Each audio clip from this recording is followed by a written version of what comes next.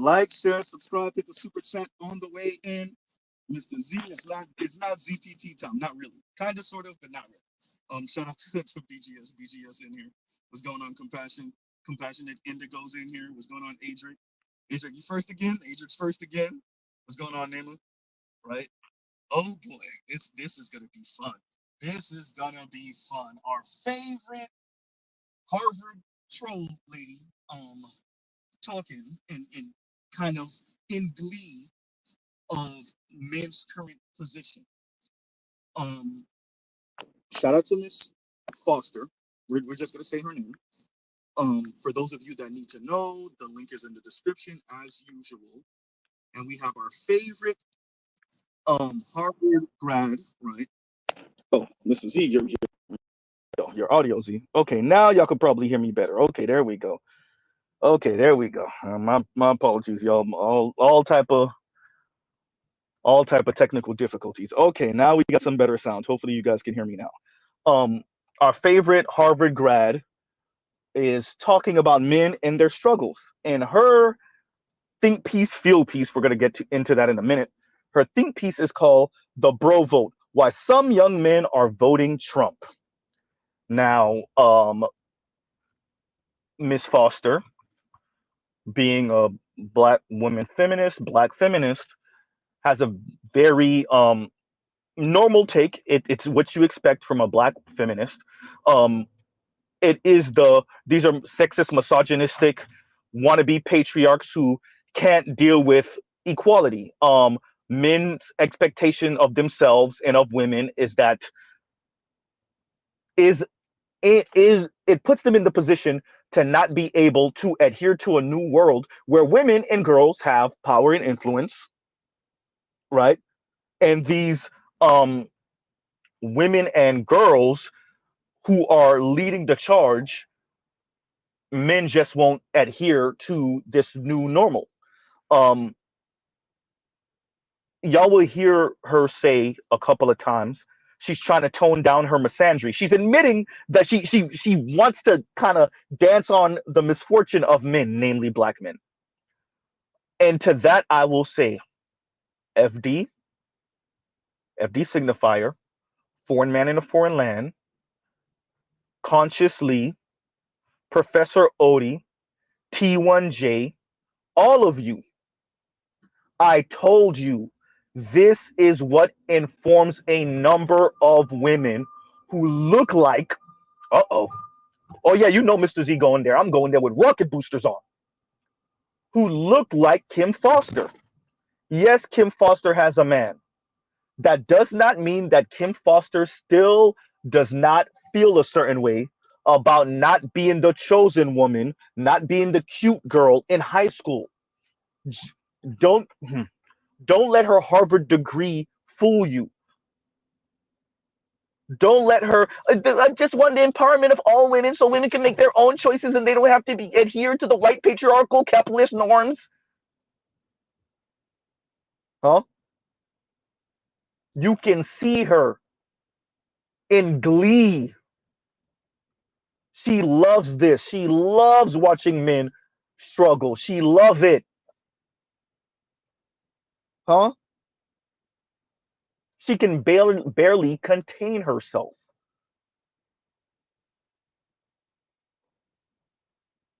Right? I've said this to other women before. Shout out to the few of you, the twos and fews that listen to Mr. Z. I've said this to women in real life. The Kim Fosters of the world will oftentimes go on to get married. They will stay married. They will have sons and daughters. Their sons and daughters will marry each other. And they will still be pushing to you the things that don't work for you. And you will cheer them on. Meanwhile, you out here being the quote unquote rich auntie at $55,000 a year, $62,000 a year, $70,000 a year if you're lucky, 75, 120. Kim Foster, on the other hand, got married and had a child, a couple of them maybe. Huh?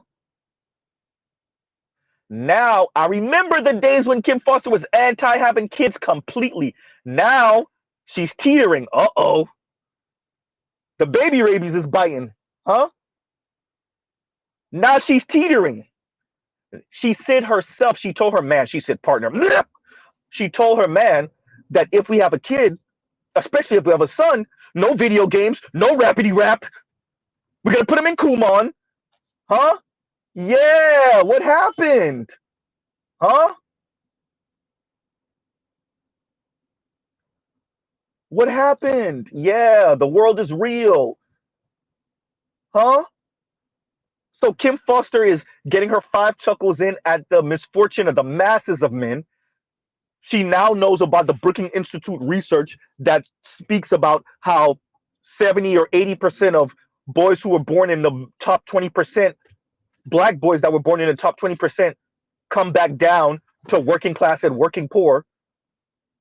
Apparently Miss Foster isn't doing the social math, so she don't appreciate what that means for women like her. Not her in specific, because she's with one of those guys that I guess stayed in top 20, if not, climbed his way up there. She don't appreciate what that means for the masses of women like her, black women in particular.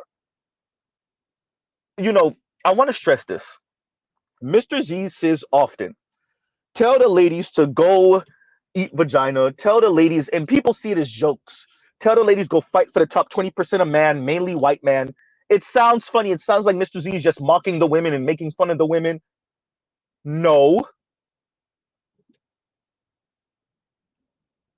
No. Mr. Z know what he's talking about? Huh? Yes, Miss Foster. Y'all are gonna pretend like y'all are okay being single. Miss Foster, I grew up with black women. Y'all gonna be crying yourselves to sleep at night. Miss Foster, I grew up with black women. Y'all gonna be buzzing yourself to death. Miss Foster, I grew up with black women. Y'all gonna be taking that anger off on your children, right?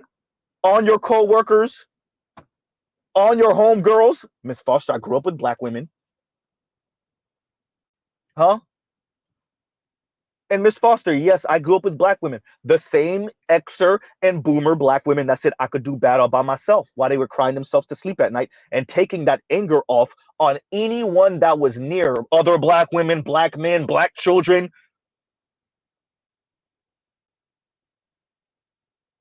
Huh?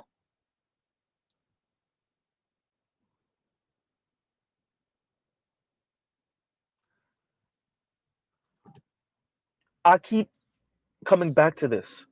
These are people, women, who have this arrested development of child. It's like this childhood rejection trauma, right? And they hold on to it for eternity. Miss Foster's all in what, 34, 35 years old. You think she still don't resent those brothers in high school that didn't choose her, that didn't find her attractive? You think she doesn't? Why do you think she's above it?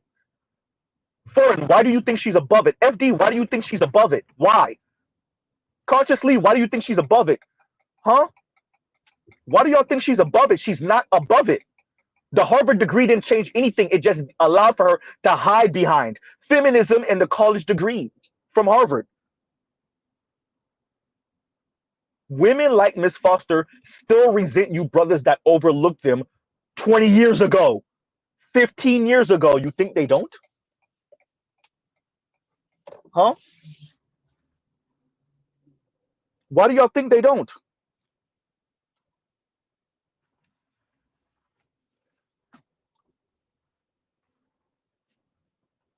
So she's in a relationship. But all of us that have been listening to Miss Foster for a while now, at one point it was, no, I don't see me becoming a parent. Da, da, da, da. Hey, looks like it's getting a little wavy now. Yeah, you've been with Buddy Rowe for a couple years. I'm pretty sure he loves you. You love him. Now you reconsidering. Oh, huh? God forbid you have a son. God forbid you have a son, Miss Foster, and they have to date women like you. They have to be in class with girls and women like you. Miss Foster, you have a son, you about to see what it is to be in a community full of women like you.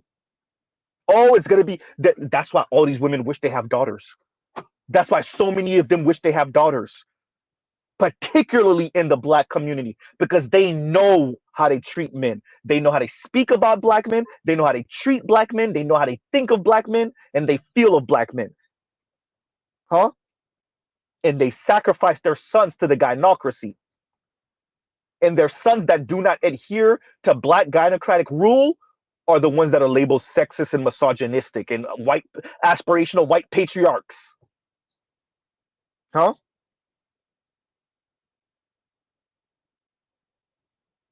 Uh-oh.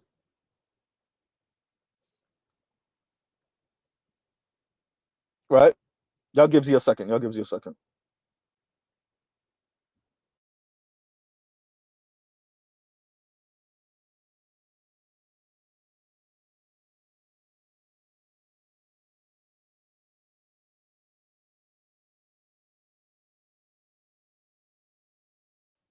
Okay, and we're back.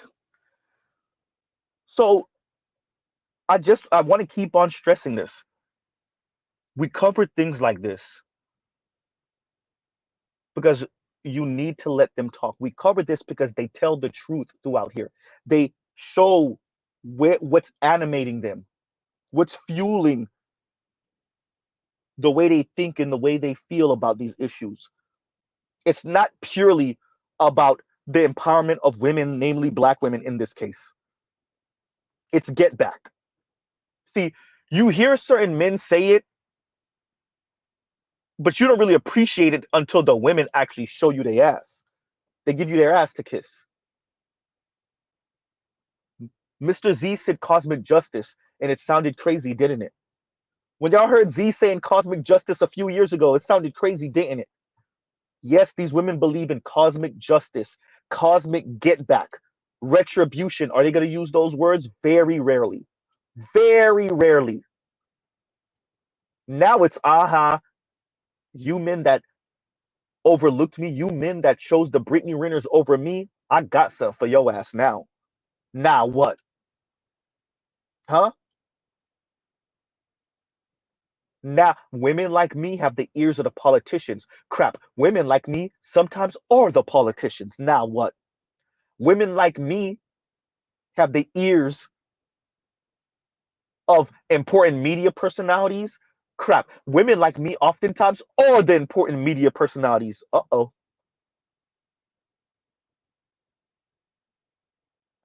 Huh? Now what? Right? So I want to keep on emphasizing this. We covered the Kim Fosters because what they think and what they feel matters.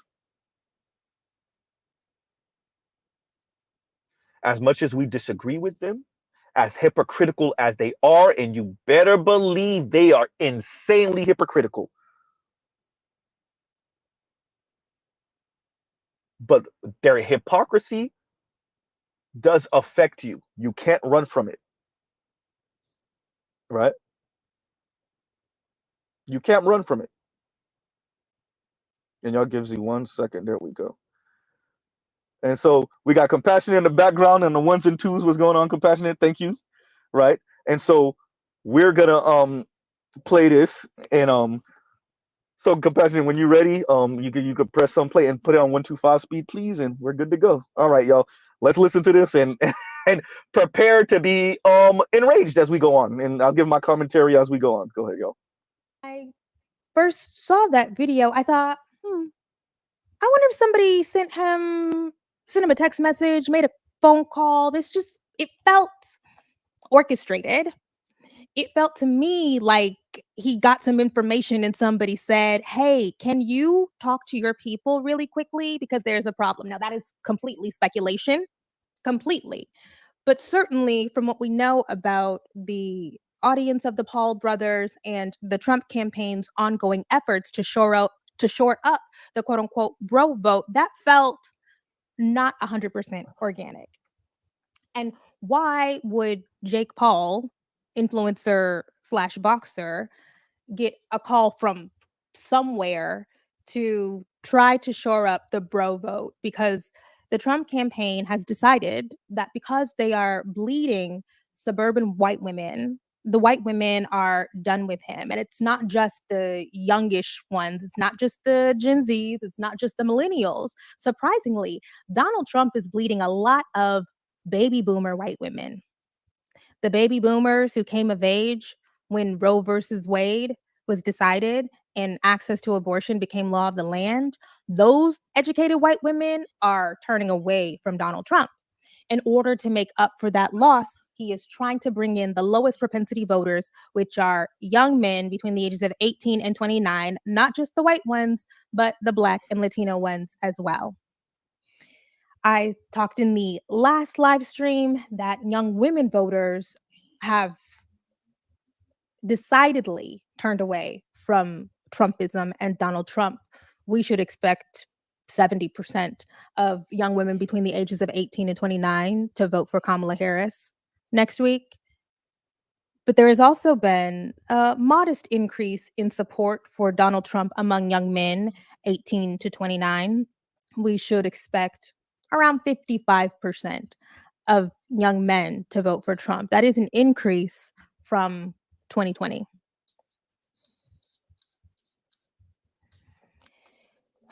Now, notice that I said, well, in the polling that we have so far, we see 55 to 60% of men between the ages of 18 and 29 supporting Trump. We actually don't know if they're going to vote for Trump. In the most recent reporting that I have seen from Politico and the New York Times, female voters are out.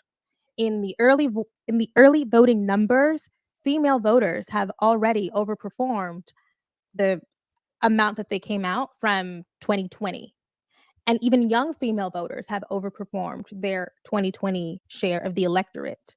But the young men, again, the least reliable, most disinterested voters, have not, from what we can see from the data, it's just a snapshot. We don't have everything right now. The young men have not turned out in the way that the Trump campaign needs. Again, it's all too early. It's too early to call, too soon to call. A lot of people are going to be same day voters. I'm going to be a same day voter. And the line better not be more than 15 minutes. The black girl swag. Oh my God. Barely Your girl is unbearable. not trying It's to wait in line. unbearable. All right. Once again, when we are exploring the bro vote today, we are going to be I relying know, yeah, on she's clips taking from an forever to get to the episode of the point. New York Times, the daily podcast called The Gender Election. I thought it was well produced, as most New York Times podcasts are. I did not love the framing. I particularly did not like how, at the end of the episode, the two hosts, Sabrina Tavernisi and reporter Claire Kane Miller, there was a lot of emphasis on getting the young women to empathize with the young men. Why? Why? I guess we'll get into why, but they did not ask it the other way. Pause real Didn't quick. love Pause that. real quick. Because we live in a society, Miss Foster. Because what you eat does make me poop, and what I eat does make you poop. I I I can appreciate how a little elitist troll thinks that she has gotten so far away from working class and working poor black folks, black men, that she could antagonize and make fun of and mock them in their plight because she don't gotta feel it. Kim Foster, you better hope you don't have a son. Ooh, I know you're gonna keep him in the burbs and you're gonna keep him as far away from Negroes like me as humanly possible. He's still a black man in America. This is what they are. This is Miss Foster and all of her ilk. She really thinks you can not care what men are going through and what does that mean for women. You really think these women are good being single and alone? Huh? So let me get this right. It's gonna be so many women good. They're good financially, right? They're educated. They kicking ass. And who they gonna end up with? Oh, uh oh. They're gonna be okay being single, huh? Indefinitely. They're gonna be okay munching on vagina, right? They're gonna be okay fighting for the top 20% of man, right? Huh? How, how is this supposed to work, Miss Foster?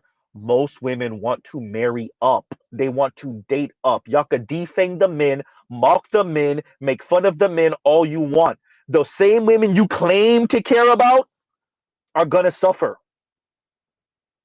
It's that simple.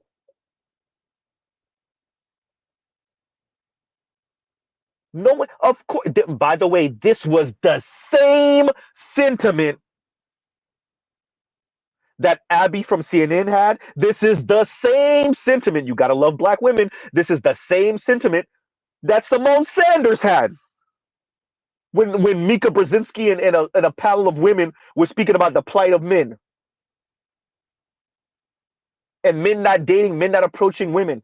If y'all watch that segment, for those of you that did, so Simone Sanders was the one that was the least empathetic. Of course, the black women. See, you think the white women were more empathetic? No, they knew how to pretend better. The black women don't even, not even. Let's not say they don't know how to pretend. They do. They're not going to. Oh, you gotta love it. Ooh, you gotta love it, huh? You gotta love it. She literally said, "Well, what about the other way around? The society's doing that anyway."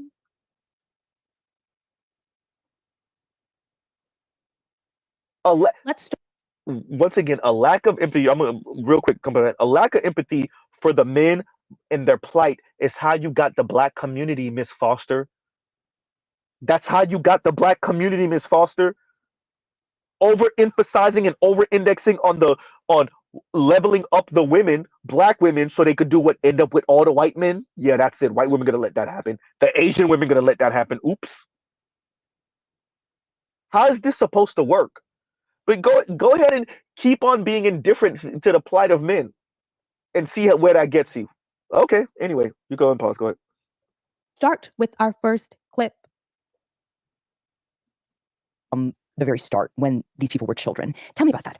So you've probably heard this phrase, kindergarten is the new first grade. And basically what that means is that school has become much more academic much earlier. Starting at 5, kids are expected to sit still for longer, to learn to read earlier, to do assignments. And this has really ended up benefiting girls more than boys because girls tend to mature earlier than boys. So they're more able to act like this in kindergarten, and that continues through school. And we really heard about this from the young women that we interviewed who were supporting Harris. I mean, I've always really, really loved school, honestly. I've always loved learning. I've always been such a nerd. School never really was an issue for me. You know, when I was growing up, there was this sense of boys get called on more, Totally. boys are better than Right. math, girls need to stand up for Right, themselves. right.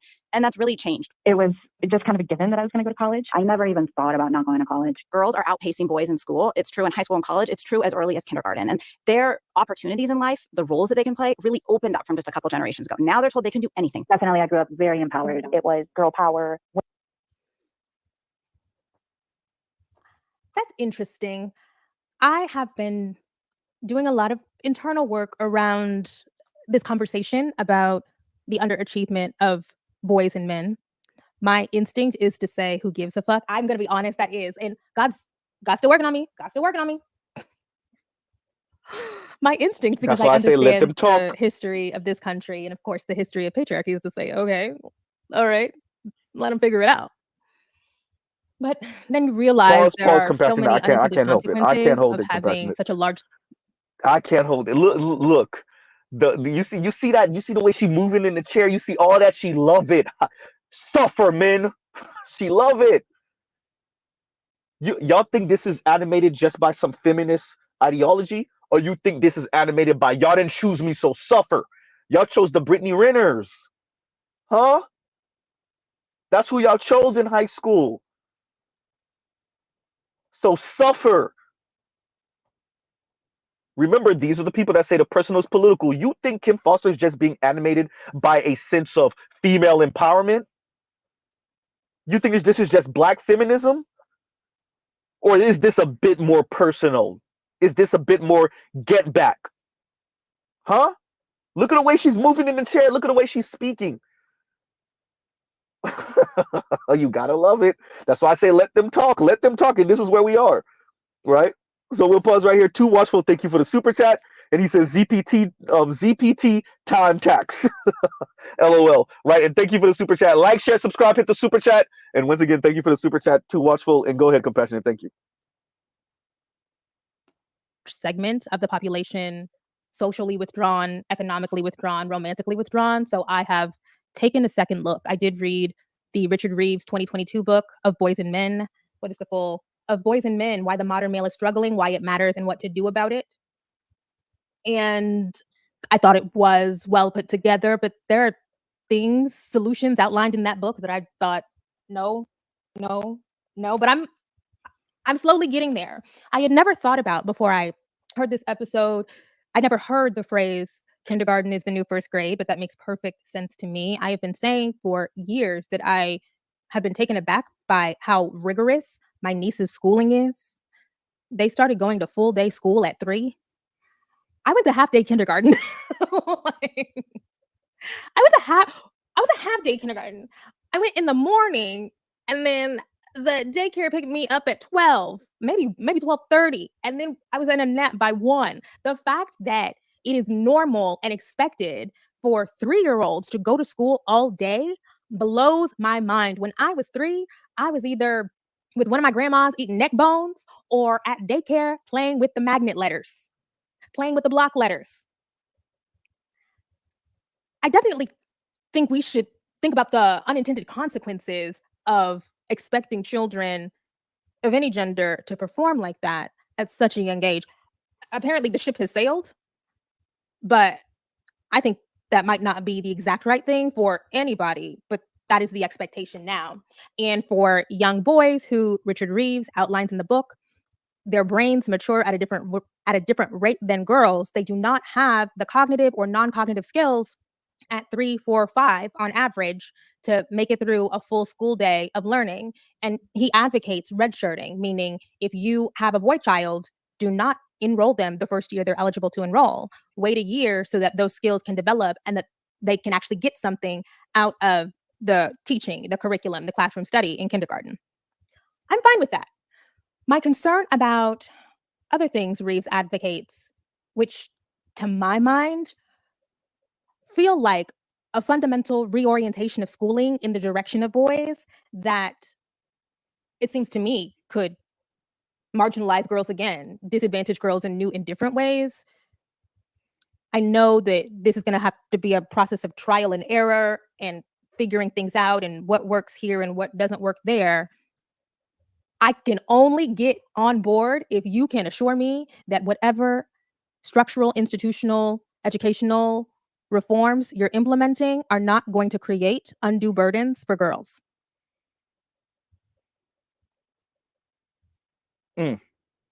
Y'all see this? Hey, I love that she's saying it out loud. Yeah, we can equalize the men, but what about the girls though? Hey, the girls want to marry up. The Kim Foster FD left, and this is what Anne Marie Slaughter speaks about, right? The Kim Foster FD left, they really don't appreciate how the masses of women are not going to, they do not want to date or marry on their economic level. They want higher, and they mean it. They mean it to the grave, they mean it. But y'all are okay with that. Y'all are going to keep on defanging the masses of men. Y'all going to fight and huddle for the top 20% of men. And y'all going to tell all the other women, well, the issue with the men on your level is they're not likable, right? They don't have a personality, right? Ain't that right, Leisure Miller? Isn't that what you do? You don't want them to end up with those men because they don't want to do the chores around the house. And even in Kim Foster's comments now, brothers that say, yo, it's not the men that don't want to go 50-50, it's the women. And the women are being 100% honest. They're like, yeah, in their mind at least, it ain't going to be 50-50, but she's still got to come home and do the house chores. The women, if you let them talk, they admit it. We want men that earn more than us. Now, the way they reason that is always interesting because it's always that. Well, it's not really 50-50, is it? Because I'm going to come home and have to do more housework, so you better earn more. Even for the men that do more housework, the men that do engage in more housework, they are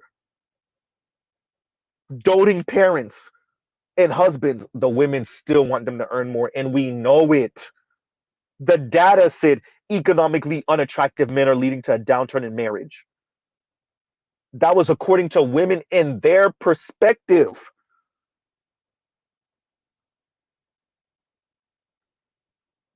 You gotta this is why I say let them talk. What's frightening about the Kim Fosters of the world, once again, these are the women that are fast becoming politicians, your doctors, your nurses, your bank tellers, your teachers, your principals, your deans of schools, your superintendents are Miss Foster.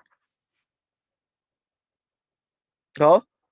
She said, "Who the hell cares?" when it comes to the boys and the men struggling. Her words. I'm letting y'all hear it now. So y'all, no one ever say Z put words in Miss Foster's mouth. That's not what she said. She's saying it in her own words. Now what?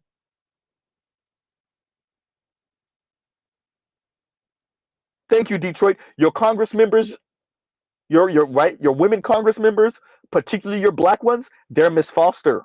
Now what? And we'll pause right here. Victor Creed, thank you for the super chat. And he says, many sisters seem not to know us at all. Me and Black Root had that conversation years ago. It got to be at least 4 years ago at this point, right? Many black women, this is them. They're adversarial as hell.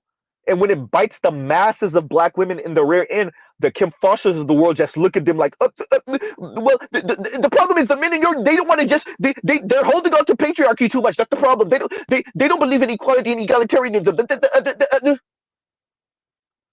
That look, their elitism and classism and the position that they're in, they get to mingle with the men that they quote unquote settle for because they really want the men at the very tippy top. They'll settle for the men that's around their same station in that top 20-ish percent, 15, 10%, 5%, right? And all the women in the bottom 80 that get married and get divorced, that have children out of wedlock, that go in and out of boyfriends and baby daddies, what do those the Kim Fosters of the world tell those women? Your issue is that the men in your same category, they're sexist, right? The problem is they're not likable, right? They haven't developed a personality. Isn't that the issue? Yes, very classist, very elitist, very sexist, very misandrist. And I want to continue to emphasize this just in case FD listens or Foreign Man or any one of you brothers. Kim Foster is not the only one. She's not even close to being the only one. She's not even close to it. She just can't help herself because she loves watching men suffer, particularly black men, because she was in shows in high school. Y'all keep on thinking it's not about that. I don't know why y'all think. Why? Because she got a Harvard degree? Why y'all think she's above it? Y'all swear these women don't care about being desirable as children. They care. They're in their 20s, 30s, 40s, 50s, 60s, and they're still resentful about who didn't choose them when they were 16 and 17. You're watching it right now. When I said arrested development of their emotions, I meant it. Right? So we'll pause right here. Go ahead, Compassionate. And once again, thank you for the super chat, Victor Creed. And only get on board if you can assure me that whatever structural, institutional, educational reforms you're implementing are not going to create undue burdens for girls.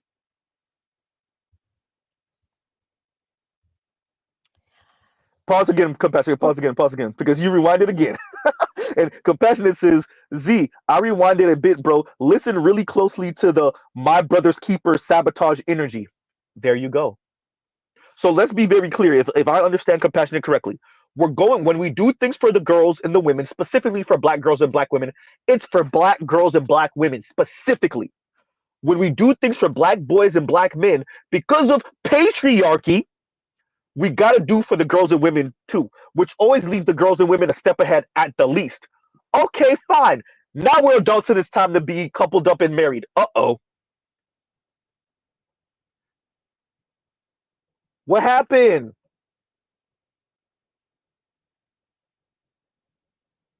They sabotage themselves. They sabotage other women, namely other black women. They're angry at the world. Some of them end up with a man that they settle for that's not the elite man that they wanted. And all the others that fail to do that, the Kim Fosters turn around and tell them the issue is that the men that they're too patriarchal and they're too sexist and they deal with and weaponize incompetence and huh?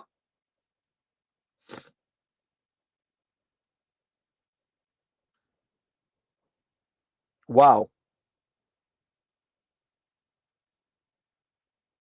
you gotta love it. Thank you, thank you. And Compassionate says intersectionality literally put undue burden on black boys. I've said it before, let me say it again. We treat black boys and men like they are defective white boys and men and defective black girls and black women simultaneously. You don't get to be a sympathetic figure because intersectionality says you're still a man, though. Yeah, you're black. Okay, you got a little strike against you. You're black. But you're not a black woman and you're not a black man that's LGBTQ and you're not a black woman that's LGBTQ. You still get to practice patriarchy. Where's this black patriarchy? Wait, I'm looking under the pillow. Wait a minute. I'm looking. Let me see. Let me see. Do y'all see the black patriarchy? I'm looking for it. Let me see. Let me go look. Let me go look in the car. Let me go see. Where's the black patriarchy? Wait a minute. Let me look in the door pocket. Nope, nope, nope. Let me look in the glove box. Nope, it's not in there. Let me see. Oh, where's the black patriarchy? Let me go look in the garage. Where's the black patriarchy? Huh? Thank you, Saint Cyr. That dumb oppression stacking stuff. Thank you.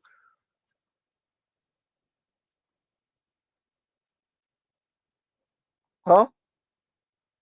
You gotta love it. This is how we got here, where you double and triple down on doing for the girls and women, and the boys and the men are just supposed to be out here because you don't.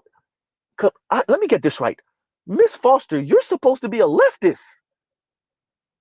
You don't appreciate how systems work. I thought you were supposed to be communitarian. Wait a minute, how is this supposed to work? How is this supposed to work? Because most people on planet Earth are still heterosexual. Most people in America are still heterosexual. Most black people in America are still heterosexual. Most women still want to date and marry up, including black women. They want to couple upwards, women and girls. They want to date upwards, women and girls. They want to marry upwards, women and girls. Yes, even black women and black girls. How is this supposed to work for them in that respect, Miss Foster? We're not just individuals just floating around. This is the cost of your negative liberty. Huh? This is the cost. And now, you, as a woman who at one point didn't know if you wanted to get married, at one point didn't know if you wanted to have children, now you teetering on whether you want to have children. And it could be a boy if you do have children, huh? If you do have a child. Now you're considering these things and you still don't get it. Because you refuse to. You still resentful about who didn't choose you when you were in high school. And stop pretending like you're above it and that's not what it is. We can see from your tone and how you're speaking it is, ma'am. A 35-year-old still resentful at who didn't choose her when she was 16 and 17 and 15. Oh boy. All right, Compassion, you can unpause. Go ahead. The other thing about the kindergarten being the new first grade thing that comes out tacitly in that episode, but comes out more as you do more and more reading about why boys are falling behind.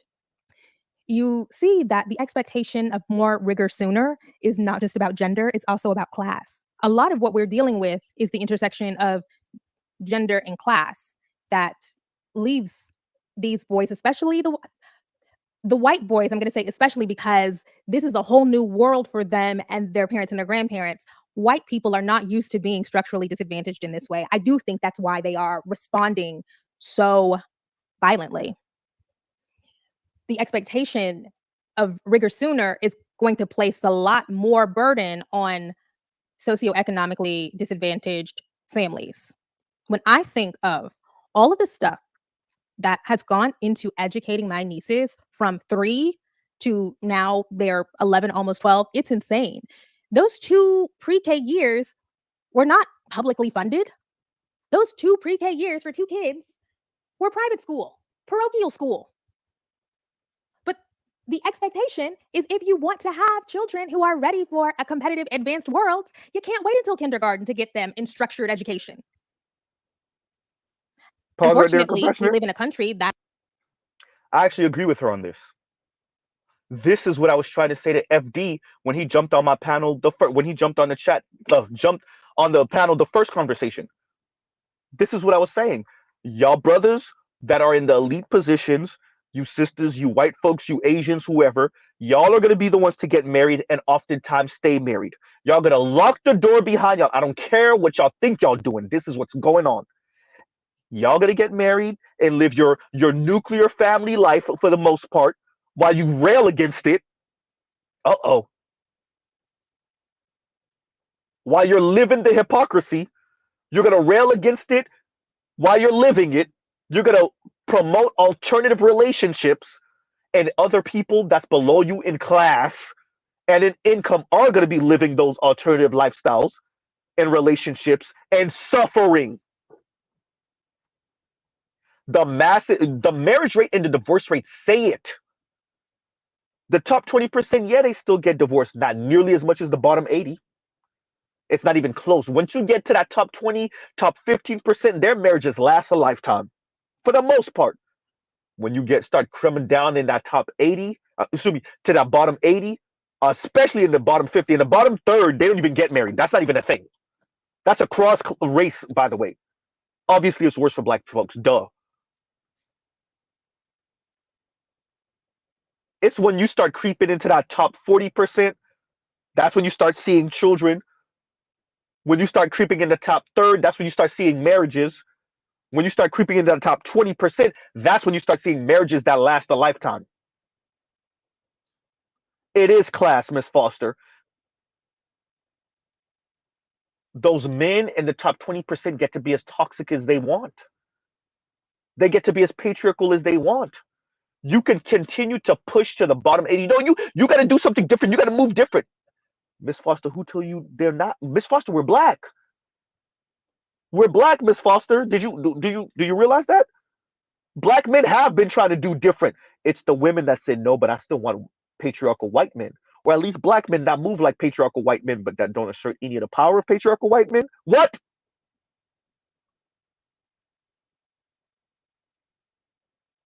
Huh? And better use is these types don't care, Z. What is there to fight for? They see us as their oppressor whilst they yearn for him. Best we can do is let them eat cake. I agree. But this is the issue. The Miss Fosters turn around and get married. They have children with their quote unquote partners, and they still push this to all the women. They push this particularly to black women. And those single black women, the quote unquote rich aunties that earn $60,000 a year, if even that, end up being miserable, single, lonely, buzzing their clit to death. And then you wonder why you're walking into the bank that morning and she's giving you all the attitude in the world. You wonder why that female bank teller is giving you all the attitude in the world. Why the woman in the return line at Walmart is giving you all the attitude in the world. Yes, it's the money issue. Yes, it's the poverty. It's also the love life or lack thereof. Huh?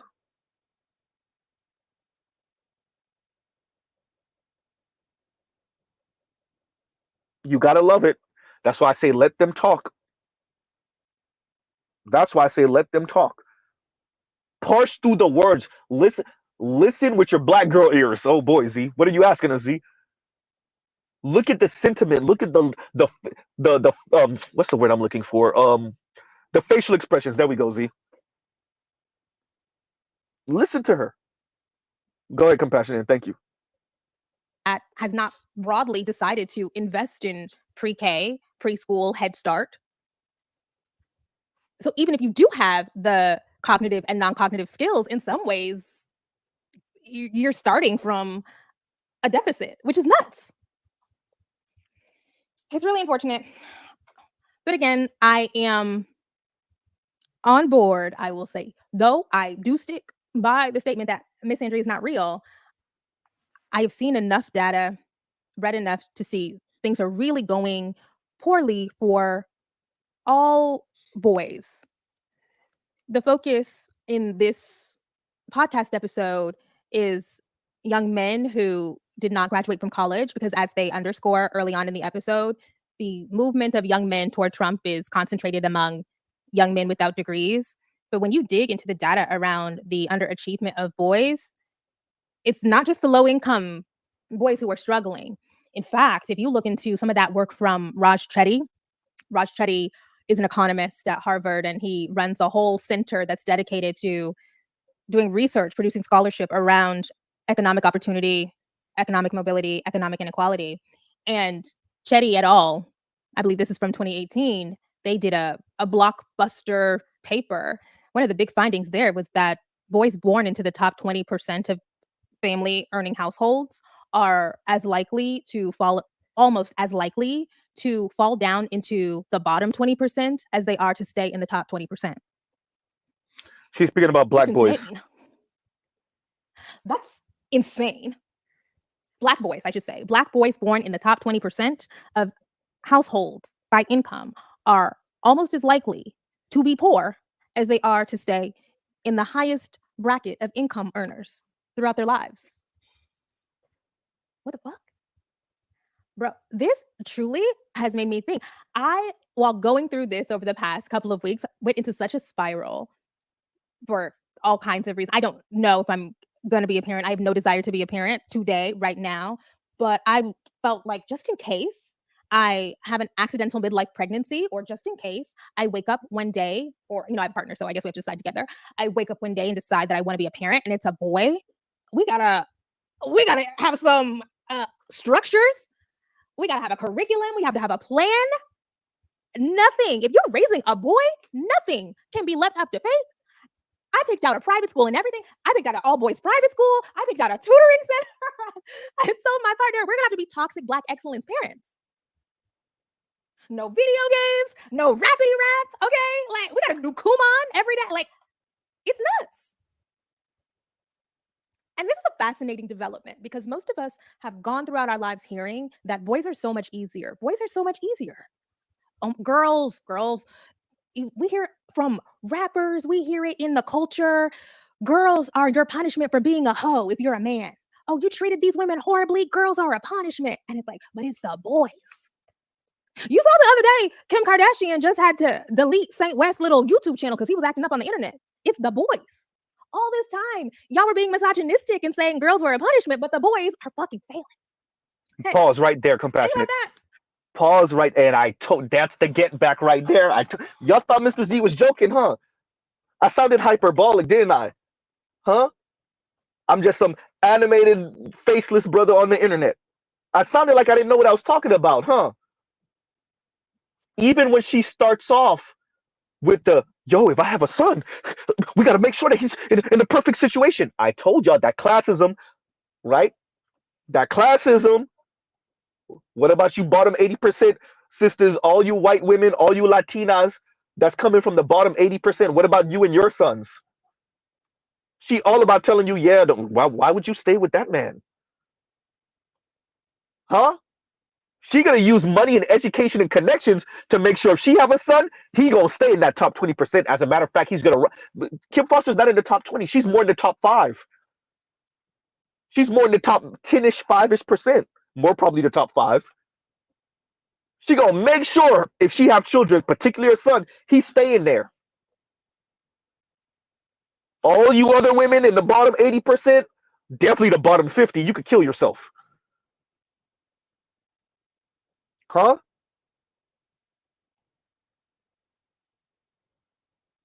But look how she ended that.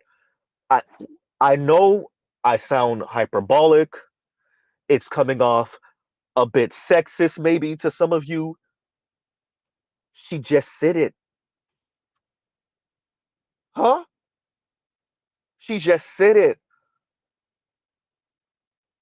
This is cosmic get back. Huh? This is get back. All you entertainers, I see a couple of entertainers are getting better at, I'm talking about the black male entertainers. Y'all getting better at when they put the microphone in y'all face and it's time to talk about men and women, or it's talk about what you find desirable or not desirable. I see some of y'all are getting better at what you say. But for the longest, average brothers had to deal with the crap because black women would be like, you see, all these NFL players and NBA players, and then look, they all with the light skinned women, and then Exoticals, and the white women, huh? And look at what Kodak said. He said light skinned women, it's easier to break it. Huh? And women like that come right back around and they listen to Miss Foster and they intellectualize their misandry. And then the brothers like FD lecture us, the foreign man in the foreign land, call us nigcells. Huh? The conscious leaves don't know what the hell we're talking about. We're just a bunch of sexist, misogynistic losermen over here. Y'all think she's rare? Y'all think Miss Foster's rare? Huh? I told y'all when you hear her speak about what's her name? Brittany Renner. When Brittany Renner said, if you want this type of man, you gotta get in the gym, you gotta work out at least 3-4 times a week. You gotta, and y'all saw the way Miss Foster responded to that. I knew what it was. I knew what it was before that. She's the woman that feels a certain way because she feels that she wasn't desirable by the men she found, the young men, the minors she found desirable when she was a minor. And it still stuck with her and she still feel a certain way about it. That's why when Obsidian told y'all that he told her, yeah, you and your man look the same. Y'all on the same level. She felt a certain way. So she could pretend. What did she say? Oh, because I'm shallow. When she was speaking about her preference in men, oh, I'm shallow. Yeah, you're shallow. That means you have a good looking man, right? Then why did you feel a certain way when Obsidian told you that you and your man are pretty much on the same level? Why you felt a certain way? Uh-oh. Y'all, if the personal is political, why do you think that these women, just because they have an advanced degree or they went to Ivy League or they're working at some corporate position and they making good money? We talking about nice 6 figures, not no base 100,000. No, they making $250,000. They have a little side gig too. They making $300,000 a year. They live in a great neighborhood. They have very connected friends. And you think that means what? Let them start talking about men in relationships and intimacy and sex and watch them come right back down to sounding like Miss Foster. Particularly for the women that weren't chose back in the day. Oh, y'all keep on thinking these women are above it. They're not. That's why I say let them talk.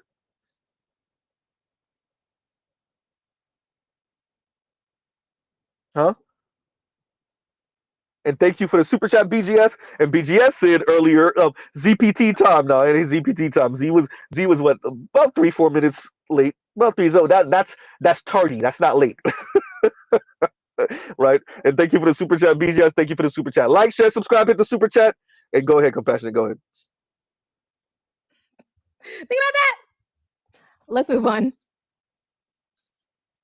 Honestly, as dumb as it sounds, as long as I make enough money to support myself and my fiance, and God willing, I'll be able to, afford to have children. That's my goal. What matters to me is one day I provide for a family. It should be my job to provide for her and the family.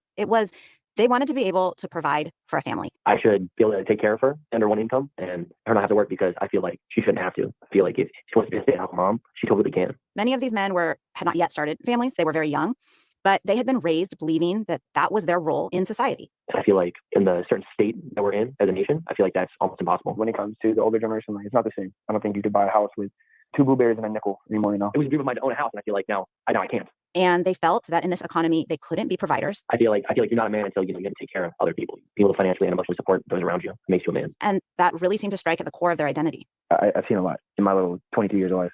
I don't think a driver's license makes you a man. I don't think serving time in the military makes you a man. I don't think doing hard, rigorous work makes you a man. I think when you take responsibility for others, I think that's what makes you a man, to be honest. Right. It's like what it means to be a man traditionally had been built around that. So what happens when you can't make the money and that goes away?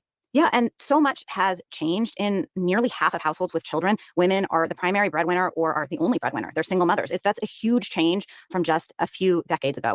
The script for men really changed. Maybe being the household provider is not their main thing anymore, but they haven't been given a new script. They didn't feel like there was, a new way that they could contribute to society being offered here. So the expectations that these young men have are the same as previous generations, but the reality is different. The first thing that came to mind when I heard that clip was, whose responsibility is it to create new expectations for men? Look at a smug. It seems Look at to a me smug. like it would be the men's responsibility to do that. Look So at a what's going smug. on? Look at a glee.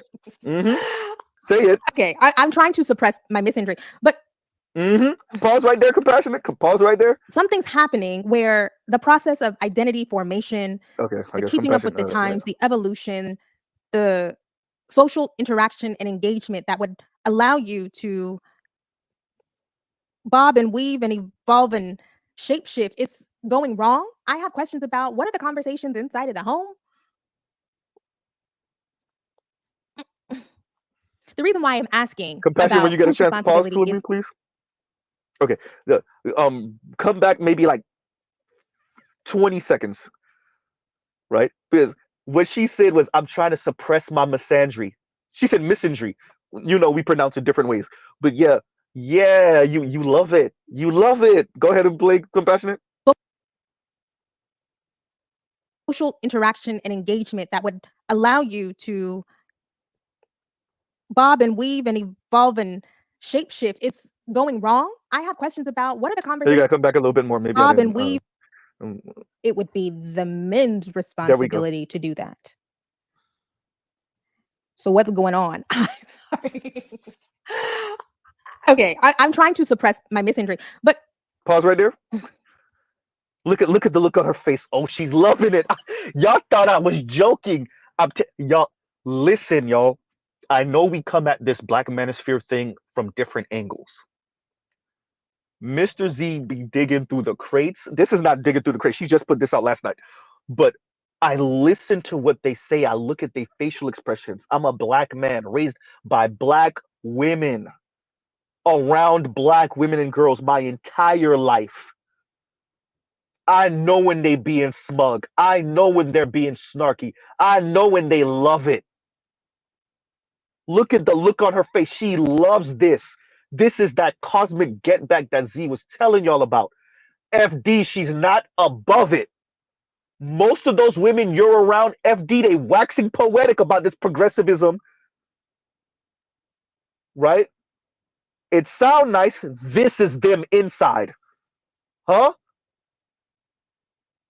This is that get back. I was in Chose, watch this. I'ma go to Ivy League. I'ma make good money. I'ma be connected. Huh? And I'ma laugh at y'all misfortune. I might even encourage it. Huh? Why do y'all... It's not just the men voting for Trump because they're little sexist a-holes. Some of them, maybe. It's also because the men know that they're running headlong into the hypocrisy of the women that want patriarchy by feminist specifications. They're running into women that listen to Kim Foster. They're running into women that say, what happened to when men are supposed to protect, provide, and shut up? They're running into that. Huh? As a matter of fact, shout out to you, Passport OG. Passport OG, a couple of think pieces ago, if you looked at his thumbnail, he has the one of his thumbnails had the picture I've referenced many times, where it's it's a little drawing of a little Black boy, and he's on the floor. He's not laying on the floor, but he's standing on the floor, and the little black girl is a level up, and he's trying to get her attention, and she's like, well, if you can't get up here, and she kind of turns away. Well, you're not on this level. Yeah, that's what they think they are. They love it.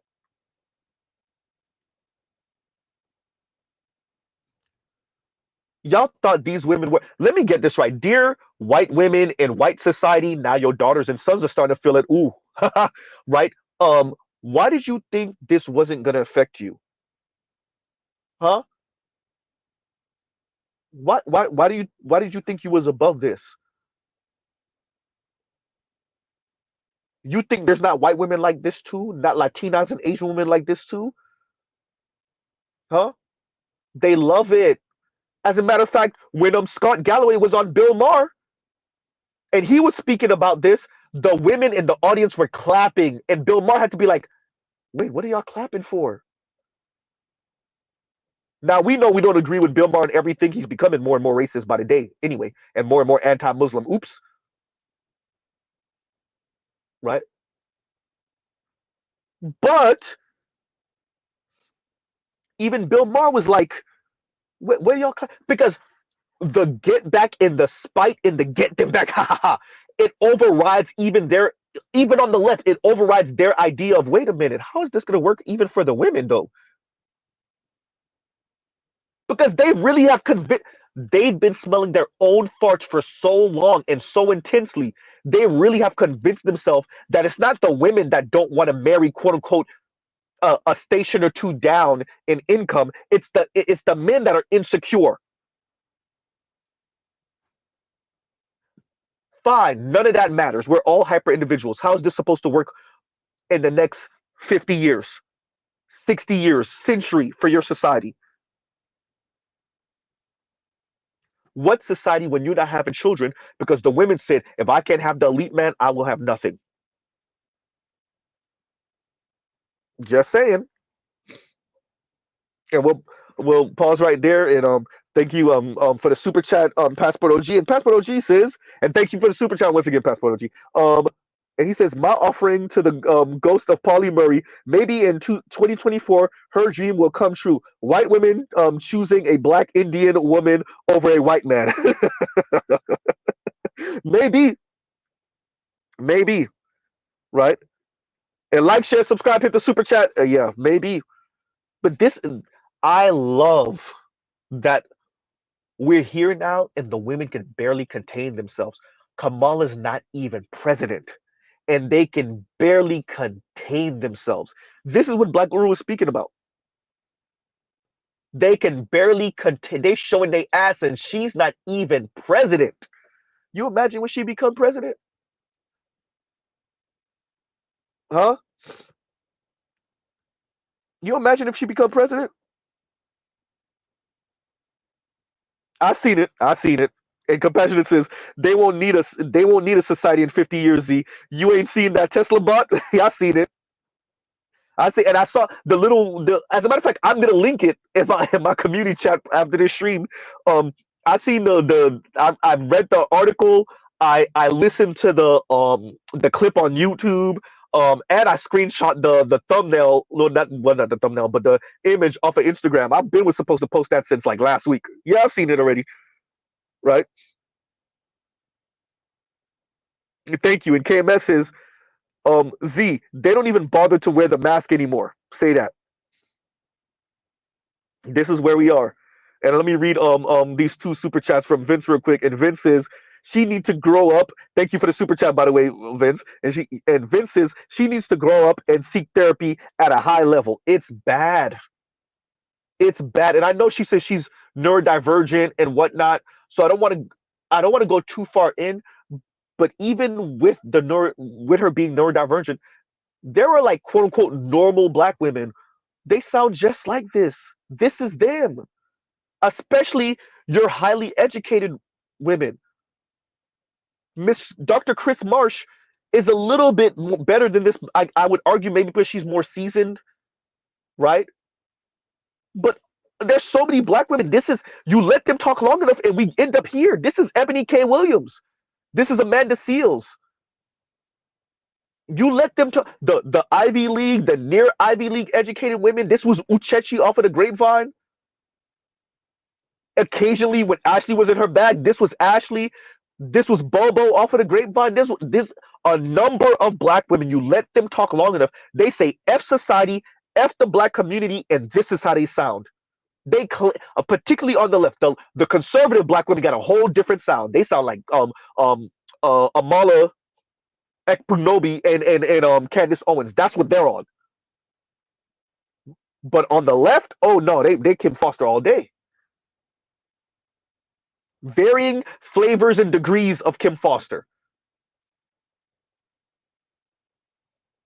She could barely contain herself, and Kamala's not even president. And she swear, I don't know what black women, if y'all want to munch on white women so bad, y'all just need to come out and say it. I don't know why y'all keep on trying to drag white women into being the allies that they pretend like they are on paper. I don't know where y'all getting this from. Huh? Y'all keep on thinking white women gonna align with y'all finally one day, and every time y'all think that, going back to goddamn before Jim Crow really got underway, pretty much before the end of slavery, if we're gonna be honest. Every time y'all think white women gonna align with y'all to kick y'all in the ass. Huh? But fine, okay. Right? And then Vince also says, and thank you for the super chat once again, the lack of socio emotional skills. What's that? Socio emotional skills, i.e. empathy. Thank you, Vince. Thank you. And he's once again the lack of socio emotional skills, i.e. empathy. Yeah, no, but I don't think Kim Foster really actually lacks empathy. I don't think Kim Foster lacks empathy. I don't even think Kim Foster hates black men. Damn, Z, what are you saying? I don't think she hates black men, and I don't think she lacks empathy. I think the cosmic get back overrides everything, though. I don't think the average black woman hates black men. Outside of the most like drooling at the mouth, frothing at the mouth divester, no. They just want you to know your place beneath them. Right? They just want you to know your place beneath them. And if you don't know your place beneath them, that's when you become a sexist. Huh? That's what this is about. But yeah, I don't think she lacks empathy for real, for real. For her, it's just the cosmic get back is more important than everything else. The now what is more important than everything else. Right? So no, I don't think Miss Foster really lacks empathy. For her, the plight of men is what you get. That's what you get, especially black men. Black men, you should know your place. You ain't white. You're not white and you're not rich. You're gonna have to move different. What does move different mean, Z? Kiss black women's ass. Now they're not gonna say that, or you better believe they're not gonna say that. Not the vast majority of them. No, you're gonna have to be 50-50 with black women. And be part of community, you community eunuchs, but be part of community with black women. Huh? Huh.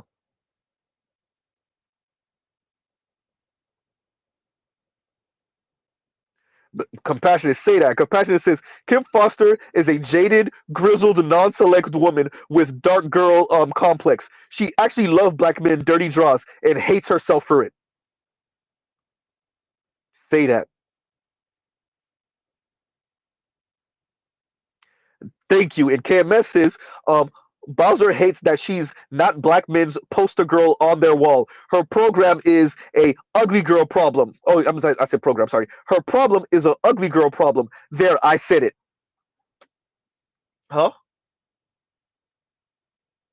At least Bree, Life with Bree, and at least and I've seen a number of black women post these videos since what's her name again? Goddamn. Stefco posted it a couple years ago.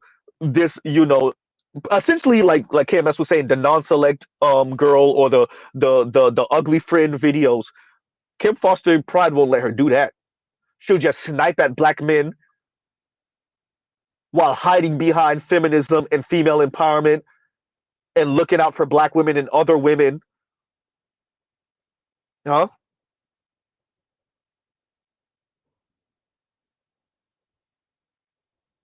But yeah, go ahead, compassion. And once again, thank you for the super chat, Passport OG and Vince. Something's happening where the process of identity formation, the keeping up with the times, the evolution, the social interaction and engagement that would allow you to bob and weave and evolve and shapeshift, it's going wrong. I have questions about what are the conversations inside of the home. The reason why I'm asking about whose responsibility is it She's to loving it. help young men construct new identities and navigate these new paradigms, I am always worried that it's going to become women's work. And I responded so negatively to the end of this episode because at the end, when they're asking, do you understand them? They made it women's work. Yeah, women are empathetic. Women want to work with men. They do. Women see men as members of their communities, even if they're not our sons, brothers, fathers, cousins, whatever. But that kind of care and it's a burden, particularly when we are talking about these women who are working and have professions and have their own lives. And a couple of them said they have partners. And then you have to think about, Miss Interest Kim is coming out. Let's Yep. go to Pause right there. another Pause right clip. there. Pause right there. Once again, Miss Idris Kim was coming out. Y'all thought I know, Mr. Z, you sounded sexist and you sounded, white patriarchal, aspirational, right? Not misandry, misogynist, Mr. Z, you sounded misogynistic and sexist. Huh?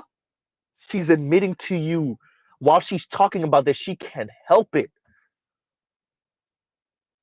I want to stress this to FD. Brother, it's not just Kim Foster. You don't appreciate how far and wide this conversation has gone and how many women that claim to care about other women and female empowerment, it's really some get back at their ex-husband, at their ex-fiance, at some baby daddy, at the dude that didn't choose them in high school, the guy that dated the Latina or the white girl or the light skin or the exotical in college, the guy that piped and tossed in college, their male coworker that they were sneaky link with that told them at the end, I'm not leaving my wife. You have no idea, bruh, you letting them talk and you really think this is not what's animating them. This is what's animating them. I know y'all think, oh no, Z, no, the problem is you're sexist, and of course you would say that. No, she's showing you now.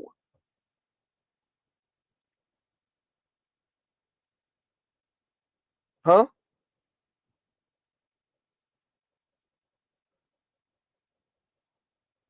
So I just want to keep on emphasizing, listen to her speak. And Miss Foster, another thing, the idea that you and other women want to be in community with men, no, stop. Men are not going to be community eunuchs to women like you, ma'am. We're just not. Shout out to Sherry Shepherd. We're not going to be community eunuchs to women like you.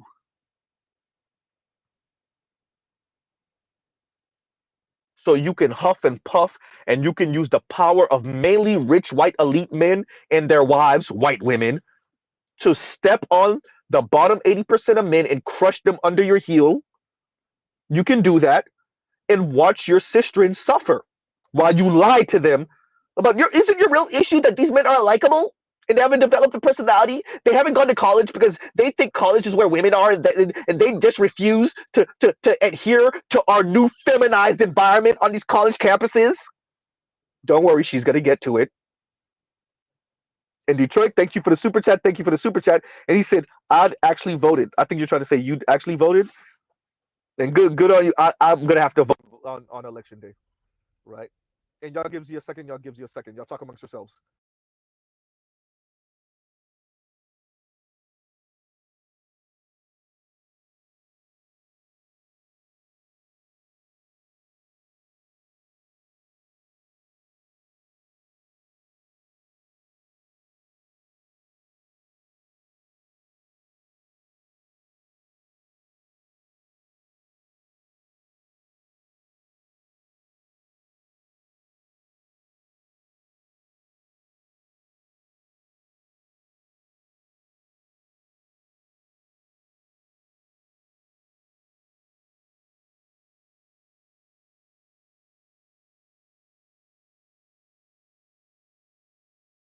Like all the teachers, they try and force college down your throat. Maybe college isn't for everyone. And a lot of them told me that they hadn't really considered college, or there were just so many hurdles that it fell out of the picture for them, and that they were eager to sort of get out of school and get into some sort of work that allowed them to use their hands, to do something different.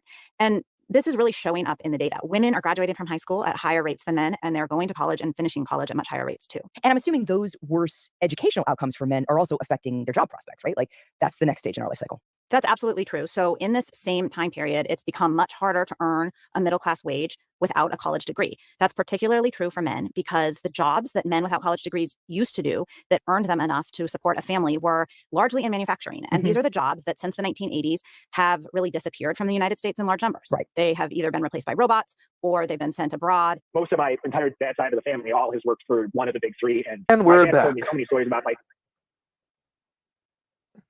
Oh, my apologies. Compassionate. Go ahead.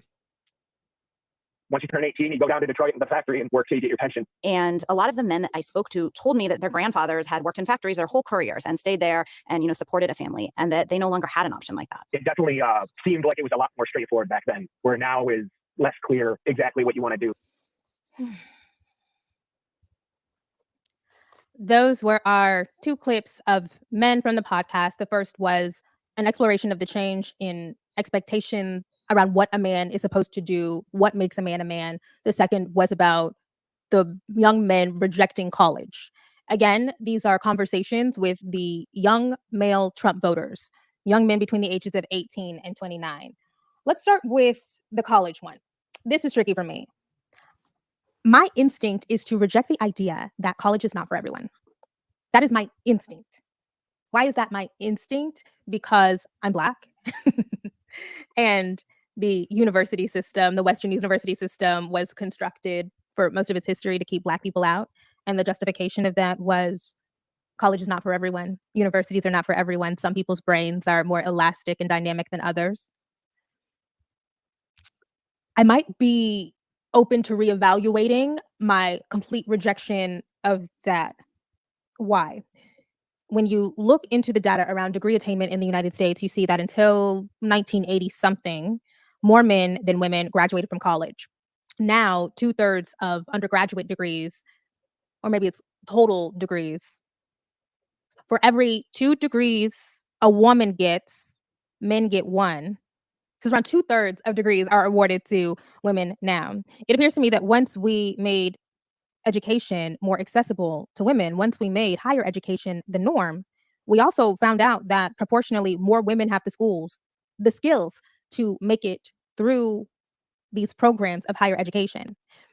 A question that I have, and maybe this is somewhere in the data, was before that crisscross where more women began to earn degrees than men, was that number for men being held up by the fact that the number of men who actually pursued higher education was rather small?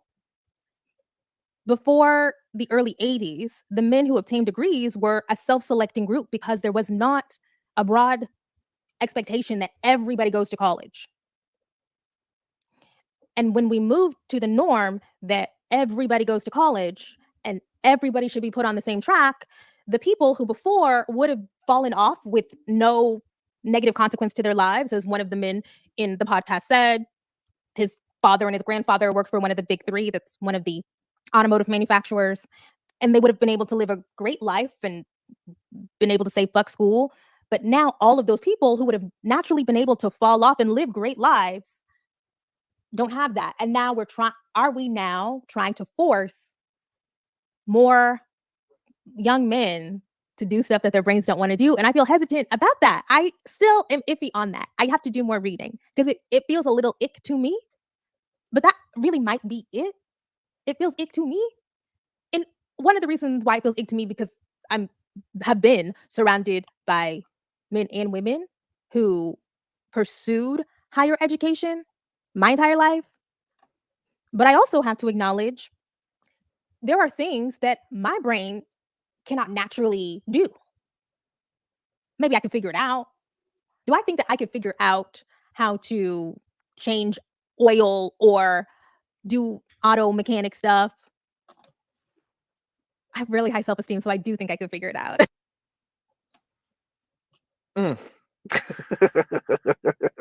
Go ahead. That's going to put an advantage the group whose brains have developed earlier in those particular areas. That turns out on average to be girls.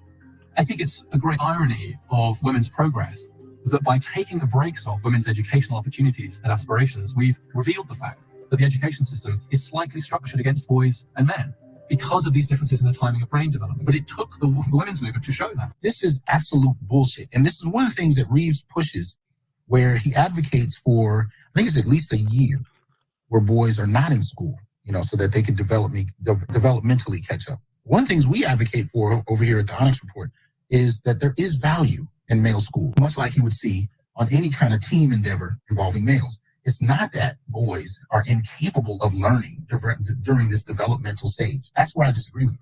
They need to be in a space that embraces the differences between many males and many females. And I know we live in this era where everybody wants to boil everything down to where there is no meaning, there's no difference. I don't support that argument. So we appreciate why Dr. Richard Reeves is saying what he's saying, because he's trying to appeal to the inner misandry in feminists to get them to look out for their own sons. And y'all gives you a second, y'all talk amongst yourselves.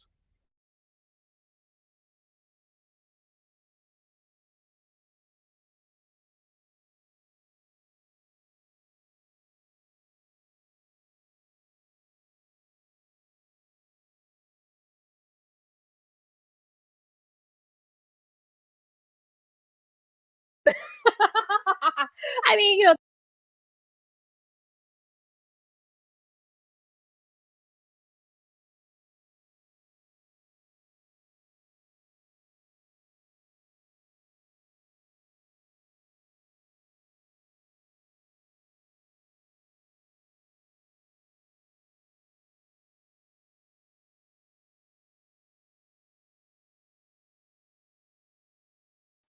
All right, we're back. But yeah, no, so regular streams, okay, and we're back. No, so if you listen to this, it's Dr. Richard Reeves is saying what he's saying to appeal to the misandry in some of these feminists, right?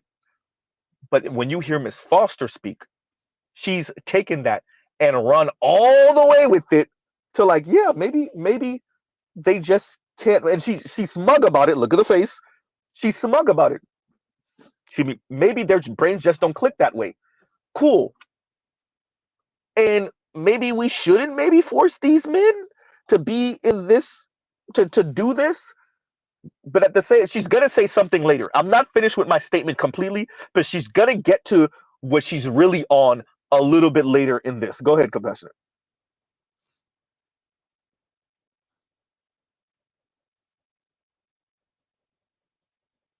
that's like the benefit of being raised by a woman in a traditionally male industry, because I think girls can do anything. But I think women can do anything. So I do think I could figure out how to be an auto mechanic, but it doesn't come naturally to me. That would not be my first choice. Girls can do anything. Don't make me tell the story again about how my mom grew up saying that she wanted to be a TV repair woman, and then it was the age where it was affirmative action time, so there was intentional effort to recruit Black people to go to universities, and then she had a she had a teacher that said, "Oh, you are not going to be a TV repair woman. You're going to go to college and be an engineer." Anyways, that's the whole thing. I shut out my mom. My mom is watching now, so I can't say F Ted Cruz. All right, or she will watch this at some point, so I can't say F Ted Cruz. That is the question about maybe some men, young men and boys are rejecting college because they don't want to pursue it. And maybe some of them are rejecting it because they can't. Is that problematic to say? There is There go that sexism and number 3. misogyny, I'm yo. doing so good. Number 3. There's a conundrum The here. smug is off the In goddamn another Richter part scale. of the episode, a young man who talked about spending a little bit of time trying to be a nurse or a caregiver or something like that. I want to say a nurse. And he tried it out and he didn't last long. And he explained that he didn't last long in nursing because he didn't like talking to people. And he prefers working with his hands. Okay, well, in the modern economy and in an evolving economy, when automation is knocking on the door, you're gonna have to figure out how to maybe not enjoy talking to people, but enjoy it enough to stick with the job. I mean, and make it. But the thing about those soft skills, those non-cognitive skills, is they are developed in childhood. If you don't figure out the how to talk to people skills and the emotional regulation, there are so many emotionally dysregulated adults in the world. We can be intentional about helping young men and boys develop those skills and flourish in them. But what are we going to do about the adults who never learn that? That is the question. Because they like Donald Trump from all of the reporting, everything we know about why working class men, non-college educated men love Donald Trump. They like that Donald Trump says, "I'm going to fight for your job. I'm going to bring your job back. You deserve to be able to feed your family. You deserve to be able to make enough money for your wife to not have to work." But a lot of those jobs ain't coming back. Now, Obama fucked up by saying retrain, learn how to code or whatever. That wasn't the right thing. We got to have an Obama conversation. I went back recently, and I'm sorry if y'all don't like the asides. The whole point of doing these live streams is the free-flowing, unstructured format gives No, me an this part opportunity is to riff. important, what she's I have about to say. ADHD. I'm neurodivergent. Don't be ableist, okay? The other day, me and my partner decided to watch some old Obama clips, and he was there. I watched Obama clips from a town hall that he did in Ohio, maybe in 2016.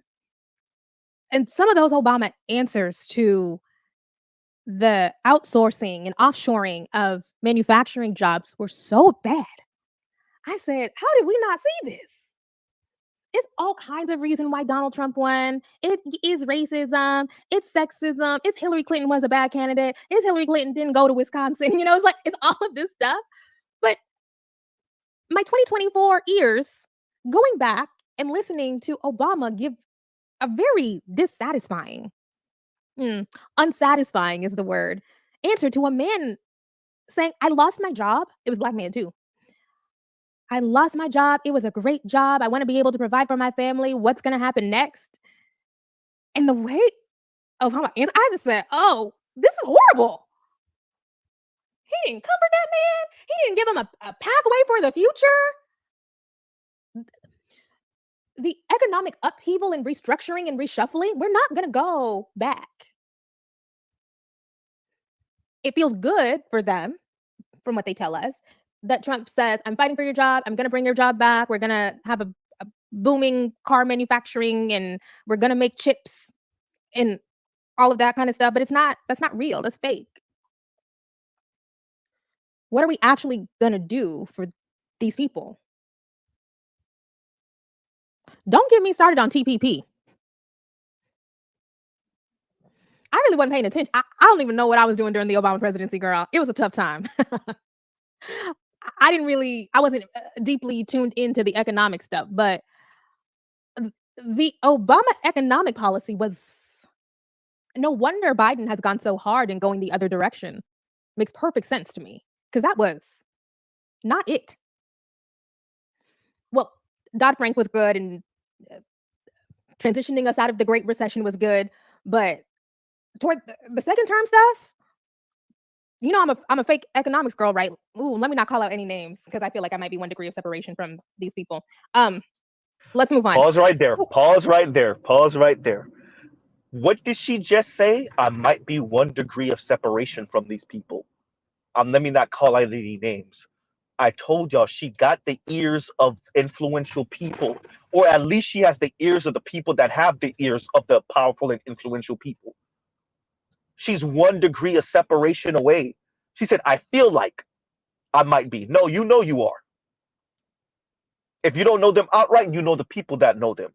That's what makes Kim Foster and her ilk frightening. They're sexist little misandrist trolls, and they have the ears of the influential, powerful people, if they're not the influential, powerful people themselves, or they have the ears of people that have the ears of the influential, powerful people. Huh?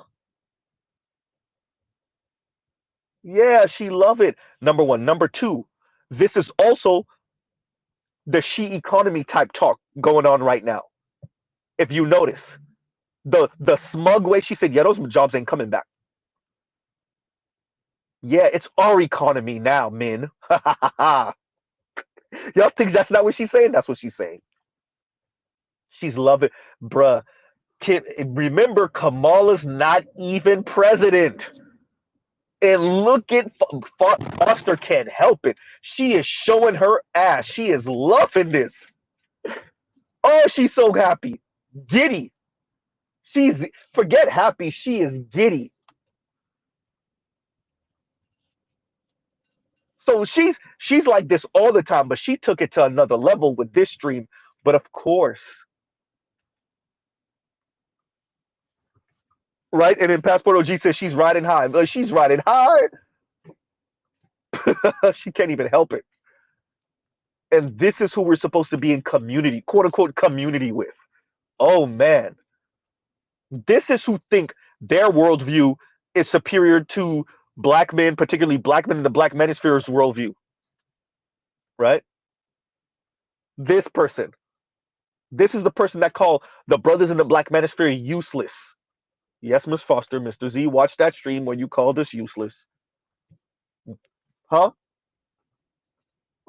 I just want all you average black women to remember she's going to go off, get married, have children in nuclear family, probably. And she's going to keep on selling you this anti-male man stuff, anti-black man stuff in specific. But go ahead, Compassionate. And once again, thank you, Detroit.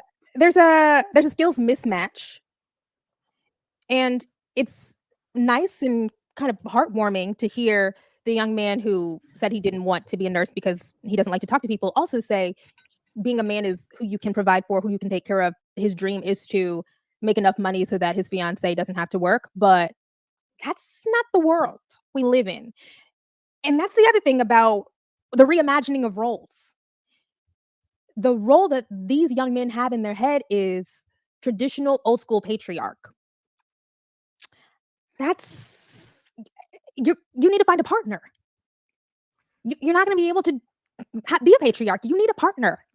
You need to go 50-50. You need to split the mortgage. Pause right there. Pause right there. Pause right. Y'all see, this partner crap is crap. Look at her face.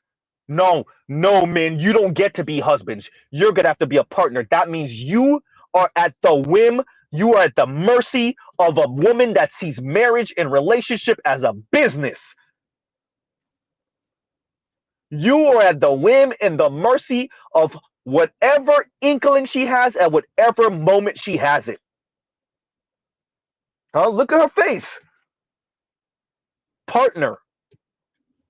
No, you don't get to.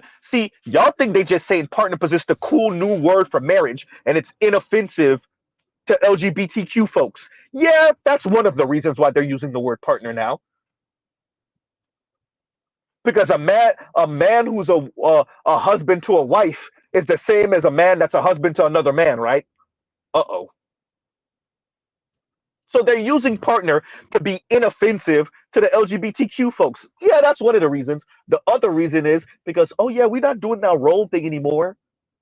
You don't earn enough to be a husband, so you're a partner. And I told y'all that's what they meant. I told y'all that's what they meant. And she just confirmed it. Oh, you gotta love it. You gotta love it. You gotta love it. That's why I say let them talk. Z, are you giddy also? Well, no, listen, y'all give Z a second. And we're back. I'm sorry about that, y'all. Right? No, I'm not giddy just because I'm listening to Miss Foster admit to y'all what Mr. Z been saying. No? Thank you, Elston. Elston is like, God, the smugness. And we're not just saying that because Miss Foster is college graduate or successful black woman. That's not what it is. Because somewhere gonna be someone like, y'all just want to humble her. No, stop. No, she's smug as hell because she feels like she's on the right side of history and she's on the winning side. And she's winning in her personal life. Right? I knew that's what they meant. It's not just partner because we don't want to be offensive to LGBTQ folks. It's partner because, quite frankly, you don't earn enough to be a husband. You're a partner. If I gotta spend a dime of my money in this marriage, in this relationship, you're a partner. And you will be treated ruthlessly as a partner. I wake up in the morning and ain't happy I'm filing divorce papers. Partner. Uh-oh. Huh? Remember, these are the same women that keep on claiming that the men are not likable. These are the women that keep on claiming the real issue is that the men haven't developed personality. They don't want to go to college because they see college as a little sexist, misandrous place. It is because it's full of women like you, Miss Foster. Huh? I'm glad she said it. Huh? You're a partner. Look to be a partner. Stop looking to take care of the bills you're probably not gonna be able to. And she's right about that. But you're a partner. Oh, you gotta love it. You gotta love it. And we'll pause right there. Go ahead, compassionate.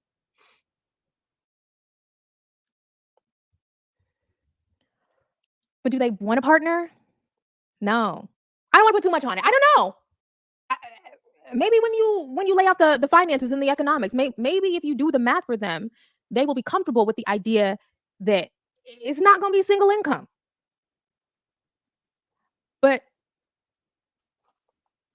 that's the thing. And here's the other thing that I have been a bit confused by over and over again when there's conversations about the young men who are turning toward Trump. An idea is reiterated that these young men, I've seen Scott Galloway say it. It's also in the write-up about the gender gap from the Survey of American Life. It's in the New York Times when they discuss the gender gap. They say that these young men are not quote unquote conservative, that they have quote unquote liberal attitudes towards LGBTQ and gender. And I don't think that that's right. I don't think that that's right. I don't think we're a 2024 liberal attitude or progressive attitude towards gender is not just do women belong in the home? Yes or no? Is women's rightful place in the kitchen? Yes or no? That doesn't capture it, actually. In order to actually gauge a real progressive attitude about gender, you have to ask, how do you feel about working with a woman inside of your home, but also in the world? How do you feel about that? How do you feel about women leaders? I don't think that when I keep seeing people say, well, they don't actually have conservative ideas about gender, I do not agree with that. No. Moreover, there's also data and polling around people who vote for Trump are people who are most likely to say that the efforts to improve the station of women, the efforts to improve outcomes for women have gone too far. That's not a progressive attitude. In the New York Times write-up, Nate Cohn outlines that one of the biggest predictors of whether or not a young man would vote for Trump is how that young man feels about Joe Rogan. I don't want to say, ooh, where does Joe Rogan fall on the political spectrum? I wouldn't exactly say conservative, but I wouldn't say progressive. You're not progressive, not really. These are still, these young men might not explicitly say girls are dumb or women are stupid, but I guess that they would say that too many women occupy places of power and positions of authority that they did not earn. I bet they would say that. That contemporary America is unfair to them because the most powerful institutions put their thumb on the scale for women and give women outsized power. Pause. That is a Pause right there. conservative Pause. Pause right there. But they have. Wait a minute. We can't acknowledge that they have put the thumb on the scales for women like you. That's what Title IX was about. What are you talking about, lady? Wait a minute. Wait a minute. Wait a minute. Wait. They didn't put the thumb on the scales for women and girls like you? What are you talking? What? Contemporary America is unfair to them because the most powerful institutions put their thumb on the scale for women and give women outsized power. That is a conservative ideology. Wait a minute. Wait a minute. What do you think intersectionality did? Wait a minute. The concept of intersectionality, that benign neglect the boys and the men, the black boys and the men, by the way, the poor black boys and the men, what do you think it did for the women, black women? It put the thumb on the scales because we have to do for the least of us, right? So if the least of us are black women and LGBTQ black folks, particularly LGBTQ black women, then it did put the thumb on the scales for women like you, Miss Foster, even though you came from a better predicament and background. And it benign neglected the men, black men, who are your same age, Miss Foster. That's what happened. You know this, and yet you lied to everyone's face about it. That's what happened. The social cachet for black folks, the empathy for the plight of blackness, disproportionately went to women like you and Oprah, Miss Foster, women like Gayle King, Miss Foster. You know this. You fully comprehend this, and you're lying to your subscribers and followers' face about it. They didn't put the thumb on the scales for women like you. What happened when My Brother's Keeper was proposed, Miss Foster? What happened? Black women like you torpedoed that because, wait, you're going to do for the men and not for the women? You're going to do for black boys and not for black girls? So when we do for black girls and black women, it's for black girls and black women in a vacuum. When we do for black boys and black men, or minority men, or men of color, then they better do for the black girls and the minority women also, and the women of color. It is the thumb on the scales for the women, Miss Foster. It may not sound good to you. It might sound sexist and misogynistic to you, but it's factually accurate. Over the past 60 to 70 years, that's what it's been, Miss Foster. And there's a cost to that because now it's time to get married and couple up. Uh-oh.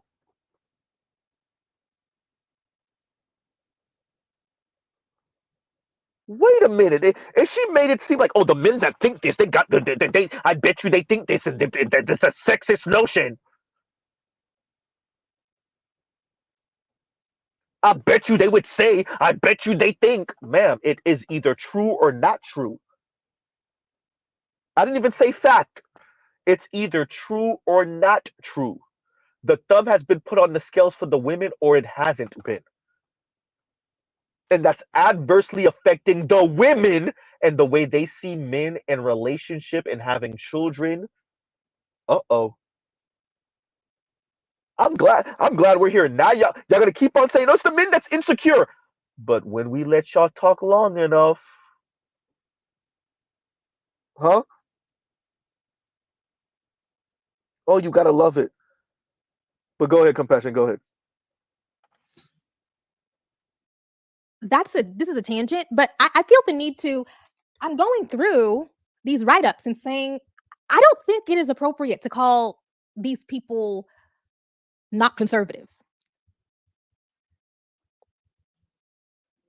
Not around gender, not around women, not around trans people, not around gay people. I don't think it's appropriate to call them not conservative.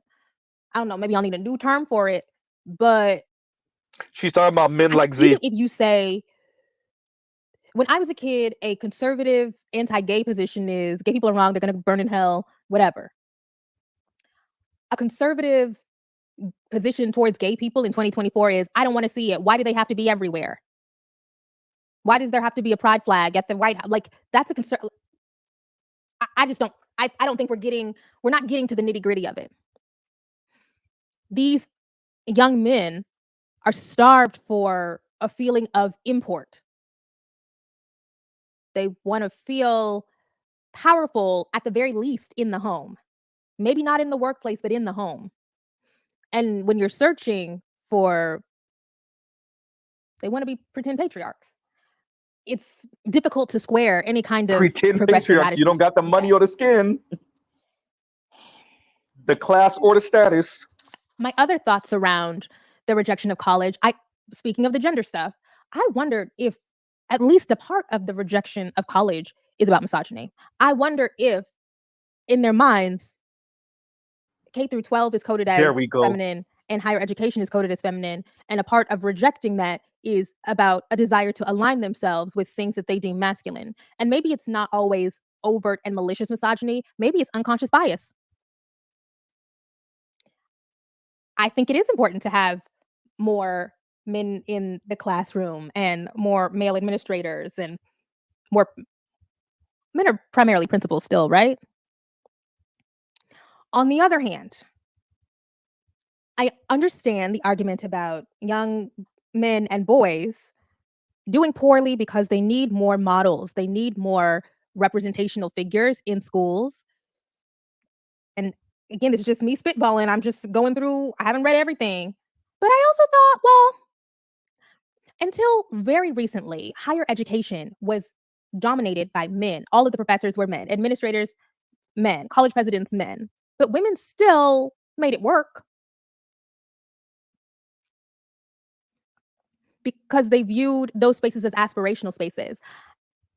This is just a hypothesis. I don't have anything to nail it down to, but it seems very possible and plausible to me that a part of the rejection of education, it could be they can't do the work, they just don't have the skills. It could be they don't want to do the work, it just doesn't interest them. You gotta love it could it. be Ooh, they you don't gotta want love it. to be in the educational space because they view it as a feminized space and they hold disdain for femininity. Look at Smug. All Look this at Smug. Look at a seems very Smug. plausible to me. Oh, you gotta love The other it. thing here.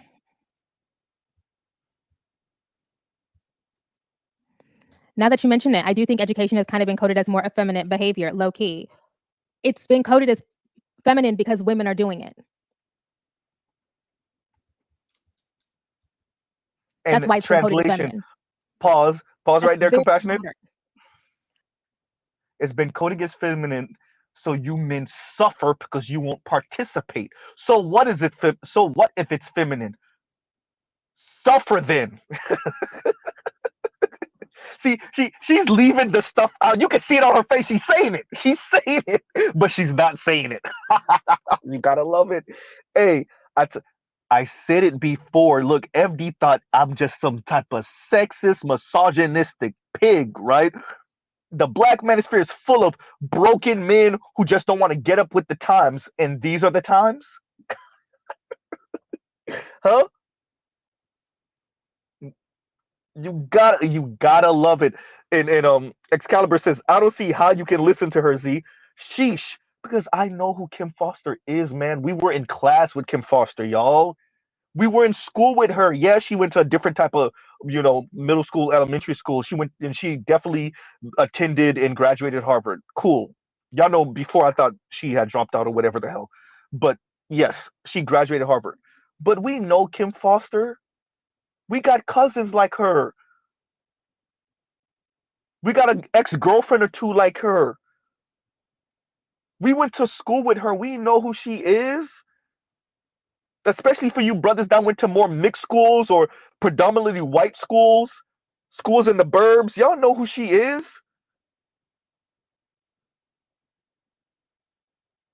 It's Kim Foster is the same bitter, broken, resentful chick that she was in middle school and high school. Definitely high school. She's hiding all of her anger and resentment at black men because them young black boys ain't choose her when she was 16. And she get to spew all of her anti-black misandry behind a thin veil of feminism and female empowerment and black women empowerment in specific, right? Exactly. And T-Rex is compassionate on the wheels of steel, right? And once again, thank you, compassionate on the ones and twos in the back, right? That's what it's about, right? And Vince is, and thank you for the super chat, Vince. I want to read this one now. Vince is, she don't like black people for real. I think Miss Foster is resentful at black men. I still don't think she hates black men. She don't hate black men. She just wants you to know your place beneath women like her. Women like her should be the thinkers and the movers, and other men that adhere to her worldview, and all you other men move the hell out the way.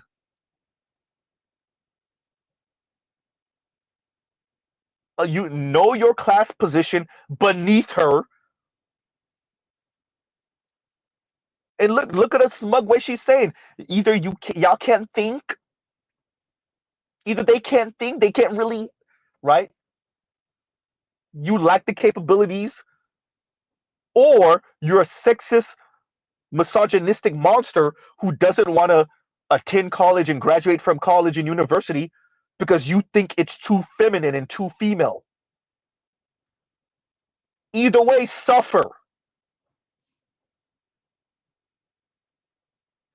That's what she's on. And she could barely contain the smug and the misandry. Even her herself has said, I'm trying to contain the misandry. I'm trying to. Hey,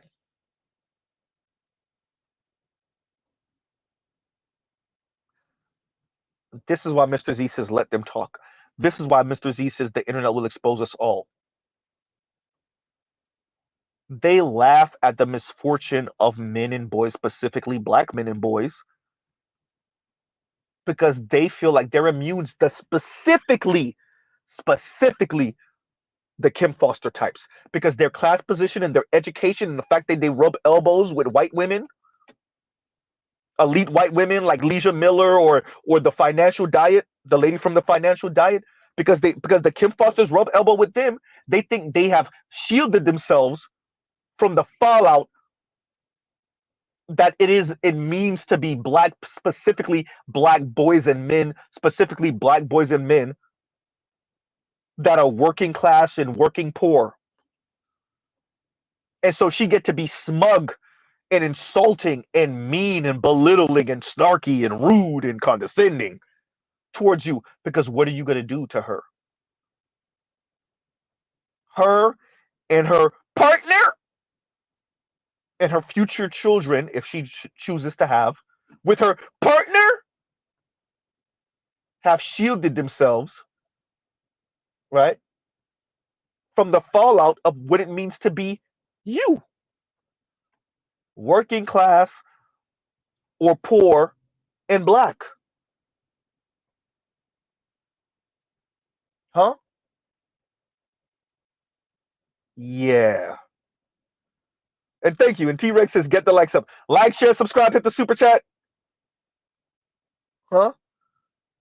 So yeah, Vince, she don't like black people. I don't think for her it's about whether she likes or dislikes black people. This is just cosmic getting back at black men specifically because of whatever black boys she went to high school with that didn't choose her. And Eric Denman says, and thank you for the super chat. Like, share, subscribe, hit the super chat. Z, the women know damn well that the current structure of the education system favors girls. Why do you think they fought so hard against My Brother's Keeper program? Exactly. Say that. And I think that's okay. Look, we're going to all have to suffer the consequences of our worldview, whether it's a positive and great and good consequence, or whether it's a negative and bad and horrible one. And so, yeah, Ms. Foster is in a quote unquote partnership. She don't want to talk about how, and she's going to get to that in a little bit. Actually, she is going to get to that. We are actually going to get to that in a little bit. And I'm going to actually get quiet for a little while because I want this to go on, because I really want y'all to hear her flesh this out. It's important because these are the people that are movers and shakers in the background. These are the people that end up becoming Congress members, right? These are the people that end up being speech writers for the Congress members. These are their aides. These are the senators' aides and the Congress members' aides, women like this. Women like this are who work for Kamala. Shout out to you, Simone Sanders. And then they're the ones who get speaking gigs and go around the country giving lectures, which Miss Foster has done.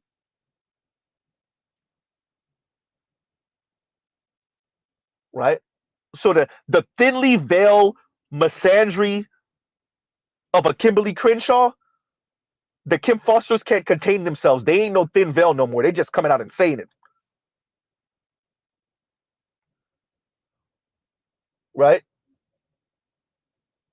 So this is why we listen to them. But go ahead, Compassionate. Go ahead. Thank you. It's very modern. I say this all the time, but in the oldest universities in the United States of America, women did not even get diplomas from them until 35 years ago, 40 years ago. That's why all of those schools have sister schools. Higher education, the university was a male space. You were a Harvard man. I was going to say theme song. It's not the theme song. The fight song of Harvard is called 10,000 Men of Harvard. It's for men.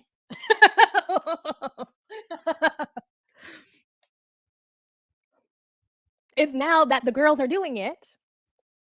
Now that young women do liberal arts is gay. Now that young women do liberal arts, which was originally created to provide a curriculum for the men who are going to lead society. Now that women do liberal arts is useless because it's girly and feminine. That's misogyny. That's it. That's it.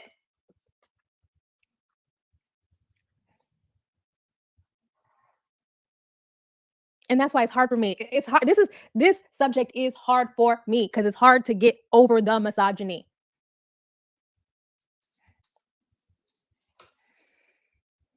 Meanwhile, she's being misandrous as hell, but go ahead.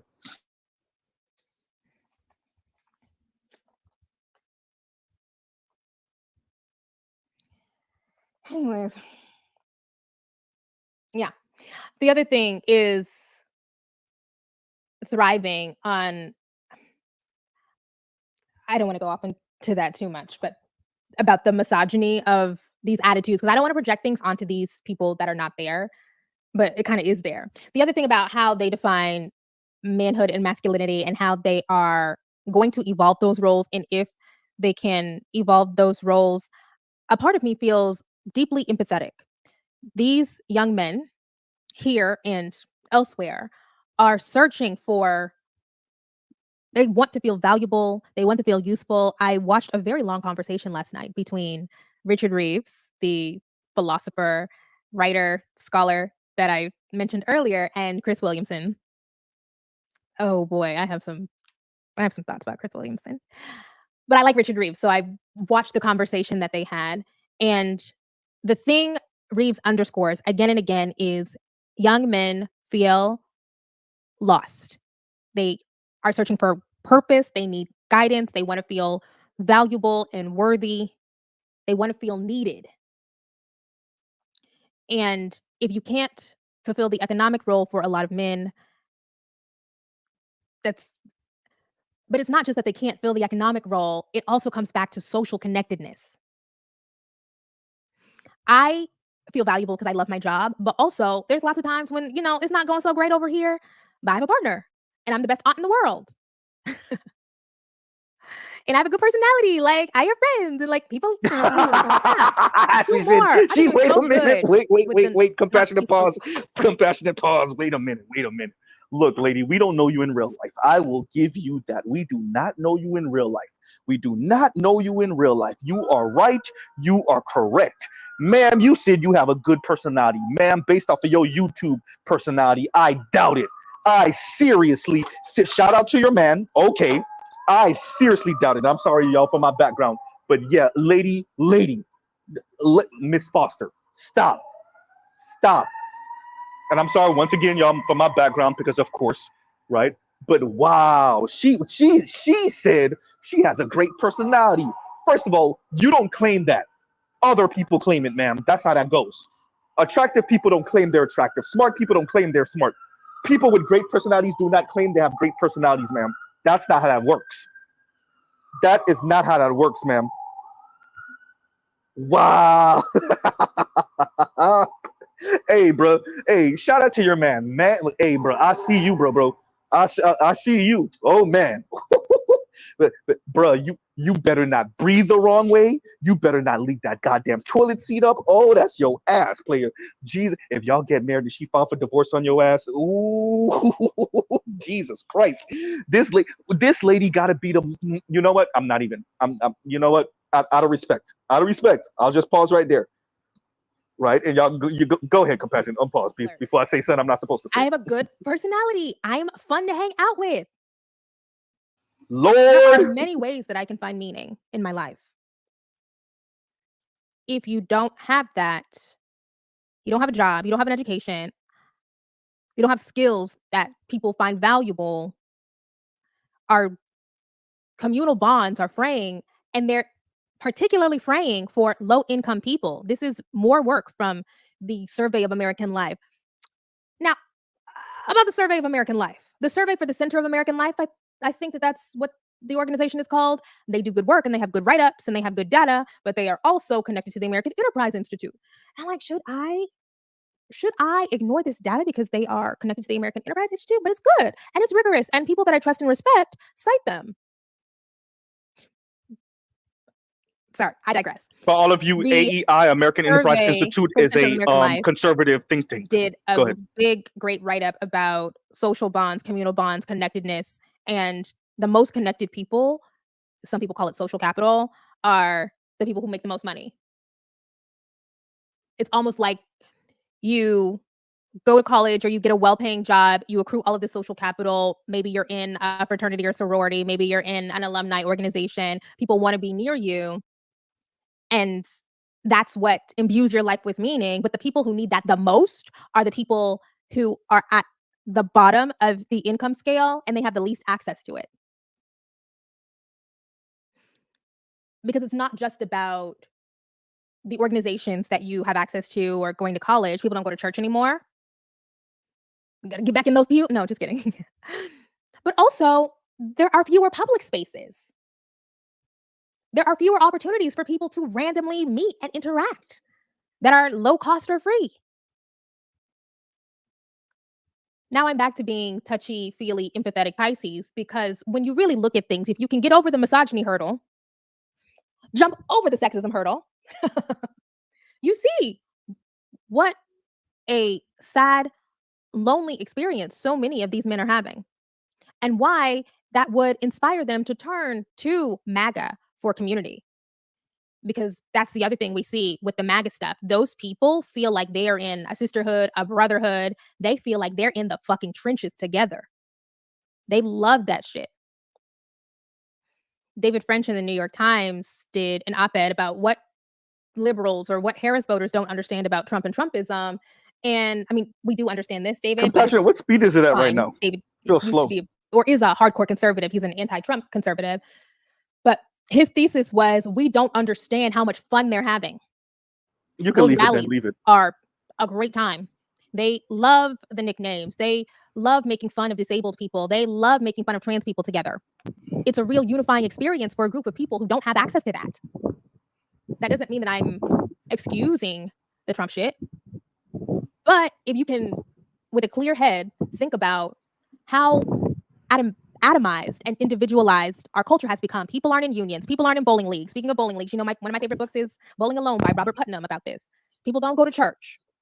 They're not doing good in school, so they're not really finding community in school. They're not. There's the other thing. Boys don't do sports anymore. Boys do sports, but there is a noted decline in male participation in sports. And now I'm a volleyball aunt. My nieces are volleyball girls, and I'm just there. I'm like, oh my God, we're all here to watch little kids play, because girls' sports has exploded.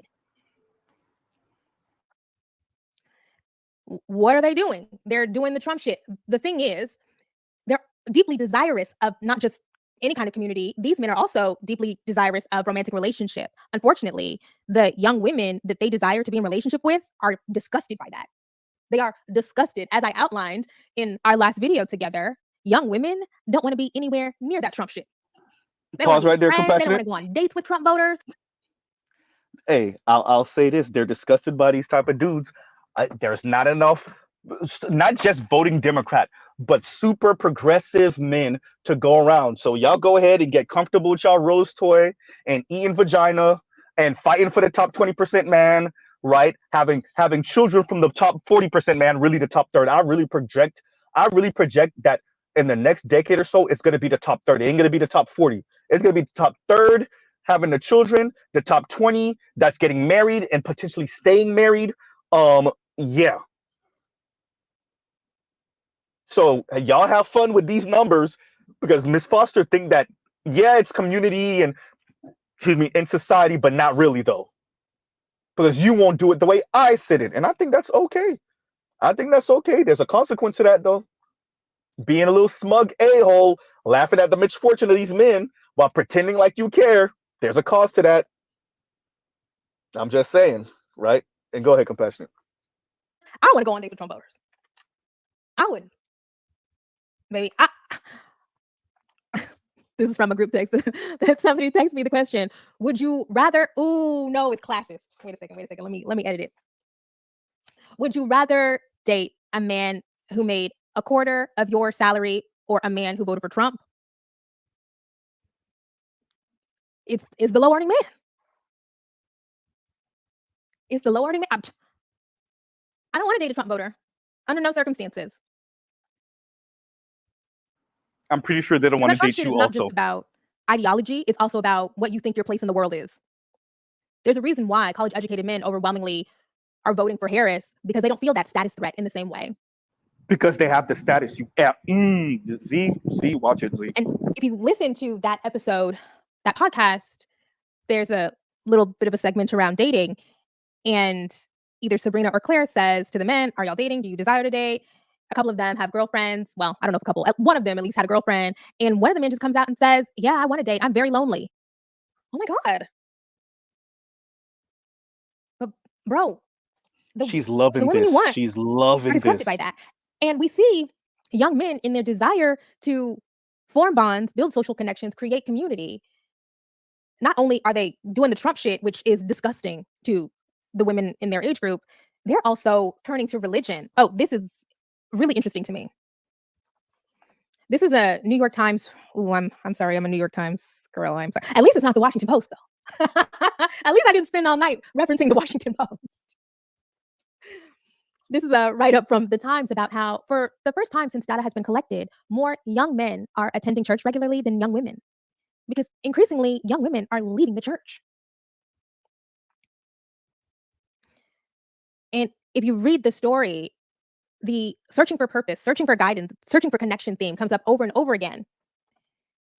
We can read this. Young men have different concerns. They are less educated than their female peers. In major cities, including New York and Washington, they earn less. At the same time, they place a higher value on traditional family life. Childless young men are likelier than childless young women to say they want to become parents someday, by a margin of 12 percentage points, according to a survey last year by Pew. The young men at Grace and Hope churches are looking for leadership. They're looking for clarity. They're looking for meaning, said Bracken Arnhart, a Hope Church pastor. the thing is, the girls they're not fucking with that. The other interesting thing about young men's move toward organized religion is they're not just moving toward church, evangelical Christianity, Catholicism, Islam, they're moving toward the more conservative sects of those sects. There's lots of reporting all over the place about the rise of very traditional Catholicism among young men, Gen Z men and millennial men. Because there's a such thing as a liberal Catholic priest. Well, back in the day, at least. And people think that the current Pope Francis, is liberal. That's why they don't like him. But there's a desire for not just community, but order and domination. And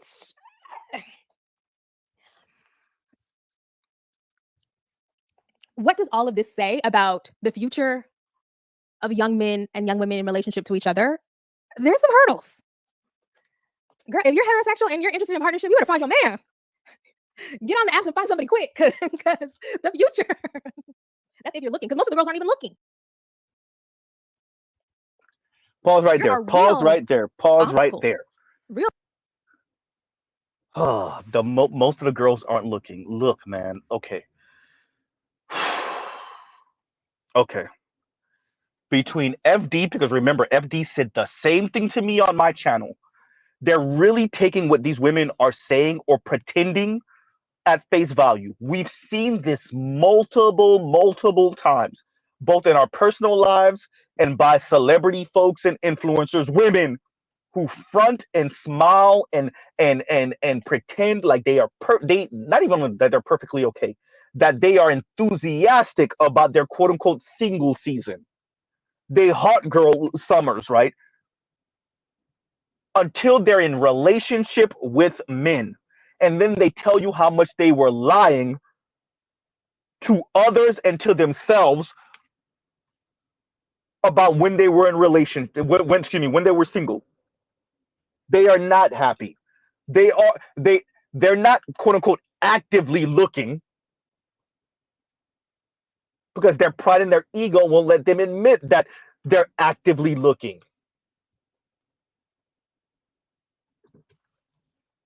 The thing, we keep on framing this like men are these supremely needy creatures, but then they're sexist, misogynistic pigs. And so the women don't want to be around the needy, loser, misogynistic, sexist pigs. But the women are perfectly okay. Ain't nothing wrong with the women. The women are good. The women are good being single. The women are good. The women are good with their education. The women are making enough money. The women are super straight. It's the men that need to get on board with the new paradigm, the new normal. The men have a problem with the new normal. The women are straight. The women are super good.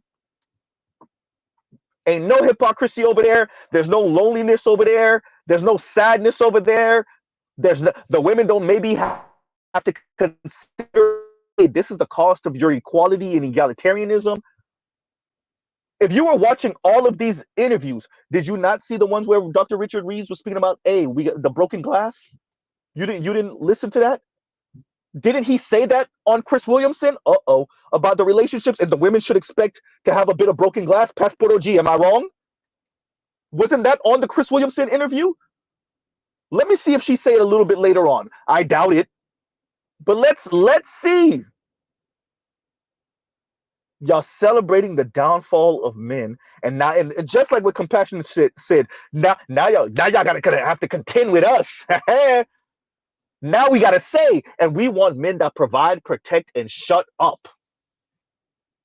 Now what? That sound nice. Miss Foster thinks she good. She got her man now. She's considering, now she's kind of teetering and tottering whether she want to have children or not. Before it was like an adamant no. Now it's like, I'm not there now, but just in case I go through, a midlife baby crisis. Huh? Kim Foster is the type that does these things, changes her mind. I've said it before. Let me start saying this again. These are the women that walk their subscribers and followers off the edge of the cliff, and they are not the ones that fall. They get their subscribers to drink the Kool-Aid, but they don't drink it. She will help to grow all the angst and anger and resentment at men. And these young women will not get married, not have children, claim rich auntie, etc., etc. And then the Kim Fosters of the world will get married, have children, and nuclear family while still railing against the quote-unquote patriarchy and all these misogynistic men while she's living a very patriarchal nuclear family life. Uh-oh. Huh? But go ahead, Compassionate, and thank you. Impediments to young men and young women not just getting together romantically, but getting together socially. They're on completely different parts of the internet. They're consuming different things. A thought that I had the other day was, is there still unified youth culture? When I was a girl, it's not that there was one culture, but maybe there's two youth cultures. But now it's so disparate. It's so spread out.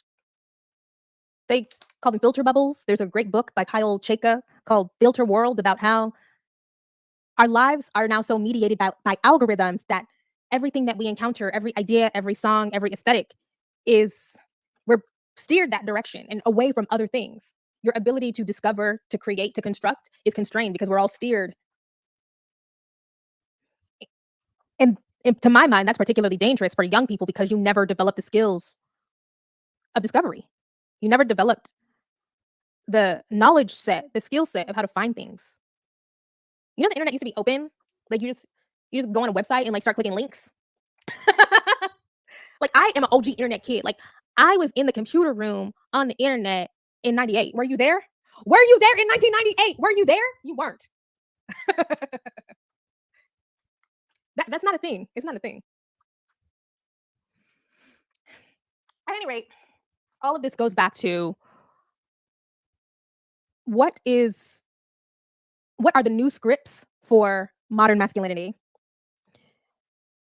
Are they appealing to the Trumpers? The other thing, to go back to something I said in the last video, is we care about this as people and as old people because your politics are hardened in post-adolescence. They really become a part of your identity in post-adolescence. Some people change, some people transform, but most people don't. Compassionate, we got a request. As the young men are deciding between the Theo bros and the Barstool bros, which direction are they going to go? And what does that portend? Where's that taking us societally? Not a great place. Trump is going to be gone after this election, but I'm not convinced Trumpism is going to be gone. For a minute, I thought if Harris wins on Tuesday, Donald Trump is gone as a national political candidate. He's 78 years old. He's eating McDonald's multiple times a week. So, and we could maybe turn the page. I'm no longer convinced that we're going to turn the page, even if Trump does not win. I don't think that's what's going to happen. And that is scary. We'll take a look at some comments and wrap it up. It's almost over, y'all. The torture is almost over. The shade. What shade? Not to sound like a doomer, but the future is looking scary. I do not. Okay. How do I feel about the future? One of the reasons why I have chosen to suck it up and support Harris is because I recognize that Trump, if he makes it 4 years, or Trump and Vance, if they have to split the term, have the capacity to do so much damage to any of the guardrails, the institutional guardrails, but also the judiciary that interprets laws that impact people's ability to access life-saving healthcare, not just abortion, but other medical care, impacts their ability to work, navigate their careers, navigate their jobs, impacts their abilities to access education. I mean, all of that stuff, they have the ability to fundamentally alter in negative ways for marginalized people. That's why I am sucking it up and voting for Harris. That's why I encourage people to suck it up, because as bad as you think it is now, it can get worse. So I am worried about a future where all of that stuff is shifted in a way that the default is to explicitly harm racial minorities, gender minorities, people with different sexualities, workers, low income. And it's not even low income, it's working class people get the most shit.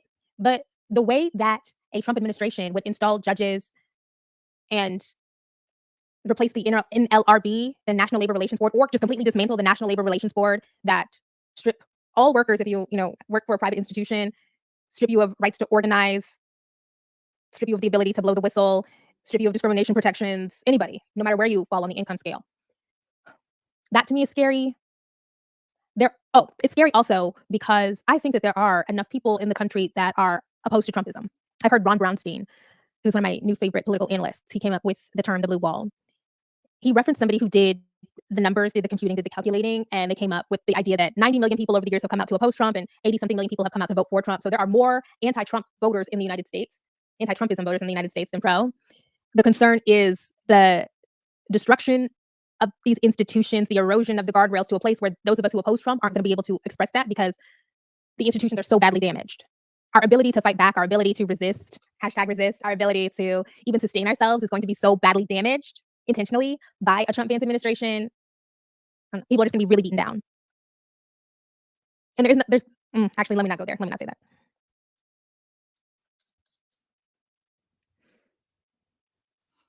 Pause right there, compassionate.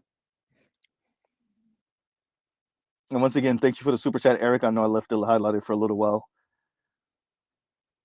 And I don't know, I don't recall if I read this already. I think I did, but still. And KMS says, and thank you for the super chat. What, Bowser? If you had a child, you'd invest in them, especially if yeah, I remember I did read it. Especially if it was a son, because black boys are being systematically repressed by our society. What an interesting concept, you prick. Look, not compassion. KMS, I get it. She thinks she's saying something revelatory or insightful or however you want to frame it. It's crazy that maybe not being antagonistic to your own son and sacrificing your son to the gynocracy is a revolutionary thought. Right? Maybe not leaving your son out there to be gobbled up by white supremacist society and to be the punching bag of the gynocracy at the low end. She ain't saying nothing about sacrificing her son to the gynocracy at the high end, but at the low end, you lowly black women, you sisters out of the hood, you working class black women, you lower middle class black women, y'all don't get to flex power on my son. But the women like me in my class, oh yeah, they might be able to, yeah. Right? Oh boy. KMS says she's a highly educated fool. But yes, and I think a lot of them are. They have theories, they have ideas. I think it's very myopic. That's why my title is Myopic Maff. Shout out to Trell. It's myopic. It's small-minded. It's you're not appreciating that the women do not respect, and I mean respect as in the term respect, not saying the word respect and mean the word fear. The women do not respect a man that doesn't earn more than them. And I think there's a couple of outlier women, maybe like you, Miss Foster, that you don't appreciate that. You mock the men who say they want to provide for their family. The men know the women are full of crap and they're hypocrites. The women want the scale tipped in their favor until it's time to eat what that means in their intimate relationships with men. And the men know that. The men are sitting in college next to the same women in the same classes while those women say, oh yeah, these men better make more than me. And as I get older, I get more quote unquote valuable and my price goes up. They know y'all full of crap.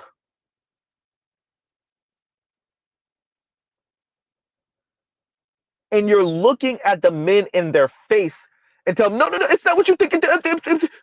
Are you sure it's not you? It's you. It's you. The men are not, Miss Foster, I know you think the men are dumb. I get it. I know you think the men are dumb. They're not dumb, Miss Foster. They're not. Right? So, yeah, look, the sun thing, KMS, and I'm going to leave this highlight for a little bit. I think the Fosters of the world, the Kim Fosters of the world, do not appreciate how much they sacrifice their son to the gynocracy. That's why oftentimes their son end up with white women and Latinas. They can't do it.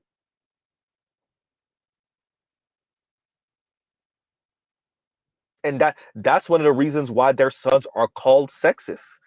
Because you have a mother like a Miss Foster and a father like her quote unquote partner.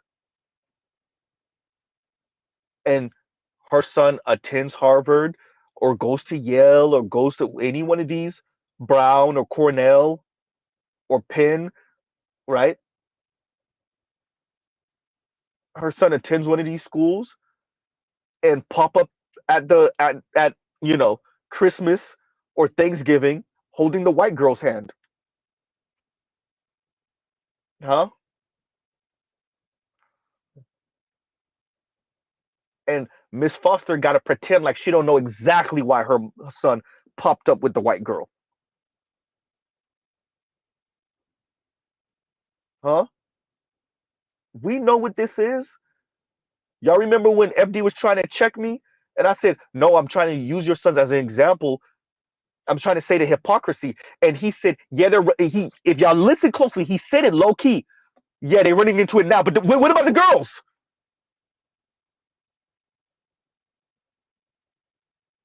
He admitted that and I think is probably his oldest, is running into the hypocrisy. I don't think the oldest is even 10 or 11. And he's running into the hypocrisy from the girls. Miss Foster, that's why the men move the way they do, because they know y'all full of crap. They know y'all don't really mean equal. So you could talk on it. Now you got to go 50-50. Now you got to be a partner. And you sit it with so much smug. The men know y'all are full of crap. The boys know y'all full of crap.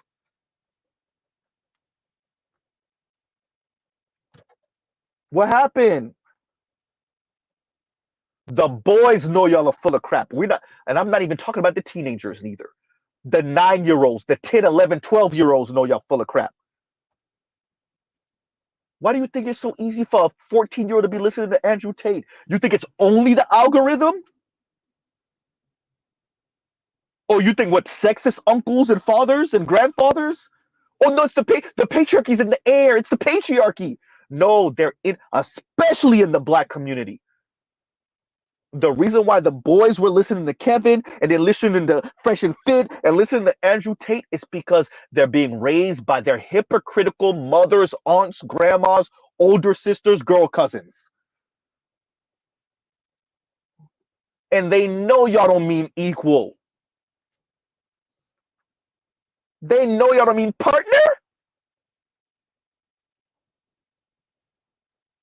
Right?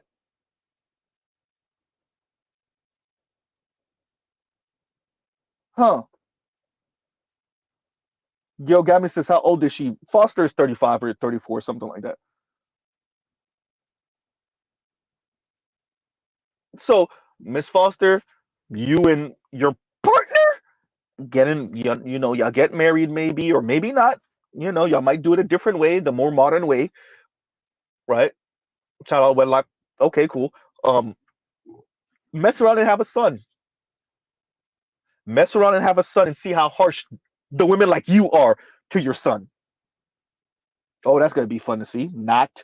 I don't want to see your son suffer. If you have a daughter, I don't want to see her suffer. But mess around and have a son, Miss Foster, and see how the women just like you are.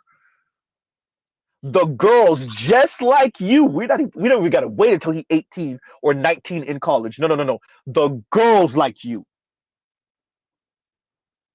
That's why so many of y'all are hoping and wishing and crossing fingers and praying to God y'all have daughters. So y'all don't have to run smack dab into the hypocrisy of your own worldview when your sons grow out of the cute phase, when he start being 7 and 8 and 9. Huh? After 5 years old, all that cute stuff stopped. And you get to see how white authorities treat him, how other people of color treat him, how other black people like you treat him. Uh-oh. Huh? What happened? And even if your son is in the burbs, huh? No wonder y'all be wishing for girls. Because when y'all have boys, you got to raise your boys, especially black boys, in this anti-black, misandrous towards men of color, particularly black men ass environment. Keep thinking it's intersectionality and that social dominance order. Okay. Have a son, Miss Foster. You go see what it really is in a minute. Mess around and have a kid, Miss Foster, and have a son. And you're gonna see if it's really intersectionality or if it's social dominance order. Huh? And once again, thank you for the super chat, KMS. Thank you for the super chat. Go ahead, Compassionate.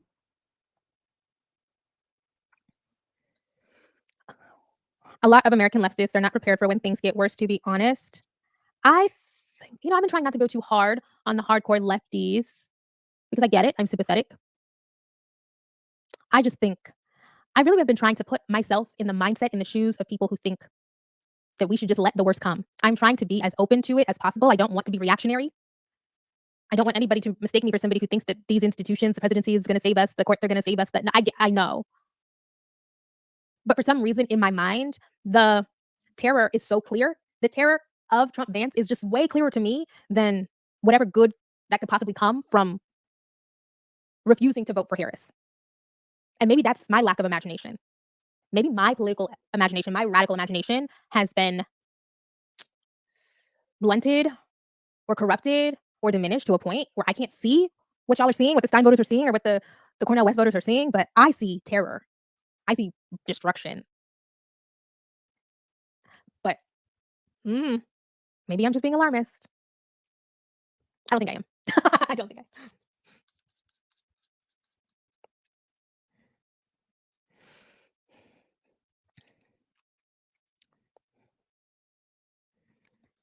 I genuinely think that the fact that we're forced to constantly choose between the lesser of two evils is why we have such shitty options. I don't argue with people about it because I can't be bothered. Yeah. On another day, and another day after November 5th, I do intend to go right the fuck off on the Democratic Party. Please do not get me fucked up. I have in my heart a burning desire to go right the fuck off on the Democratic Party. Like, I'm not joking. Crap, I said like again. I am not joking. I have been ruminating on it. I have notes. I have clips. I am so pissed off. When people say that they are resentful or angry about the electoral position that we are in, I get it. I do. I get it. I feel ya. I get it.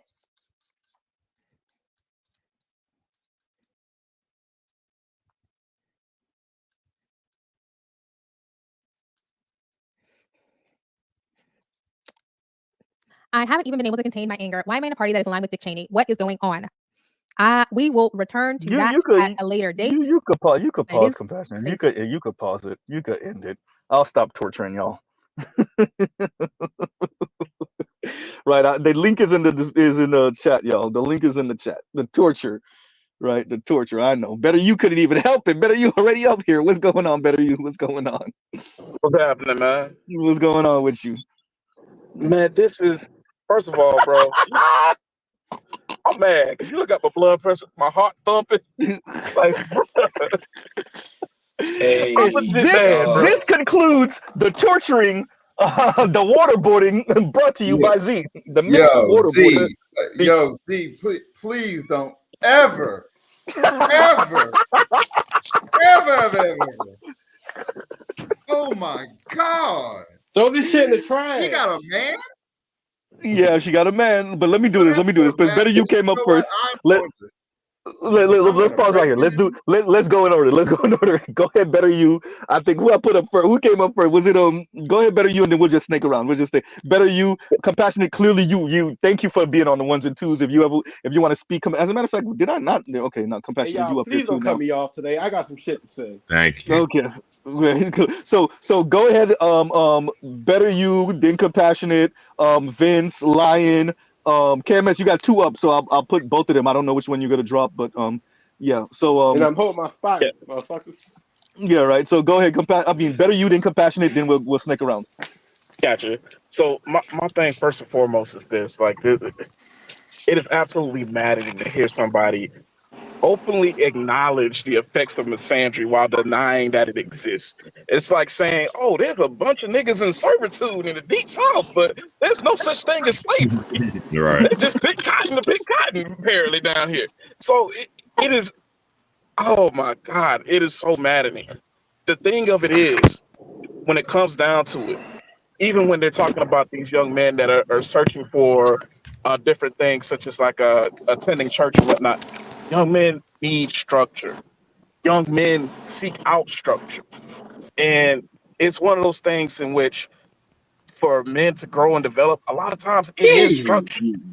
It is structure that from a regimented lifestyle that enables you to be able to find yourself that discipline to stay on task, stay on purpose, to fulfill whatever goal it is for your life, whether it's losing weight, whether it's getting money, whether it's getting education, whatever it may be. And the fact of the matter is, the reason why so many young men are going to the right is because the Democrats is just, yo, you fucking dog shit, be better. And you're acknowledging that, hey, there's data, facts, statistics that say guys may be, these young kids may not be doing the best in terms of their education, in terms of their job outcomes, in terms of their economic outlook. And your whole solution is don't be a monster. That's fucking absurd. I wish you had balls because somebody needs to kick you in them. But think of this. Think about this though, Barry. When you said boys need structure, men need structure. But when you don't think there's a real big difference between men and women, you Right. can't accept that. You can't. Why can't the men adhere? And she said it when she was speaking about how education was aspirational, right? Why can't the men adhere to the new normal of women running things? I didn't say things. I said things.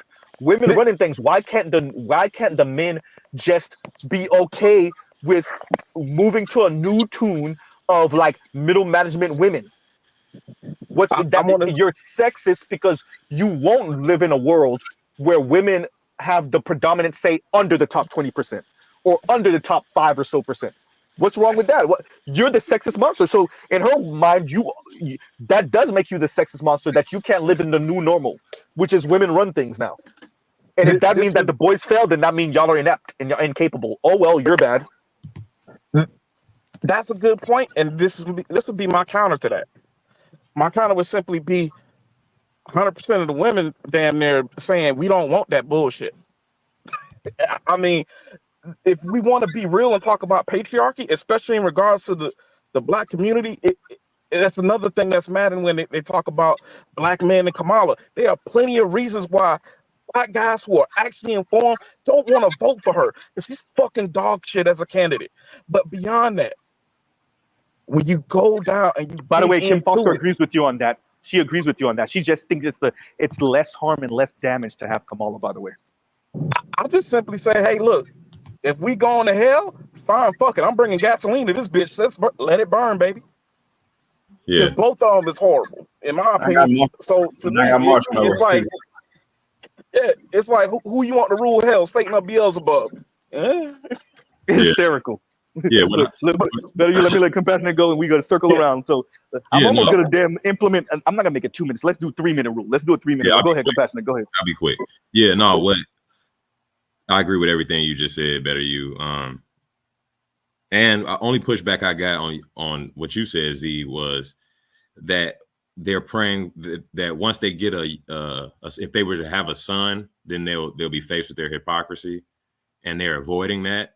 I really don't think. I think throughout my life I've witnessed black women who are college educated, understand, operate by intersectionality, so on. Women like her, they don't ever get to a point, if they're faced with the hypocrisy of watching their son have to go through a gynocratic, shredder, they don't really they don't find it hypocritical. They'll just sit there and watch.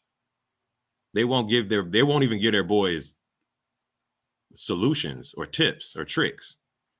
they'll let their boys. So I don't think if Kim Foster had a son, she would actually find any of this hypocritical and have a crisis of conscience or something. Like, it's no honor in the gynocracy. Wow. They'll Yeah, no, I think you're right. Through a shredder, bro. They'll watch their own son walk through a shredder, talk all this shit, and watch their son be disenfranchised their whole life. And kind of throw their hands up. Like I said in the comments, I think they've literally been taught and have accepted the premise that any empowerment for boys and men is inherently applies undue burden to women and girls. And she pretty much said that. She said that. Yeah. That's why I'm saying it that way. She basically, because she says she looked at it the other way, that she's cool with any empowerment for boys as long as it doesn't apply undue burden to girls, black girls and women, or girls and women. And it's like, what the fuck is it? What does that even mean? What do you mean by that? It's even more sinister than that. It's even more sinister than that. I do believe that the reason why she's fine with that, and I agree with your premise on that, she'd have no problem with giving her son up to the gynocracy, is that you have to understand that in our society, in our black community, for lack of a better word, the transference of the male to another woman is upon the death of the mother. See, she still owns her boy. Yeah, and the other woman he's with is just lonely. Yeah, so she's cool with it. She's cool with having. You describing the Gynocratic social complex, bro. Everybody on this panel right now got a mama. How much game did your mama give you about women? She more than I mean, zero. My mama gave me very little. I had a whole different situation, but in macro, probably just enough games so she can secure your handler until she dies. Yeah, and just enough game that you would not see her game she ran on your daddy. Exactly, and all you're doing is just a transference to another owner. All you're seeing is just as another vehicle, another resource vehicle. So a title exchange. Yeah, exactly. Title exchange. You have my son on a lease to own until I die. Then you have not a title exchange, though. Yeah, it really is. It really is. You lease. It's a lease to own. That's how black women see us. Yeah. Jesus Christ. I mean, I missed all of that because I had a phone call. My bad, KMS. Go ahead. If you don't mind saying some of that again, by the way. Okay, well, they more or less. I think the thing was that everyone was like, how would Kim Foster feel if she had a son? He's like, no, I think she'd be fine. I think she would invest in her son and make her son as capable and competent and competitive as he could, so she could get him ready to transfer his ownership to another black woman. But she wouldn't be worried about that at all because she's dealing in a lease to own construct. He's still my son and he's still my male to pull resources from until I die. Then when I die, since you other black women are on a lease to own program with my boy, as soon as I die, I transfer the deed over to you. But as long as I'm alive, he's still mine. He's just learning how to be I'm training him to be to be a support structure for you. So when I die, I can. Yeah, thank you. Exactly. But you know the irony of what y'all are. You know the very irony in what y'all were saying is what they fear what men were doing to women way back when. Slavery? Yeah. I told you it's the cosmic get back. Yeah. That's the irony of everything y'all just said. That's the irony of it. Let's do this, y'all. Let's let Vince go. And then we get Lion. But yeah, no, this is the cosmic retribution time, y'all. They're gonna frame it differently, but yeah, go ahead, Vince. All right, let me slide on the beat real quick, bro, because I got pissed off today. I got pissed off on this one, man. I want to say I'm happy I found the space, and I'm happy that we're not a group of hateful men towards women, and that we're just looking at and actually running play by play on the bullshit that they have, and that they think that we're unbeknownst to seeing and understanding. Kim Foster is a wild motherfucker. I'm gonna say that. And the way she sees the world is wild as shit. And I don't appreciate it. I think that that excessive pride that she had and things like that. I really think she need to probably go see a therapist about whatever she was going through, and deal with that, because it's like I think she seems like the type she was somebody. Vince, if she goes sees a white or black woman therapist, you don't think she's gonna become worse? She's gonna get worse. 100%. She probably will be I guess enabled or what's it called? They might but Yeah, like encouraged, enabled. Yeah, enabler. yeah, Yeah, you're right. she need to That's the probably right go see word. like someone that's not in her culture, is probably not in her gender. Probably you don't have to be a black man or white man. I don't know. Go see like a male Indian doctor, someone from a different culture, to see how wild She she need to is. come see Mr. Z. She's ignorant. She's Only ignorant. therapy. Kim Foster would never. I agree with FD on that when he said she would never. She would never, And that's cool ever, because she's gonna get ever. cooked. She She would looks down on man. Z. She because remember man, she would rather jump off a bridge head first, no parachute. She ain't doing it. Hey, Ain't no call me when I way. see her on the side of the jump. I'll clap for her because she wild as shit. Like she's the type I think Z where you be talking about where she don't understand. We're handcuffed by the ankle. So if we're not able to do things and they move forward, things like that, it's still limited. If we move forward without them and stuff like that, it's limited. But the They women like don't. Kim Foster would like to put as much distance between because they realize that don't get it ever twisted. She is a Harvard grad. She is smart as a whip. She's I don't give a fuck. bonkers. But no, this is what I'm saying. She's trying to distance herself from the repercussions. Think about it as ripples. She's trying to be as far away from the epicenter of the BS as humanly possible. Trying to lengthen that chain, basically. Yep. That's not how nature works. And if she's at Harvard, she's still a stupid person for being at Harvard and not knowing how nature works. Y'all remember Wild Wild West when they had those little things on their necks and they ran from each other? Like no matter how far they went, they got back to each other. Like we're intrinsically naturally to like we're I'll say this, we're biomagnetically connected. Things happen to us when we get friction within us physiologically, like babies and stuff, and like we form families and stuff. If she went to Harvard, why is she so stupid? Like, like I don't think what school you go to dictate your intelligence. Mr. Z, can I get in? Because I'm on lunch break real quick. Let's let Vince land and then we'll get you Leon and then we'll keep on circling around. Go ahead, Vince, and finish up. I'll land. She's stupid. She don't got social skills. I'll end with that. Which is what your super chat said. Say that. Yeah, say that. Yeah. Go ahead, Leon. Go ahead.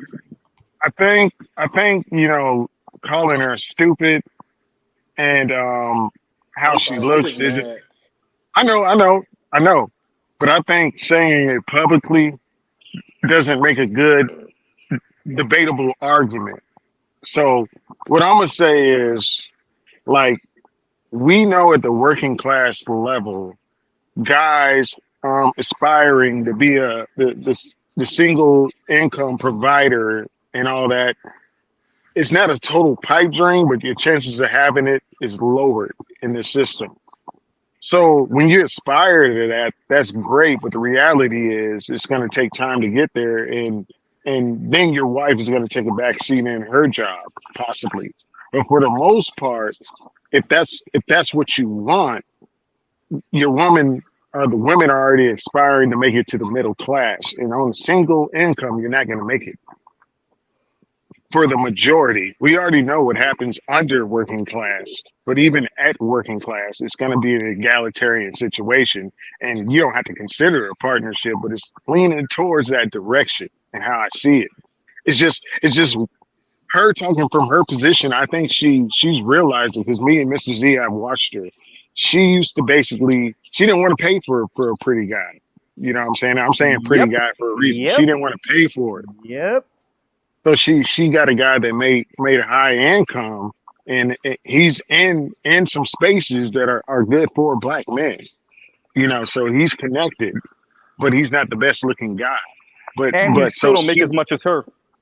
Yeah, he doesn't make as much as her, but he makes enough to pay all the bills if he chose to, and just let her run off with her wealth. That's facts. However, That's you know what I'm saying. And so that's how I look at it. Like I said, I was willing to buy one woman a minivan. She didn't want a minivan. I was going to pay $20,000 cash for a used minivan. She wanted something new. So I co-signed on her and gave her 10 grand. And she pays that car note and I just pay the insurance. You know what I'm saying? That's how it works. So she already has an idea that she doesn't want something out of life. And I say, hey, well, I can make it easier for you to get that you want. You know what I'm saying? But I'm not here trying to be, overextend myself for something that you want. You're gonna So have in to other words, produce I'll it help with the yourself. foundation and the and whatnot. But if you want extras, you gotta do that. I Yeah. got a foundation, but all the extras. Look, I could give you 15 racks. Whatever you can do with 15, that's what it is. I heard you. Yeah. Yeah. And that's how I look at it. Like, Look, but let me address something that you said about the looks element. So you notice I'm not trying to go in on Kim I'm going Foster's to roll looks, out though. but I am trying to say when it comes to Kim Foster, the way she sees herself or the way she thinks we see her and her physical appearance does affect the way she speaks to and about your average black man. This is childhood resentment under a thin veneer of caring about the outcomes of other black women.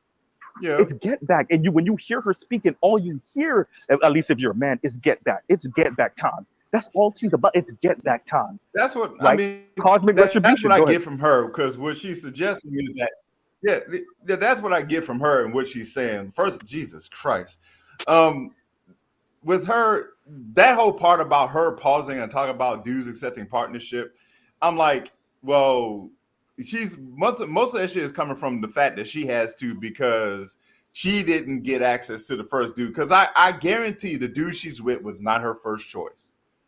I guarantee he wasn't. He was a No.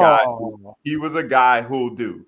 But my issue with that is, like, just like Leon was saying, like, it would be a pipe dream to do that and provide and that this and that for a dude, for the average man. I'm like, well, it's a pipe dream it's just as much of a pipe dream for women to get this top tier dude and don't think you have to pay. Yeah. Say that. Like, you don't think you're not paying financially. But here's the thing about the drive about what men want to do when it comes to that. Men want their full ROI. Like, we don't mind putting in for the productivity, but you're gonna pay me for my productivity. Hey yo, Wait, real quick, Vince. Let me say it in a different way, line. This is what her issue was with Brittany Renner. Brittany Renner was saying, if you want that guy, you're gonna have to pay. Your payment isn't financial. Your payment is physical. Now, I'm saying, because Brittany Renner didn't use those words. She didn't use those words, but that's what it is. But Kim Foster understood what me and you understand, and she categorically rejected the notion, the idea that you're going to, bro, you saw the way she threw a fit. You want to know? I saw her reaction. She was livid. Reaction she was foaming at the mouth. Was I don't, Brittany, no matter what I ever do, I'm never gonna look like you. And because I'm never going to look like you, you were sending me and other women like me down the wrong road. Women like me shouldn't have to do, because it really is the male gaze. They hate the concept of the male gaze, particularly when it comes to black men. Yeah, I shouldn't have to adhere to the male gaze to have quote unquote partnership. Go ahead, Lon. Oh, well, that's tough shit. Like, you want something, men want something. At the end of the day, you want productivity from a man. Well, men want beauty. And Lion, can I add on to that? And you talking about like that whole quip about her, I won't date a Trump supporter. Man, you're not that cute. You're not that cute. Like, honestly, as I know I'm not the only top 20% guy here on this panel in this chat, but honestly, looking at her, would you go, like, say we didn't know her from a can of paint. Like, dude, you knew a friend, like, hey, man, I'm going on this date with this chick. I need you to run this interference. You know, good. Every last one of us are looking at that picture like, dude, how you long you want me to talk to her? Give me a second, yo. Lion, I need you to read Black Crew's comment because it says something very important. Her Harvard degree was supposed to effectively make her quote unquote pretty, but of course it don't work that way. Yes, because once again, like I've been saying, Z, I'm like, they overestimate their sexual strategy and they underestimate men's sexual strategy. Exactly. That's why. That's her dumb ass. Well, women like Foster don't even think she should have to care about what the hell you talking about. Her social media ass. I'm sorry, no neck. Even with the hair, even with the hair braided hairstyle, it's still a no. Yeah, and what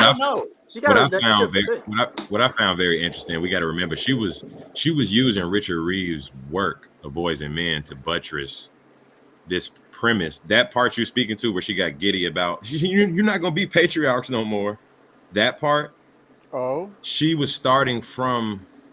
That's what kind of is interesting about Richard Reeves' way he frames, everything, because it gives women like her the perfect framing that she loved, that we're either deficient or the dynamics, we're so deficient that the dynamics will no longer be men have any justification to He's have. twisting the narrative. Well, you know what's the cost? Well, here's the thing. There's a cost. Well, here's the thing. There's a cost to that quote unquote efficiency because somebody's gonna have to make up for that. So if men keep dropping out, if this keeps happening, you know, sooner or later Congress will. Yo, who's in the have to background smacking something? somebody Please, mute up. mute up. like at the end of the day, if men keep dropping out, sooner or later Congress will have to seriously consider enacting selective service on women. Exactly. So And that's at the end of point the he's day, missing. you gonna hold. So at the end of the day, so Browser, she can pray for this reality, but at the end of the day, you either gonna hold this baby or you gonna hold this gun. She doesn't realize what Richard Reeves is saying by that. Basically, this propped up position that y'all sit on, and the reason why you went to Harvard and all this shit is actually built. If men don't operate on the default pattern they usually have, which is they want to earn to take care of children and women, if they stop operating like that, she's operating on the premise that men can't stop operating like that. Men can't lay flat and only make 30,000 and say fucking and play on the Xbox. She's starting from the premise. She doesn't realize that her whole floor and women like her that they're standing on is built up by men operating traditionally in terms of economic and productivity. Hey, listen. She can't Exactly. Excuse me. So, because what happens? So in other words, you're not even considering a world where maybe you will have to pick up the slack. Thank you, Namer. In a world where there's no illusion for patriarchy, and men after this, won't AB. produce, and men won't produce like they did. There won't be no money for no affirmative action for women. No. So Harvard. Go on. You ain't gonna have time to go to college. You gonna have to put on the put on the uniform. You got to You pick ain't up gonna have rifle. time for college. Or some overalls to kill the land. Some shit. Yeah. You know what? You know that bear you said you'd rather be with? You might have to go kill it.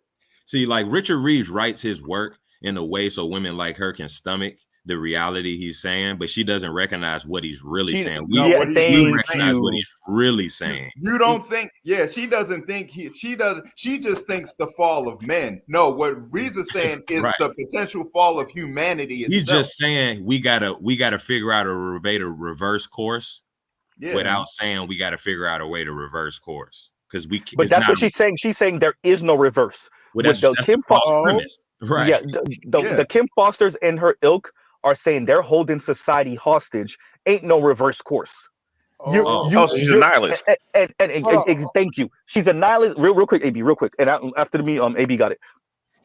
I would argue that Kim Foster and her ilk, especially because of their class position, they could play this Russian roulette with the rest of society because women like her have somewhat insulated themselves from the fallout of your average people not coupling. And she's saying that it's a class thing.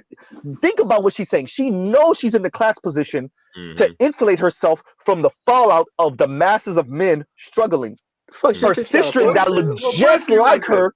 Real quick. Her sister that looked just like her, but that didn't attend Harvard, that didn't have the upper middle class parents that she have, and the educated parents that she has. Yo, what the hell you doing, bro? I'm sorry, y'all. Freaking person just reversing right into the damn work truck. Put it to you like this. Then feel embarrassed. Who did the maintenance? Who did the maintenance of all these schools she likes talking about? Who did the maintenance? Well, yeah, but what happens when all those men are gone? But she's not thinking about it. F those men and their girlfriends or wives or baby mamas. In her mind, this is about her and that class position that she wants so bad that she has now, to get as close to white womanhood as humanly possible. But when she mentioned class, think about what she's saying. The people that are in the lower classes or the people that are there, they have the most disparate existence. Those are the people that struggle with connection. Yeah, because we're working all the time, and you working all the time, and you don't earn enough to perform husbandhood the way women like you demand, right? So what she's saying is, hey, y'all don't get to play that game, and well, now you're gonna have to play a different game. And that look at the way she said partner when she was responding back to what that young man said. The way she said partner was so snarky because it's get back, right? And I'll pause right there. So we'll have AB and I think Compassionate and Line were trying to say something, and we'll come back around to the line. Go ahead. But my thing about that is, real quick, Line. Let AB go, and then we'll get you. Go ahead. Yeah, go ahead, AB. All right, can y'all hear me clearly? Yep. You're good to go. Yeah, go ahead. Okay. My response to all that bullshit that Ken Foster just says real simple.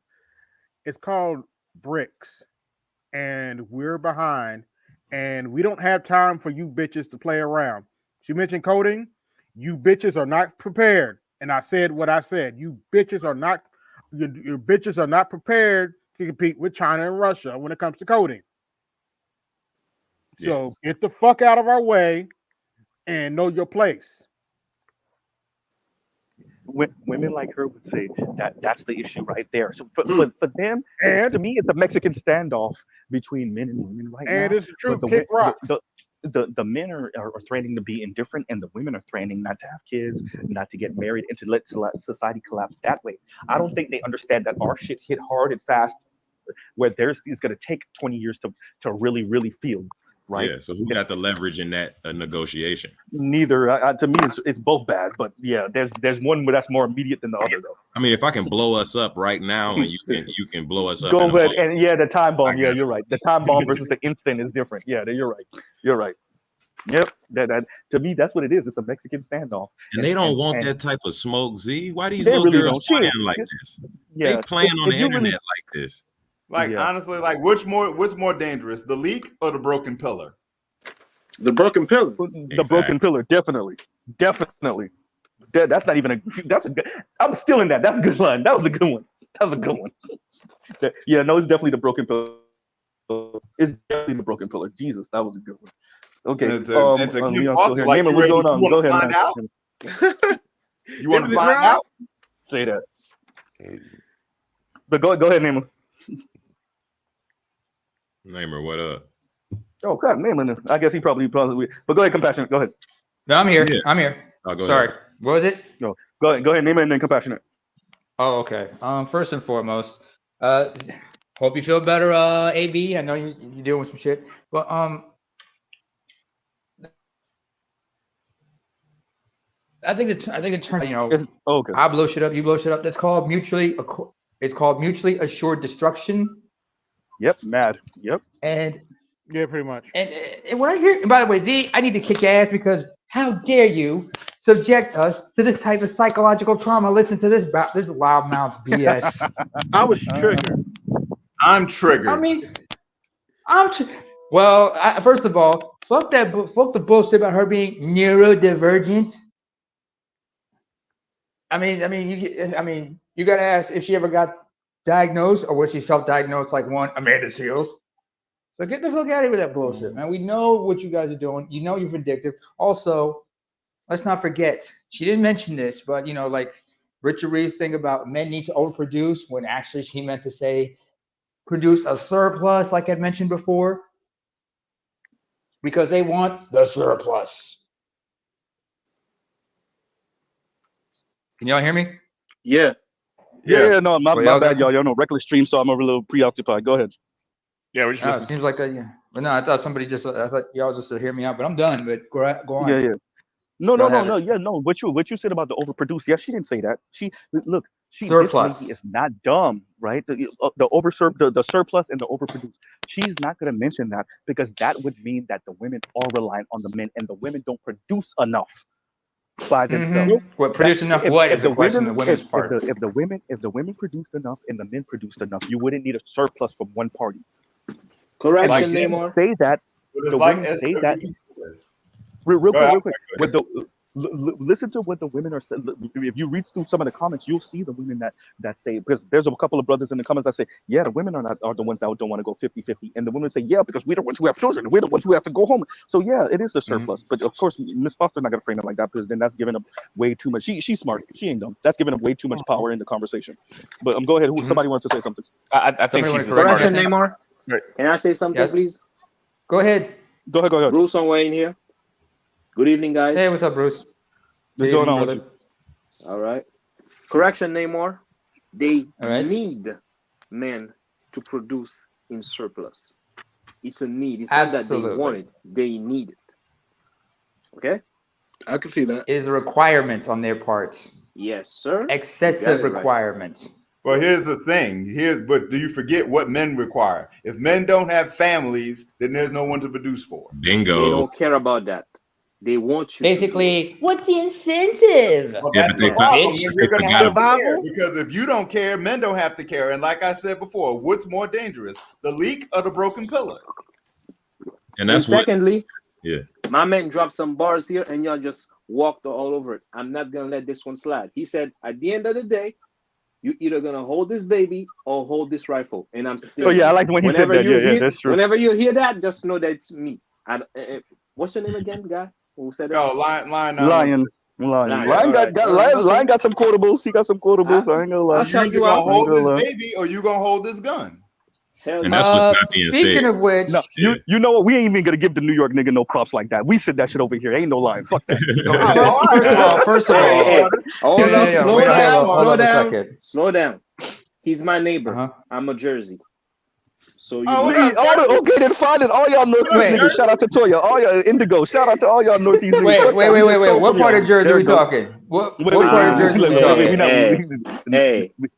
Very not important because the Northeast is the Northeast of niggas in the South. We don't. Can I Brick get some City? East Coast love? Brick City. Shout out to Brick City. Newark. Go ahead, Vince. Go ahead. 89. Sorry, I'm a Red Man fan. Can you blame me for that? Oh no. Thank you for removing this ugly mud duck on the screen. Thank you very much. Yeah. But this is Alright, this is not untenable because sooner or later, the crazy part is it don't matter who sits in that seat. If more men keep dropping out, Congress will seriously have to consider enacting selective service to women. They will have to consider it. Ooh. Say that again, please. Again, you can either hold this baby or hold this gun. F you Cheerios. Because that's but here's the contradiction about this whole thing. Okay, so you want women to have the right to delete a kid anytime they want. Okay, cool. But somebody still has to have this kid. You still need kids to uphold the structure. You still need kids to turn into women or men to produce, to uphold the quote unquote structure. You need women to produce the kids. You need men to uphold the structure. How the fuck are you going to do that when you keep killing them? So you know what the answer is? Migrants. Yep. And what do migrants end up being?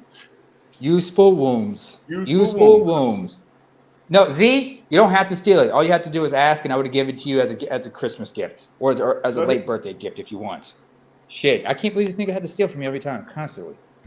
But that's the conundrum they found themselves in. So now American women will probably have to sign up in uniforms, and guess what? The migrants get to stay home. And that's the way they're gonna social engineer them. You know what, Lon? That's how they're gonna make them make an actual choice. That's the best way.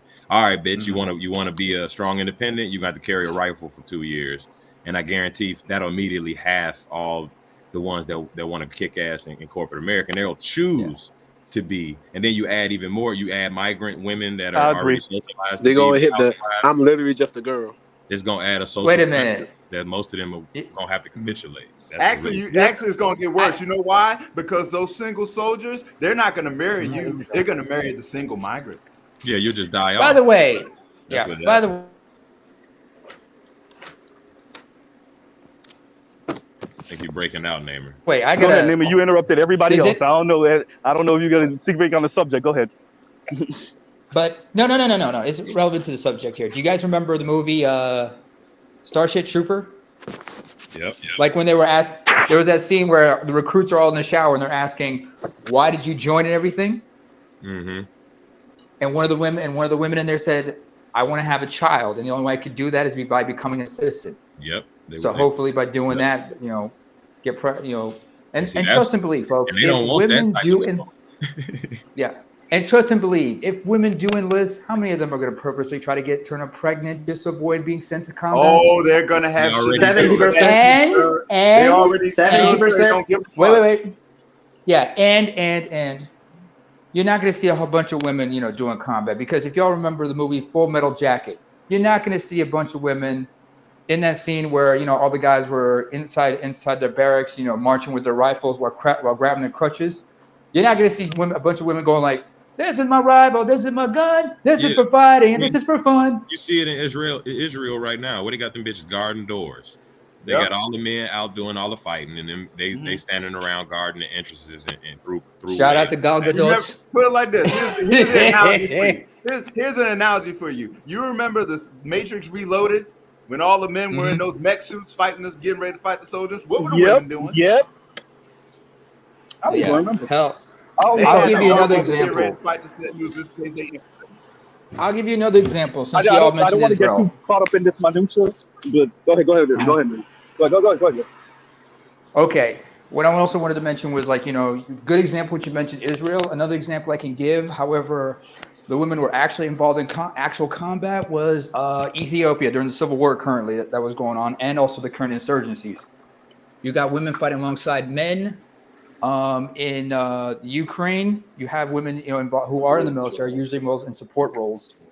But you're not going to see a lot of American women doing that shit. Very few. A lot of them don't have in them to commit. Besides, could you imagine women with PTSD? It's even worse. I'm sure a lot of you have. No. Go ahead, better you. What were you gonna say? No, I was just saying I have seen a woman with PTSD. She was violated while she was in the military in Germany, and they basically roofied her, had their way with her, and dumped her body in the snow. And she was found on one of those equivalent of like one of those back country roads that hardly nobody goes down. She was found and somebody wrapped her up in a trench coat and took her to the hospital. Like little things would set her off. Certain words, certain mannerisms, certain things. So like yes, it is crazy for lack of a better term, because you'll just be having a conversation and you might turn a particular way or you might use a certain phrase and she's tripping. Not that lightweight trigger neither. The real word triggered. Yeah. That I mean, like I don't know. I think at the end of all of this, the reason why I played this and tortured y'all, and my apologies, y'all did. Goddamn vehicle. But yeah, the reason why I tortured y'all with this earlier, there we go. All right. Yeah, it's because I think Miss Foster, what she presents here, and who we can see she is online. Do we know the real Miss Foster? Maybe not. But this character that she is online, and the person that she portrays online, at least, to me, I think is important that we show people like, yo, this is a person that's going to hide behind feminism and doing right by women and how much they care about women and girls. But in reality, like, this is her. This is really what she's on. And Can I it steal don't look. Go ahead. Oh my bad. No, I go was ahead. just gonna ask if I can steal 30 seconds after you're done. Yeah, go ahead. Okay. So I'm not sure if this got said because I was gone for a little bit. But she a few times said that like, yeah, I don't mind doing for young boys and whatnot, young boys and men, if it doesn't do If it doesn't get in the way, yeah. how if we know women's empowerment has really truly come on the backs of men, why do we act like it's ludicrous to say that women's empowerment did take something from men, especially black men and other men of color? Like why I think are you're we acting like answering your that's own such a question. ludicrous statement? What she's saying is, so what? Did she overtly say that? Absolutely not. Is that what this whole goddamn quote unquote think piece, feel piece is? Yes. What she's saying is, I don't care. We don't move an inch backwards. We don't pivot. No, the men do the pivoting. We're here now. Now what? That's what Miss Foster is saying here. Look, man. I remember watching something from Richard Reeves. This is about dream hoarders, though. This is not of boys and men. And he was saying he would, when he was working for some politicians in Britain, he would explain to them like, hey, for us to have upwardly mobile folks, we have to have downwardly mobile folks. Like, you can't expect for there to be a upward mobility if there's not a downward mobility also. But we should have the floor so high that the people that are downwardly mobile don't fall on their face, because then you start getting them to rigging the game for themselves and their children. And he said the politicians would be like, looking in shock because they never thought about that, which is insane. What I'm saying is Kim Foster's there. What she's saying is no, let the girls, the women, primarily the black girls and women, be upwardly mobile. And if the black boys if it's costing the black boys falling in the face, so what? She might as well say it. It's pretty much what she's saying. That is what she's saying. She just didn't say it in those words, but that's the sentiment. Yeah, it is. Yeah, I can see that, like, and that's not conducive for themselves. I see the damn sentiment when she was like talking about like when the dude was talking about like he didn't want to do nursing school no more, and she was trying to imply that he couldn't or was inefficient. I'm like, you mean? Well, I mean, I can say the same thing when it comes to an auto shop. When I come to an auto shop, I don't see a bunch of women working under cars. Well, she said that actually too. She was like, she lacks these skills.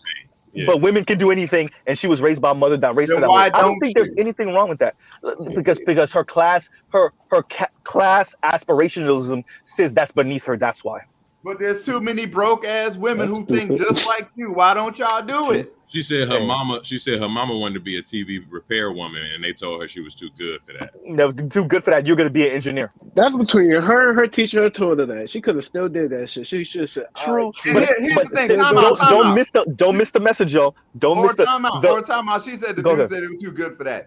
You don't think there's a possibility they were lying to her? Maybe she failed the test. Yeah, because I mean, true, but here's the thing: the and she said it was a female teacher that told her mother that, or either something like that, whatever. But at the end of the day, don't miss the class aspirationalism of that. You're too good to going to her mom. You're too good to be just a TV repair woman. You're gonna go to engineering school. Okay, fine. I don't even. To me, that's great for her and her mother and her father being able to put her and her sister and then her sister being able to put her two nieces in the best position possible. That's cool. I don't even have anything negative to say about that. What I am saying is the black community is producing way too many of these sexist a-hole black women that get to hide behind the empowerment of black women like Kim Foster. By the time we get to that second and third generation, y'all have produced Uchechis, Kim Fosters, right? Who are these sexist misandrists with a thin veil, a super thin veil of feminism and civility and upward mobility for women, and I'm trying to fight the patriarchy. No, you weren't the cute chick in high school, and you're trying to step on the dudes that overlooked you and the type of men that overlooked you back in the day. And all we got to do is play that Brittany Renner video. Not even. You could play the video where she said, what did she say? God damn. Well, the video about if you want a top tier man, you got to work out 3 to 4 times. No. That was the Brittany Renner. That was the Brittany Renner one. There was one way before that. BGS covered it last year sometime, I want to say, and she essentially said, and I have it somewhere in my phone saved, where she was like essentially like, I'm okay with being single. Every once in a while, I might want some D, but like, like essentially it's F y'all. I'm not settling, whatever. Like she was having borderline a breakdown there, but like. I'm essentially resigned myself to being single if I can't get what I want type thing. And I think that's okay. Look, it's women like this that's leading this. And I think that leading the march, I think that's okay. And I hope other women are okay with living vicariously through Kim Foster because you don't got it and you listen to her throughout your life. Have fun with that. Hey, Will Z, you posted that on your community chat or your community tab this morning, didn't you? Say that. That more increasingly, what is it? Kinless is kinless. Kind of kinless. Damn, that was a vicious word. There's more. There's gonna be kinless women out here, just floating. And Dr. Chris Marsh, yes, that's the same Dr. Chris Marsh. They consulted her. If you read through the article, they consulted her, and that same Dr. Chris Marsh, the single black successful people book writer Chris Marsh, spoke on she don't like the framing of this, right? She don't like because it's not acknowledging the networks for these black women. These black women, excuse my language, y'all. These black women want dick. They want to be hugged up. They want somebody to slap them on the ass. They want somebody to grab them by the neck. Sometimes rough sex. They want to be washing dishes and real quick. They want to be washing dishes and they man come and press upon them with a hard on. They want that. You can't fix that with the sisterhood. But I'd do it if you was attractive enough. Bro, not even that, bro. Baby. Kim is one of them chicks that is one good lay away from being, falling in love with a black. I was reading those comments from you. No, she went, but I mean, she got her man right. So I get what you're saying, though. Compassionate. I get what you're saying. I think Buddy Rowe and her are still together. She might be lying, but I think It's they a might still chance be for her together. to lie because she's the type, bro. The way she was coming she off ain't in that lying. video, she kept saying, "Well, I can't say that because I'm a Democratic shill, and they pay me not to say that." That's basically what she was saying. So she's the type of person to lie her ass off. She will lie about some fictitious boyfriend because she knows that's a glaring. Remember her Obsidian and Buddy Rowe went back and forth, so she could be lying about all that. That's very possible. I'm not even gonna say that. I'm not even gonna say that's not possible. But I don't see it. I think her pride won't let her I give lie it the about that. benefit of the doubt But for yeah. that. If she's I single, give her it's too exactly. I give glaring. her the benefit of the doubt. Bro, if she's a marketer, she understands this. It would be too glaring. It would be clearly you got ugly girl, single girl problems, and because she said, isn't this the same girl that told women get comfortable just being alone? She tells women if you can't. What did she say? Is this the same girl? Let me see if I can find that clip. No, that's not Christy. No, that's Christy. That's Christy. No, that's somebody else. Okay. But I'm glad you confused them because the message is the same. That's what you just said. That's what you just said. You confused them because the end message is Kim Foster saying, "Well, I'm good, but if y'all can't date like me, then I guess y'all gonna have to practice be single." Right? Go ahead, y'all. No, that's a you problem. That's a you problem. Sorry. So we saying she has a man, and she's saying on this live he could see ain't no patriarchy. You need a partner, and it's a man that's cool with that. That's in her household or in a relationship with her. I'm just glad you didn't say partner.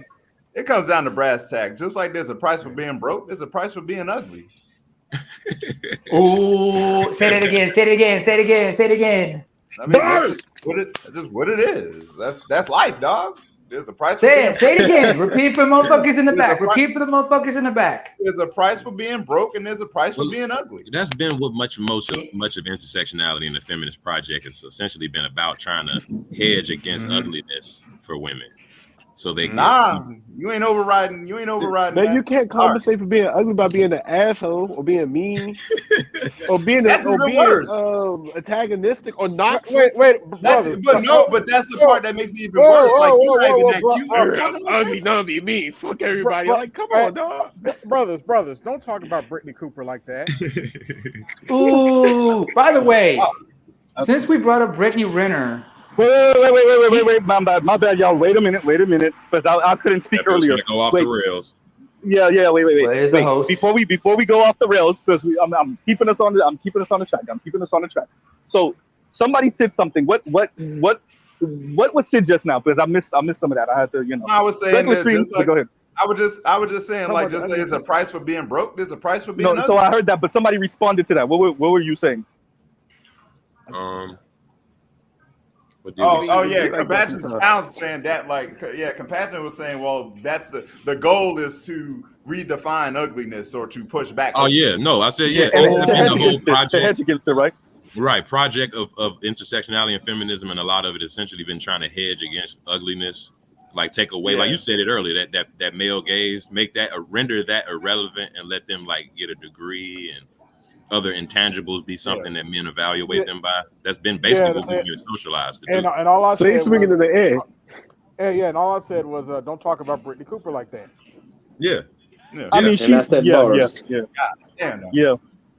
but that's what it is for a lot of sisters and women in general. Go ahead, AB.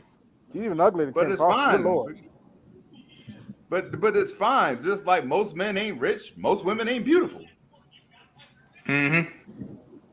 And being mean don't necessarily help you, like, you know what I mean? Like, compensate for that. You're actually scared away the men. Being mean comes from a place of insecurity, first of all. That's the thing I understand. True. Being mean, being bullies. It's like you shouldn't have no neck talking about you won't date either a man who makes less than you or a Trump supporter. Like, shorty, you really don't have a choice in your case. I seriously question her character, like, as a person. She's somebody bully out here, and she's like, I'm a good person. I could call bullshit on that, just off like how you expressing your attitude and your sentiments. Like, I could, like, nah, you're probably not a good person. You probably don't have good character. You're probably mean. You probably hurt people's feelings. So what? Because you got some shit going on with you. Nah, I think it's what Z said. I think she is the product of that mean too. girls.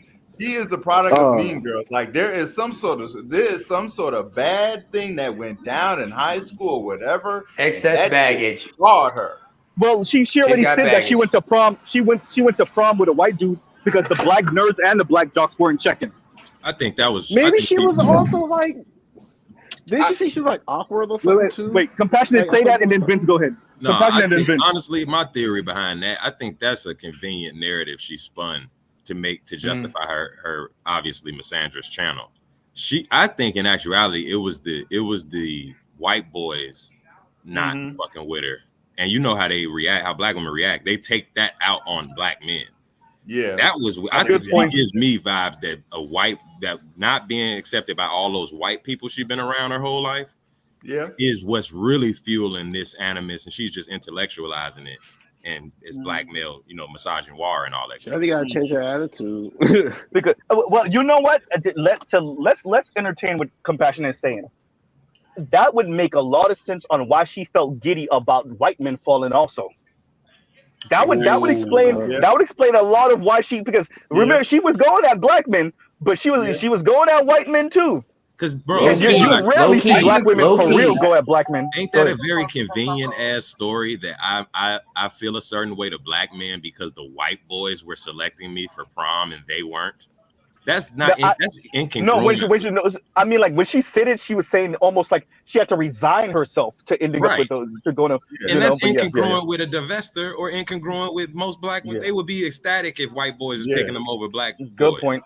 She's lying. You sitting here feeling some type of way about it, right? Right. That's just a convenient narrative So to make it make it's sense. a field piece. So she's just making field pieces for real. Trump supporters don't have degrees.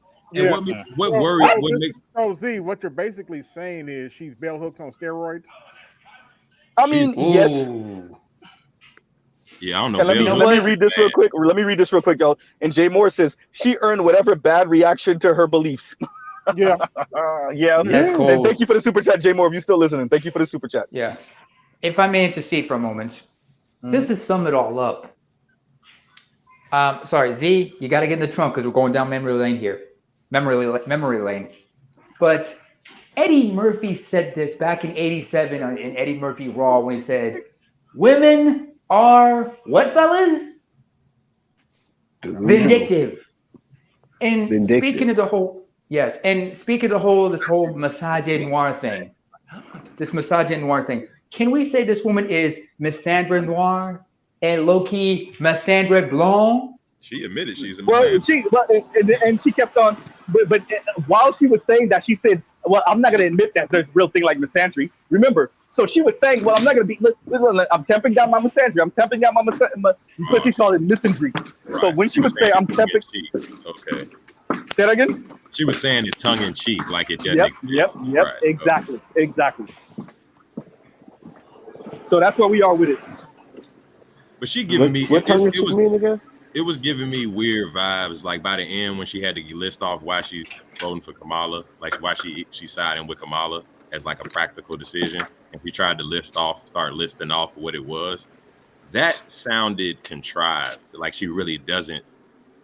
I don't know, and the way she kept saying like I'm no, she don't like Kamala. There was a big hoopla on the black left, the black breadtooth left about her. She don't rock with Kamala. But that's why she said she's gonna put out that think piece afterwards. Right, and she said she's gonna vote for it nonetheless. Yeah. Because for a lot of leftists, it's about doing the least damage and choosing your opponent. And so for them, Kamala is just an easier person to go against than Trump is, and so they're choosing the opponent by choosing Kamala because they can at least kind of move Kamala to the left. Maybe they can't do nothing with Trump. Right. Okay. Yeah, I thought we was adults. I thought we could all say neither of them are be a no confidence vote and just write some of them or some shit. I don't know. I thought that's how adulthood and shit work. But no, we way past adult. I am Waffle says Kim Foster has a tot and he ain't white. No, I don't think she likes white dudes like that. I don't. And if she did, I think all of that went to crap when she probably. By the time she graduated high school, if not Harvard, I don't think she's into white dudes. When black women aren't into white dudes, that just means the white dudes don't fuck with them like that. That's what it translates into. It's not really that they don't really like white dudes. The white dudes really never chose them or gave them attention, and they don't have the social dexterity to really play with white boys like that. So Yeah, they pass it off as, why oh is yeah, that I'm our not into problem? white boys. I don't like white boys. Yeah, okay.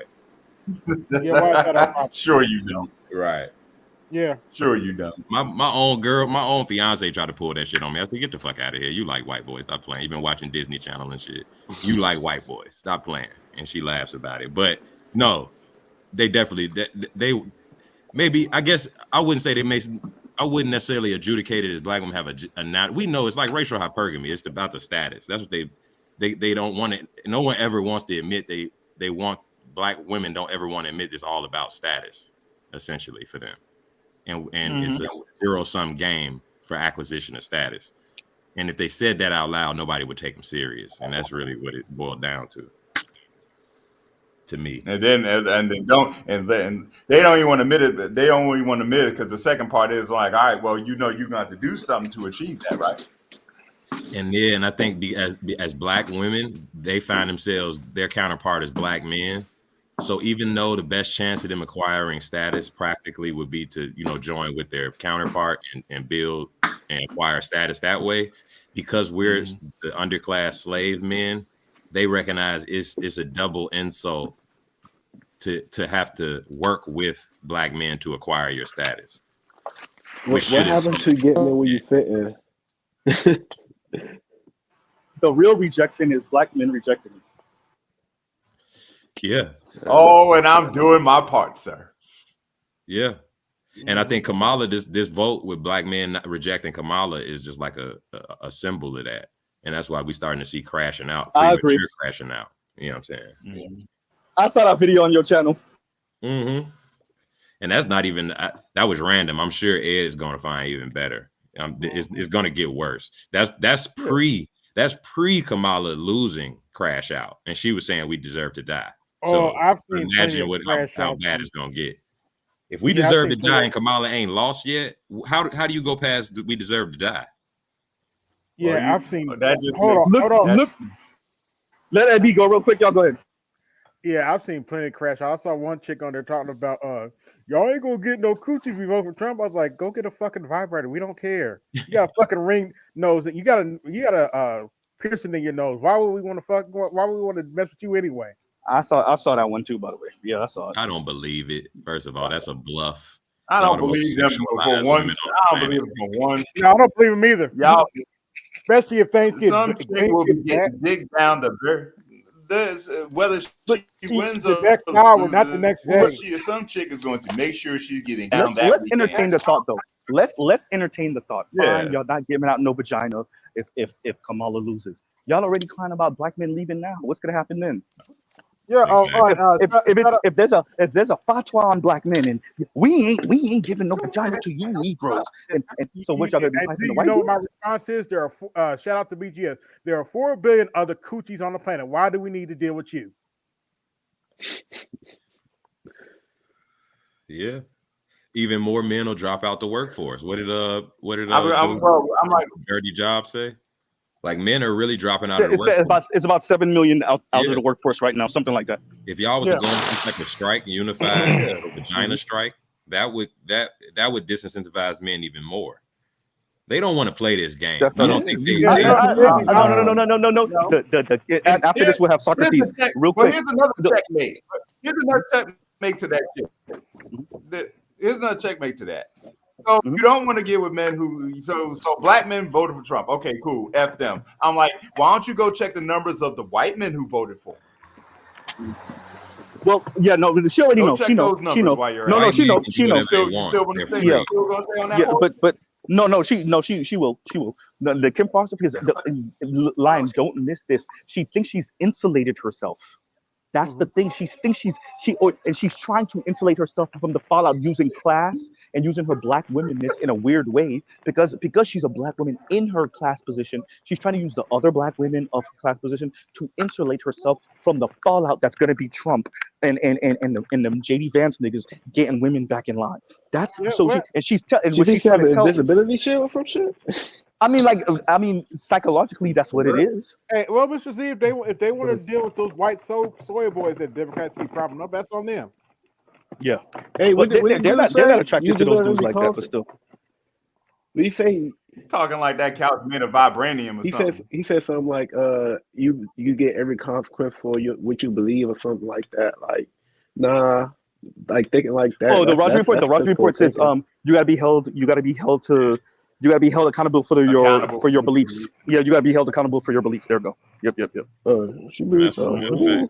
Well, I'm a man, not to mention a black man. That's Wednesday to me. Exactly. And that's what Roger says. Yeah. We need to start holding everybody to the black man standard, and with no remorse. So, yeah, I think that's facts. I agree. That's all it is. Like I definitely want to bring this to y'all. I know it was torture.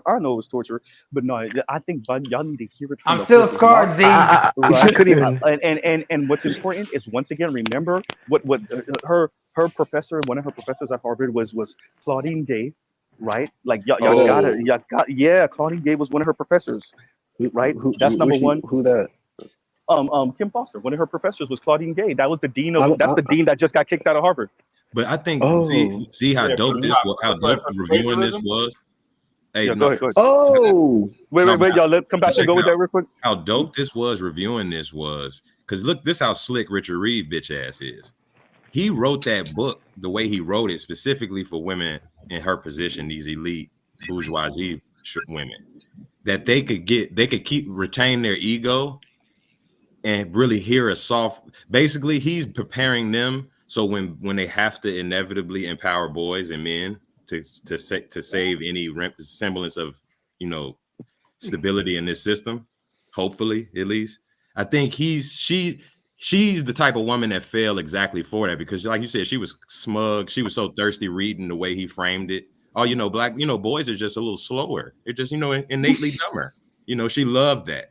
And he wrote it knowing those are the people he's going to have to contend with to actually convince them to let a program but I think he's attempting to appeal to a morality and a empathy that doesn't exist. Pity, yes. And a pity that doesn't exist, because the Kim Fosters of the world will look out for their individual male sons, and all other black men outside of maybe a nephew, possibly guy cousin, younger boy cousin, guy cousin. Y'all could kick rocks. So it would only perpetuate the classism element of this. The Kim Fosters are going. If she have a son, she's gonna lock the door behind her son. Make sure, like she said, you're no rappity rap. There's classism common in that. No video games. Okay, that's understandable. Kumon, right? So she's going to make sure he's good.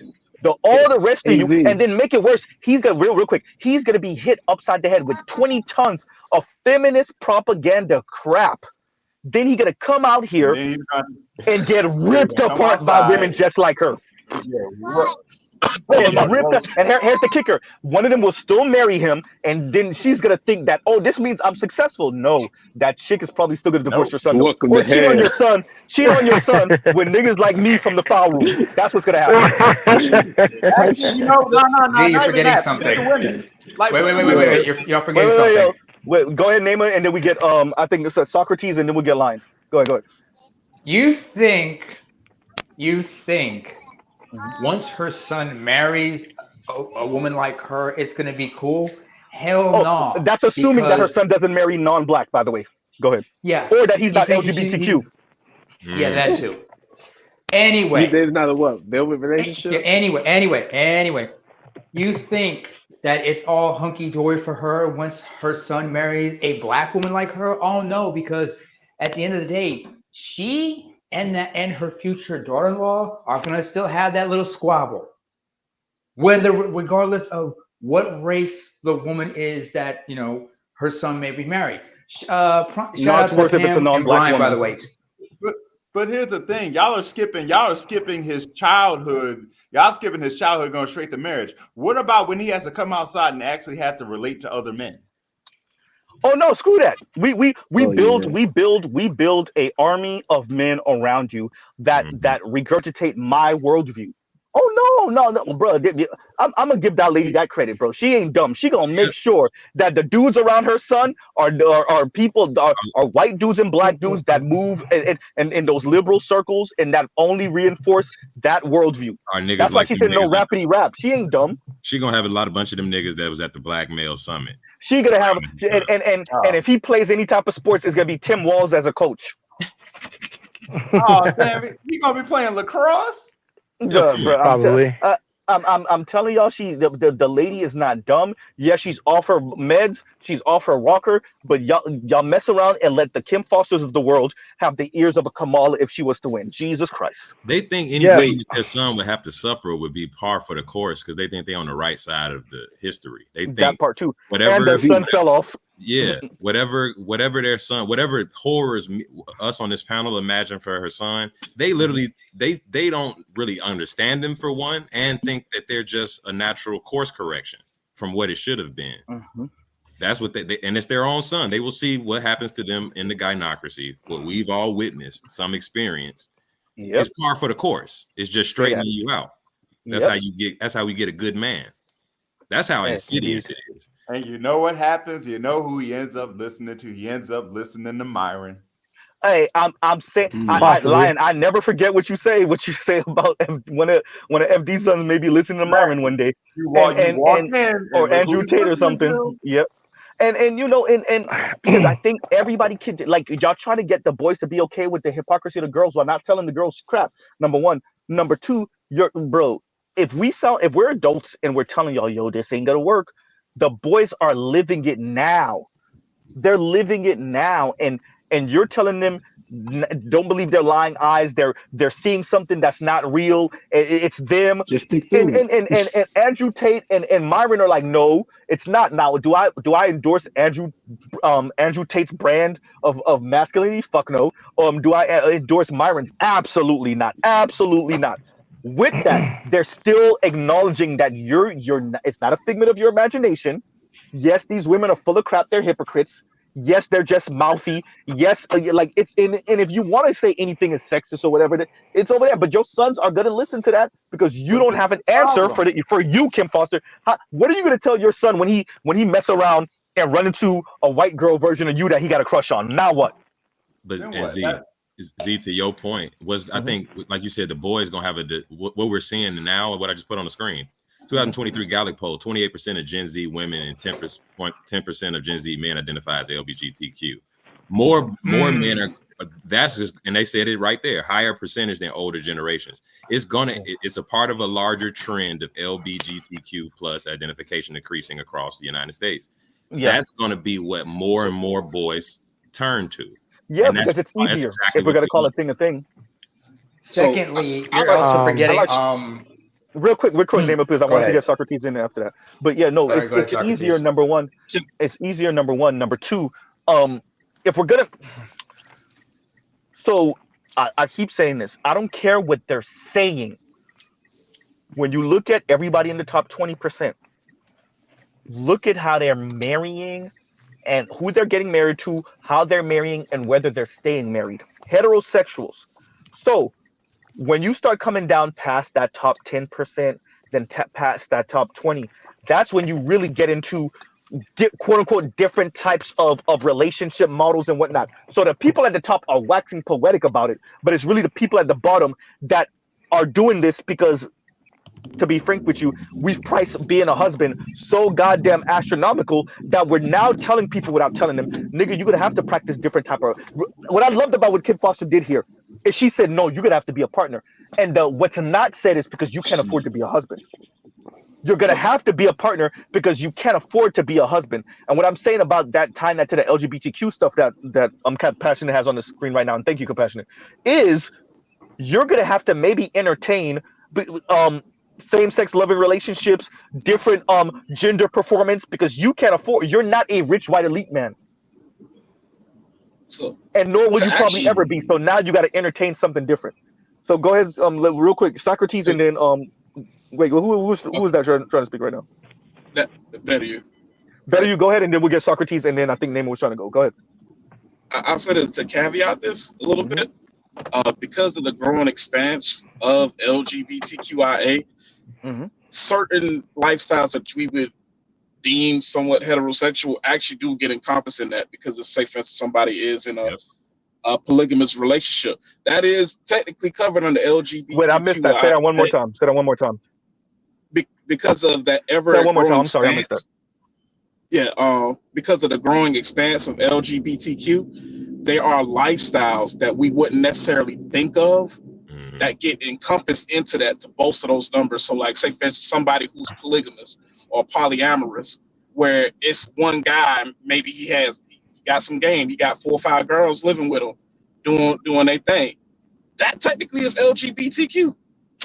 Underneath No, you're the right. expansion You're actually right. position.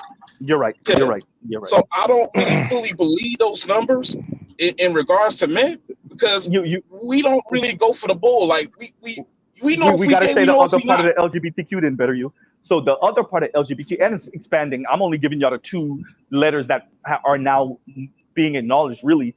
LGBTQIA. I is for intersex, A is for asexual. So as better you were saying, it's forever expanding. And there's more, by the way, behind IA. I just don't remember them. No, you missing it. Plus, that's what the Oh yeah, plus. Oh yeah, you're right. You're right.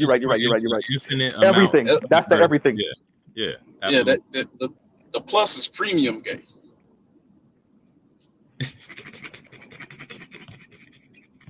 It's like that Disney Plus shit. Not premium gay though. Hey, but I'm gonna play this though, Z. You mind? Yeah, no, play that, and then we'll get Socrates. And I'll watch this whole thing, so this is gonna be good. And thank you for this, Black Room. That's interesting. There's this movie that's probably like extremely influential to my entire political worldview, and I didn't realize until last night because I got into Austin late. Usually my wife travels with me. She wasn't with me last night. She's taking care of the kids today. So I get into the hotel room in Austin. Somebody mute up. It's very late, and I watch this movie, Boys in the Hood. Have you ever seen Boys in the Hood? Oh yeah, sure. Okay. I watched that movie a ton when I was like 8, 9 years old, and I didn't realize how much that movie has had an influence on me until I watched it last night. Okay, so all right, for Furious Styles, a lot of his stuff about not letting financial institutions buy up all the stuff in your communities. Obviously, he's talking about Black people in LA and not, white people in, rural small town America.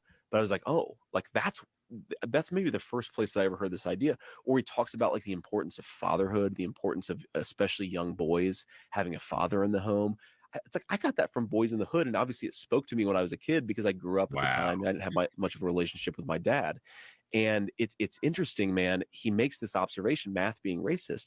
He's criticizing the SAT for being culturally biased, but then he says the only part that isn't culturally biased is the math. And it's like, oh, this is like a Black nationalist in the mid 80s, because that's kind of the philosophy of this movie, is what you might call like old school Black leftism. This movie in the 1980s is saying something that I wish a lot of white liberals would hear today, which is actually math is not racist. It's one, it's one of the things that's like not definitively not racist is math and numbers. You guys are losing your damn minds. Well, math is racist is one of those ones.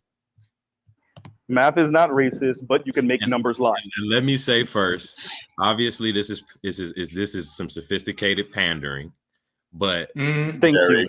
But I will take this over hot sauce in the purse any say that fucking day. I'll take that interpretation of a classic Black film to pander to the Black demographic over twerking any day. Or washing collard greens in the bathtub. Or calling Black men misogynistic in the middle of a goddamn DNC office where there's Black men that's volunteering. Invoking Boys in the Hood and Lawrence Fishburne is way more of a better strategy to get Black men on your page than telling us we're misogynists when we're all Gynocrats. Repeat for me, please. What he looked like he actually watched the movie. He definitely watched the movie. He probably lying about it making such an impact, but he was smart enough to make that to frame it. He definitely watched it, though. You know what I'm saying? Yeah. No, he definitely watched it more than once. I think he watched it more than once. Yeah. No, he probably did watch more than one. Go ahead, Socrates. We keep on cutting out Socrates, y'all. Go ahead, Socrates. Yeah. what's up, everybody? Yeah, Mrs. You have to What's good, apologize. bro? I didn't get a chance to actually watch the breakdown because I couldn't bear it. It was just too painful. So I missed like half an hour, and I was like, I can't do this. I just can't. It was too much. Bro, she was More babbling power. she was babbling More, so much you put it on 2 times playback speed and she sound normal. Oh, I was on 2 times playback speed, and I still couldn't make it past 30 minutes. But more power to everyone that was able to do it. But to summarize what she was saying, because I get the gist of what she was saying, it's not anything new. I think a lot of leftists or a lot of people of her persuasion, progressive that is, more particular, which is like neoliberalism, they assume that there is no nature, right? That everything could be reformatted or structuralized based on conditioning, based on socialization, and things like that. Yeah, And post-structure. I hear that sounds great in theory, but I don't think that bears out if you look at history. If you look from a historical perspective, there have been a lot of modes of existing, a lot of civilizations that attempted to try things. Certain things tend to seem to prosper, certain things seem to fail. And what I will say is that discipline, organization, and foresight or forethinking tends to succeed more often than disorganization, lack of discipline, and lack of foresight. So with that said, I really do not understand her babbling about, besides her becoming the very thing she condemns, right? Like she's now the thing she condemns, right? She's an elitist bourgeoisie who thumbs the scale on different groups depending on how she feels, which is why she claims that white patriarchy. I don't think she's actually anti-elitist, by the way. Well, I didn't say she's anti-elitist. I said that they claim to be anti-elitist. That's why it's so controversial. It goes back to Aristophanes' assemblywomen, right? Aristophanes back in 500 BC wrote a play about what happens if women take over society. And one of the first laws that they made was that you have to have sex with ugly women in order to have sex with beautiful women.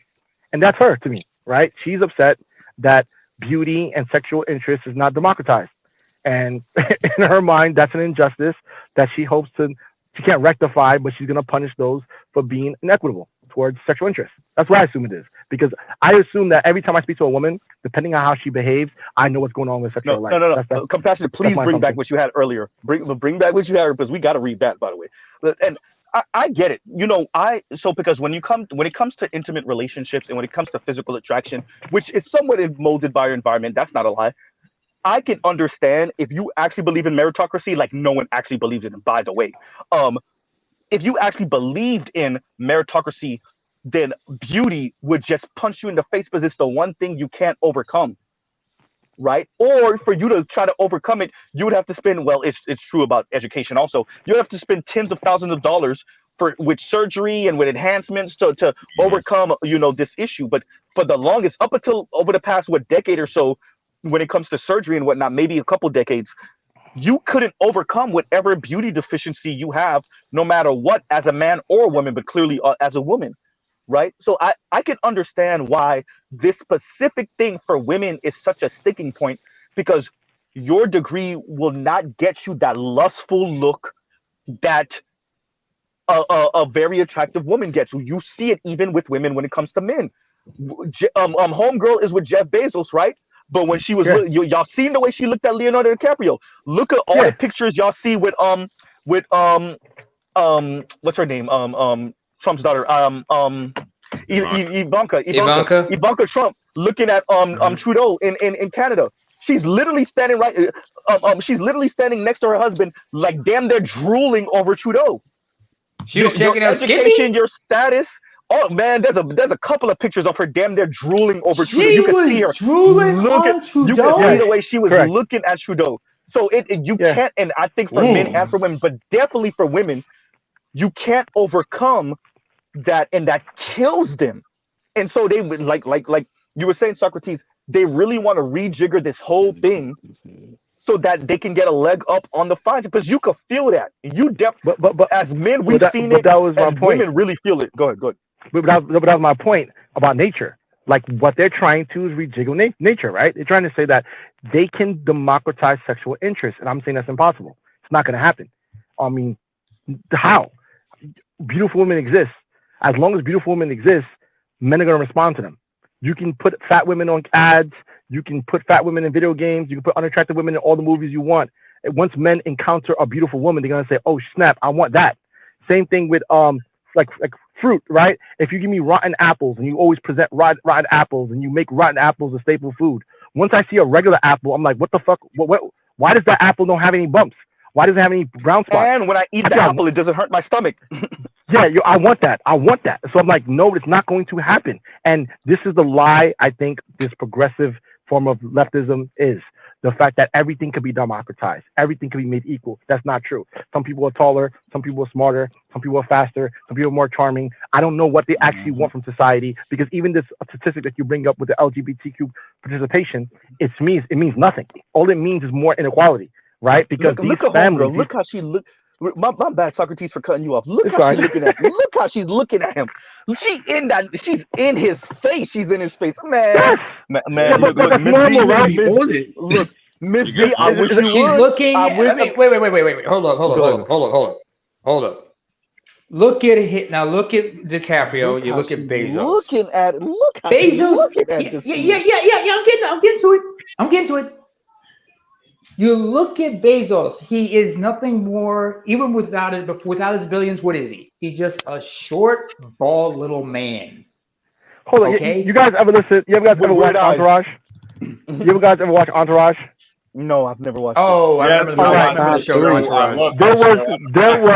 There was a scene, an arc when Vince, who was the main protagonist, the actor, had to find financing for a movie. Okay, he had this rich Israeli dude who would give the financing, who was married to this Eastern Bloc woman. Guess what Vince had to do to get this money? Had to fuck Piper. He said that, yo, you gotta pop my wife. I give her whatever she wants, and she wants you. So, I think there's some reality to. I'm like, attraction is the most visceral, primal thing possible. I'm sorry that you think you can social engineer it. I don't think so. I think I've been to my boy went to Columbia. I've been to Ivy League campuses. I'm sorry. All this talk, that's what I said. All this talk about equality, that's just talk. Oh, yeah, I remember I was a this. promoter.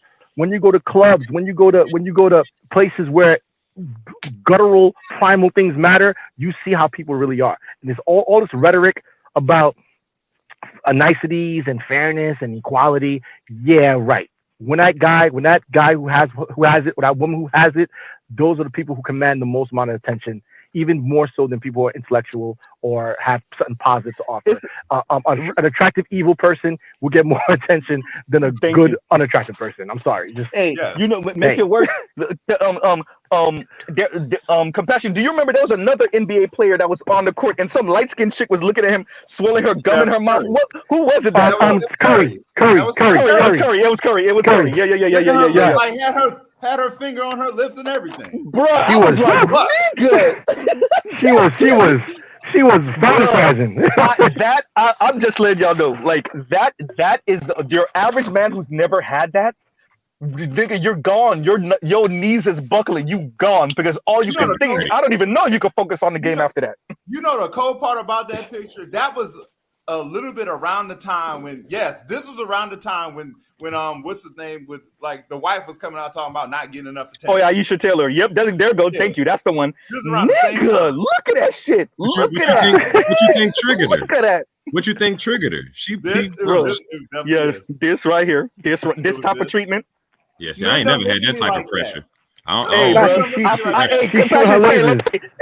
Listen, Compassion. I had pressure before. I've had pressure from a couple of different type of women, from Latina MILFs that were fine as hell, all the way to women you be like, right?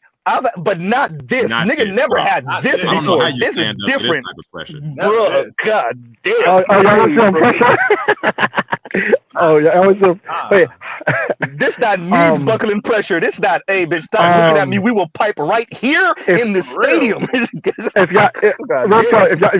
y'all want to see a woman, so there's this woman, right? This is back 2009, right? She was visiting New York City. Again, I was a promoter at the time, and we ended up in a hotel in the living room in the lobby with me on her lap and her hair. She had, at that time, she had big hair, big 80s hair draped over me.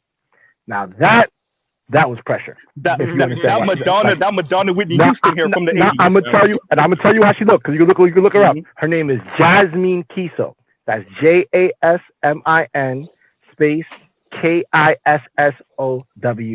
If you look her through images, chances are come up because she's a famous singer in Denmark. And she Wait, has are you black talking accent. about the same chick that I'm thinking of? The one that could sing Whitney really well? That's not the same woman, is it? No.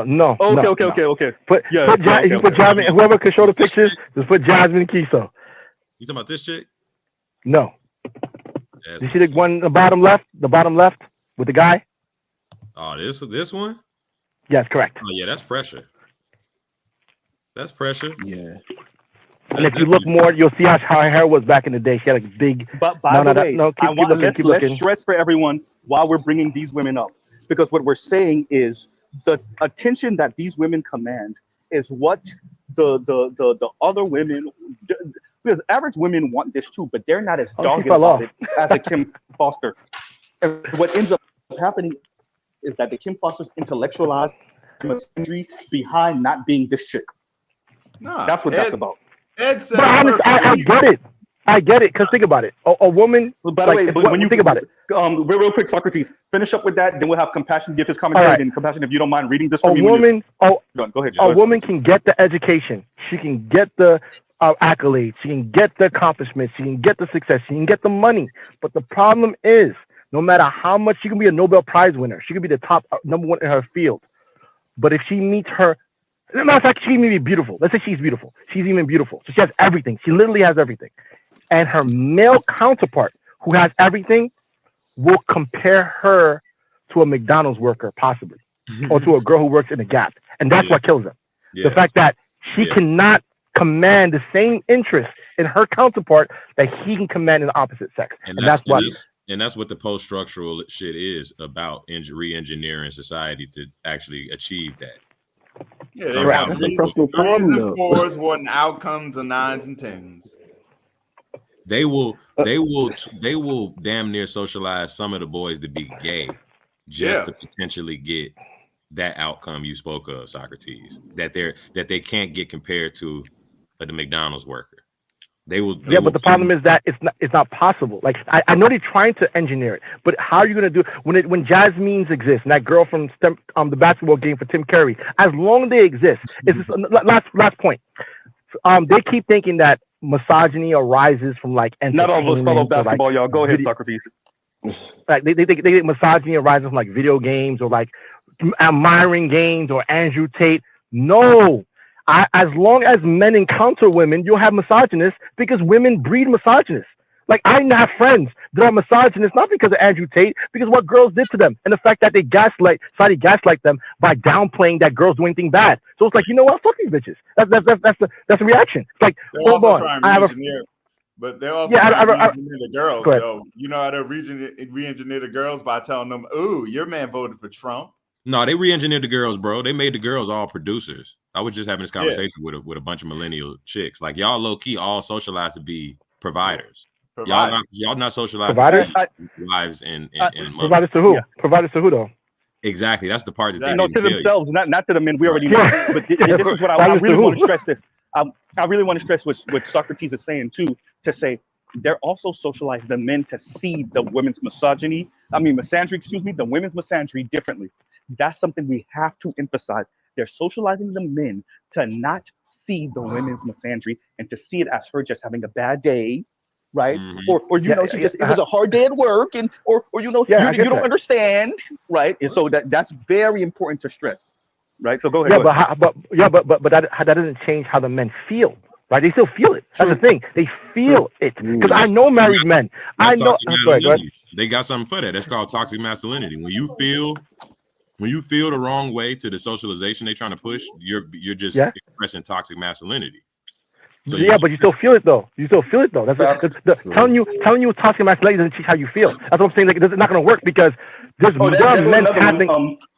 Real quick, Socrates and Black Roosters, pull up the pic of or video of Holly Berry Julian over Kobe. Yeah, I've seen that one too. That's another. It looks almost just like that. It almost looked just like that. Funny enough.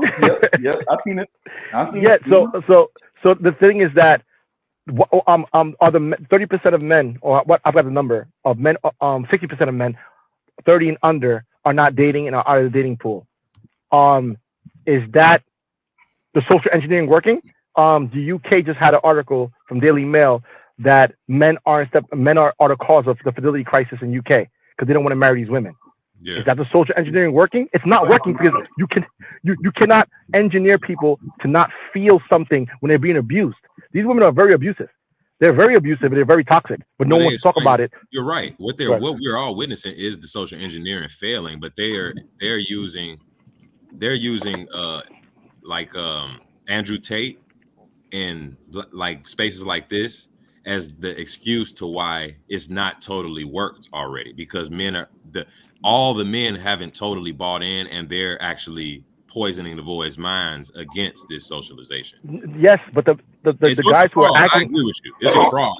Yeah, I know. But the calculus that they're missing is that men aren't listening to us. It's not us that they're listening to and behaving this way. They're doing it on their own.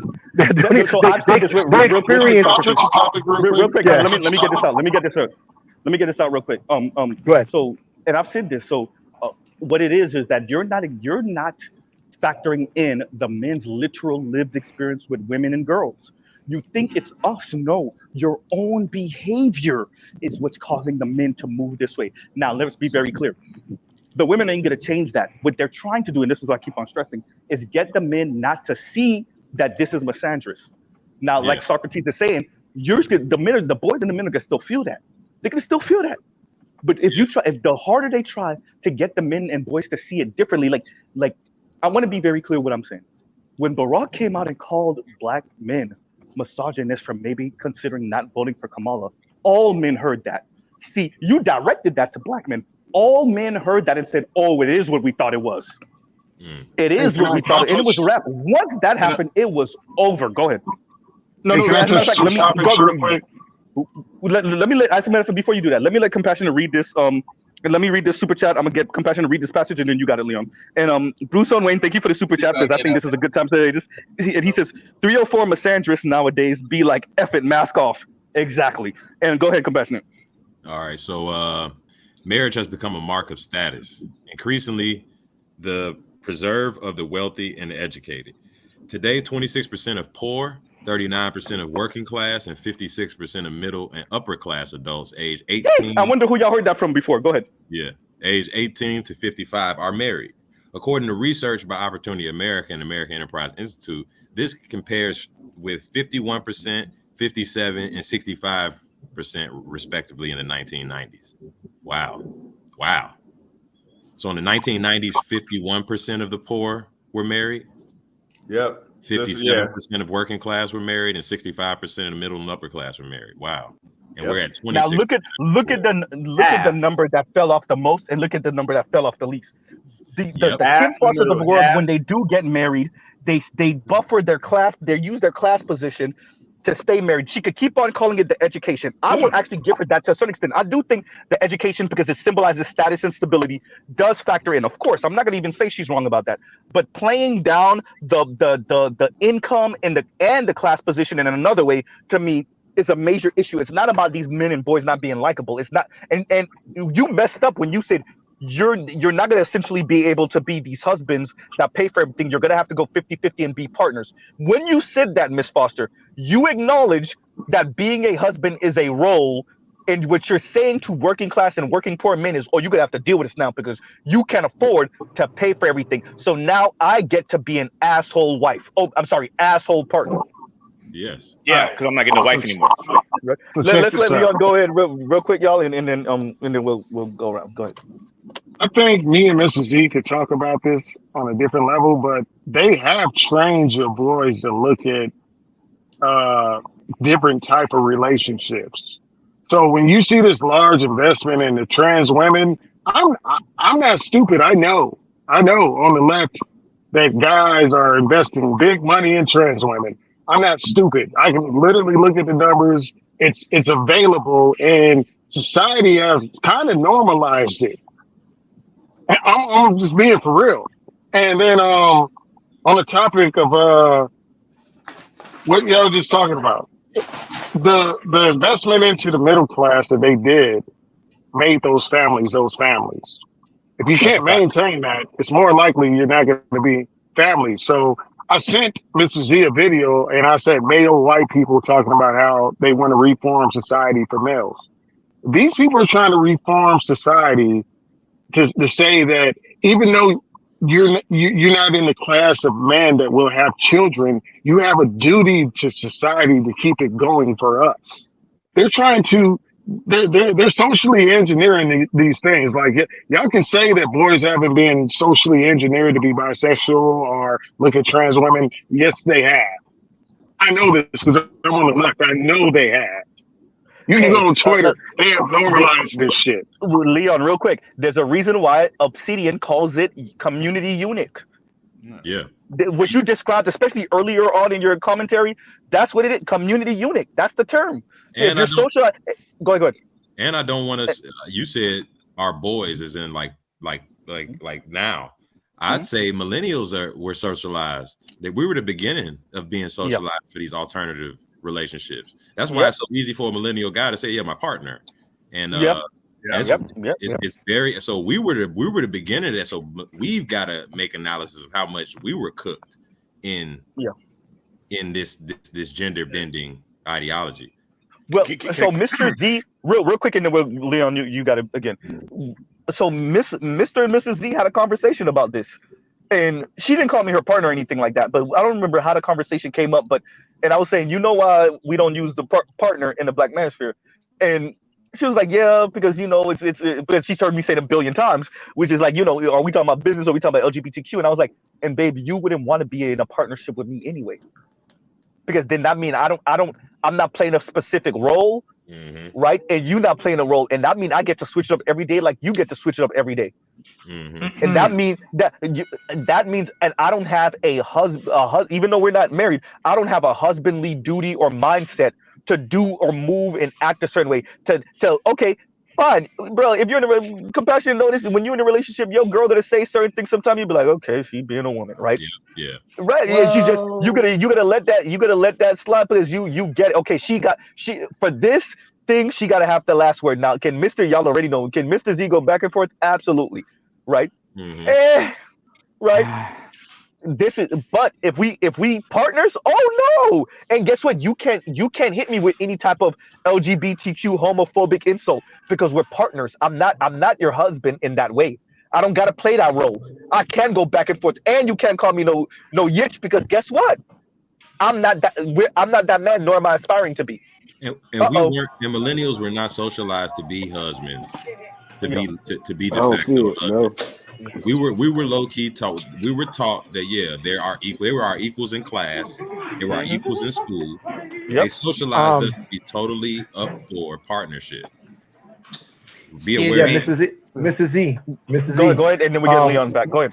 What you said about being able to be a partner and engage in that kind of behavior, that's incorrect. So despite their claim of wanting a partner, they still want you on your end to fulfill traditional male gender roles. Oh no, I know that. But I'm very clear on, if you say partner, I'ma take it all the way. Yeah, and I point out that's what I'm saying. Yeah. Here's the thing, however, wait a minute, if I may. One thing we're forgetting here.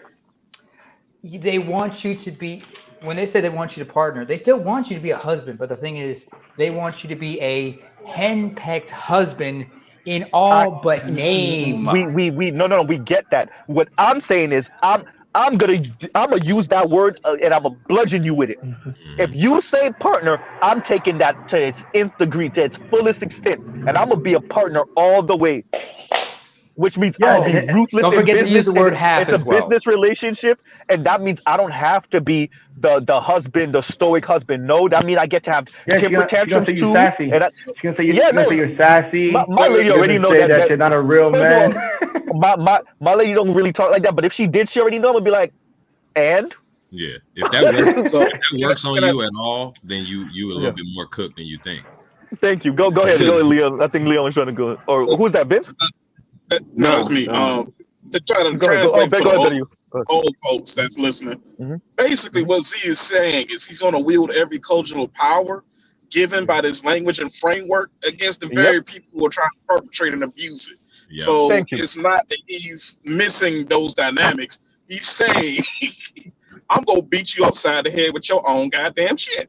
Yeah, we saying the quiet part out loud because, like I said, a lot of this is out front because they when you break it down to a woman of okay, I'm not. You basically want me to maintain a role, but you don't get to. They understand exactly. That's asymmetrical, right? Yep. So that means they understand why they can't have a role that's transient. So, but a lot of times guys don't stand on that type of business. A lot of times guys were taught, and it's a reflex. You think you're being patriarchally dominant to evoke. Point out that hypocrisy somehow. That's how you know it's real. There's been decades long socialization to get to this point. And again, like Scooby-Doo, if it wasn't for the Black Manosphere, they would have got away with it. Type That's shit. good. Nah, for real. I do want to say this real quick. I don't know too many women that I've personally encountered that really truly don't want a patriarchal man. And I'm saying definition too, as in man heading the family and leading her. Because I'm gonna be real with you. Every even my ex-wife, she still goes back and complains to her dad because the husband that she married doesn't have the order and structure that I do. So it's one of those things where I don't like to listen, but they want it. At the end of the day, they want it. They crave it. Well, you got to pay, sweetheart. You got to pay. Or you gotta love it or leave it alone. You got to pay. You gotta pay to play. You gotta pay to play. You gotta love it or leave it alone. Because that's the biggest. This is my biggest problem with modern women. I don't give a fuck that you want it, but you're not getting it for free. Yeah, most women can't afford leadership. Straight up, they just can't afford it. And so that's thank you for that, KMS. So KMS just triggered me a whole different way. What pisses me off with this conversation then is that Kim Foster's act as like this. What's the Pod Piper? Is that the word I want to use? Where they're leading, and I say that the right way. They're leading these people, these women, to the edge of the cliff, and those women fall off into a lifetime of antidepressants, into sadness, into loneliness. And Kim Foster gets to skip off, married with children, or maybe just married, or quote unquote in a loving partnership, but we didn't get married, right? I know Z, it only seems like that. I know Z, it only seems like that. I have a question. It's not. I do not see the happy ending for her either. I don't. Yeah, me neither. My question is, what makes Kim Foster think that her boyfriend will cheat on her? Exactly. Oh, that's like seriously, like you don't think, I'm in the medical field. I'm in the medical field. Men's nature. Oh, I'm she like, gonna find out. Yeah, I'm like, what makes you think if your man is this high-powered guy, you introduce him to women, and the very women you're introducing him to are sneaking on you? Maybe, but I've seen Buddy, and I don't know. Maybe that don't really say much, but I know. You're saying he can't pull him. Fraternity brothers, from my understanding. So you're saying he can't pull him? That's why he's not gonna do it. He's a frat brother. And frat brothers, it don't matter how the Negro look. The network do the work for you. Let's just say, and we all know that. Let's just say, they assortatively made it because match. I mean, I'll say that, but in other words, they look alike. Yeah. No, I mean, I'll say that, but he might be playing a calculus that we don't know about. But I think she's in a pincer move because she can't afford true leadership, and I'm not talking about looks. She clearly not a great woman. So she. But here's the whole thing. Go ahead. Nah, it's like someone implied that he looks like her, and she looks like Hitmonlee.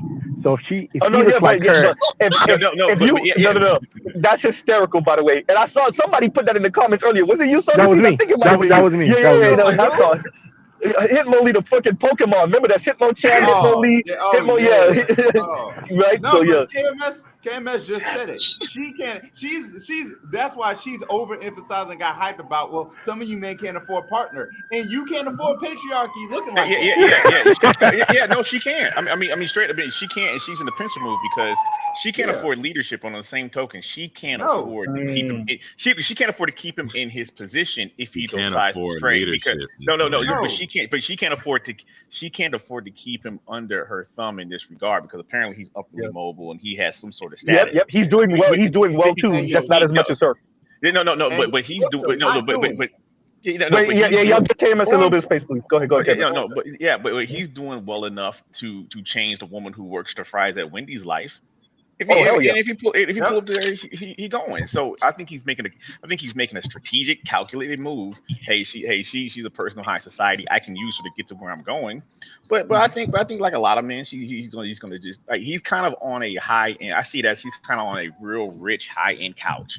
He gonna stay on that couch and he gonna deal with her nonsense, her bullshit until he get to where he need to go. Until he don't have to. Then he gonna be up and out there. Yeah, because if he is anything like she describes, this upperly mobile dude, I'm like upperly mobile dudes. You like. I don't think she's taken into account that she may be the miss right now.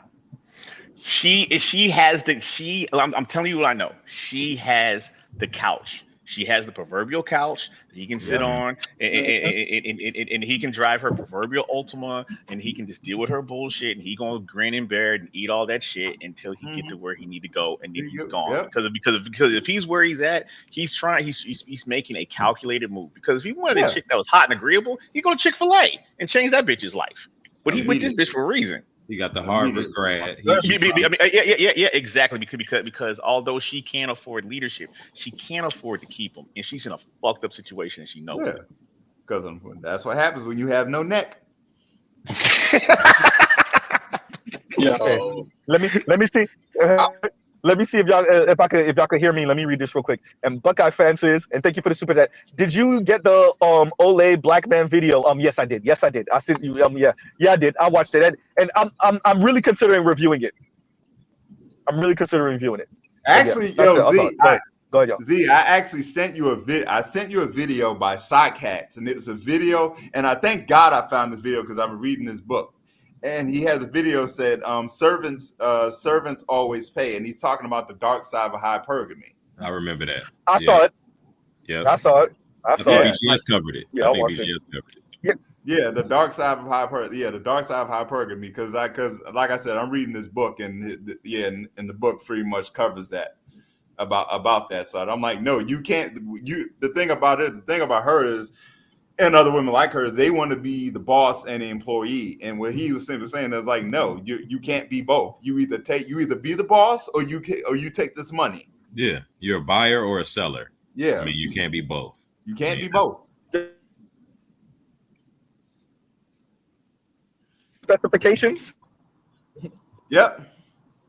But that's what they want to re-engineer. They want to be buyers and sellers. Like, no. Yeah. Like, no, I'm like, and unfortunately, and her in Miss No Next position, you're gonna have to be a buyer. If it don't work out with this dude, you might have to turn to a buyer, baby. You might have to turn to a buyer. I think women like her, she end up with a white dude if they don't work out. If her and him don't work out, she end up with a white dude. I don't see her munching on vagina. I see her ending up with the white dude. A low tier white dude. If she can. A low tier white dude. Or no. I don't see her with a low tier white dude. She would rather be single. I see Kimba. Y'all really underestimate the pride of this lady. Y'all really underestimate the ego and the pride of Kimba. She's next level. No. A Poindexter, yes, but a low tier, no. She would be single almost indefinitely, if not end up with at least a white dude with a name. Maybe not the money, but with some type of status in his career field. That's fine. I don't underestimate that. But what you're not listening to me is he gonna cheat too. Oh yeah, we already know. Come on, man. He gonna cheat too. We know what this is. I don't think these women. I don't think Western modern women really actually care about cheating. I think that's a straw man that we be fighting in punching that. Yeah, and that they hit us upside the head with when they BSing, but they don't really care like that. Y'all agree with compassionate. We under the illusion that every woman's hypersensitive about cheating. Yeah. Mm-hmm. Yeah, I mean, in particular context, I think that's a discussion for another time. But I don't think they not these are mercenary women. They are not really looking, because they're not looking to be particularly loyal themselves. We already know that women cheat probably more than men. Yeah. So cheating don't really come into calculus for real. I see a lot of especially the Ebony K's of the world as like Hillary Clinton-esque.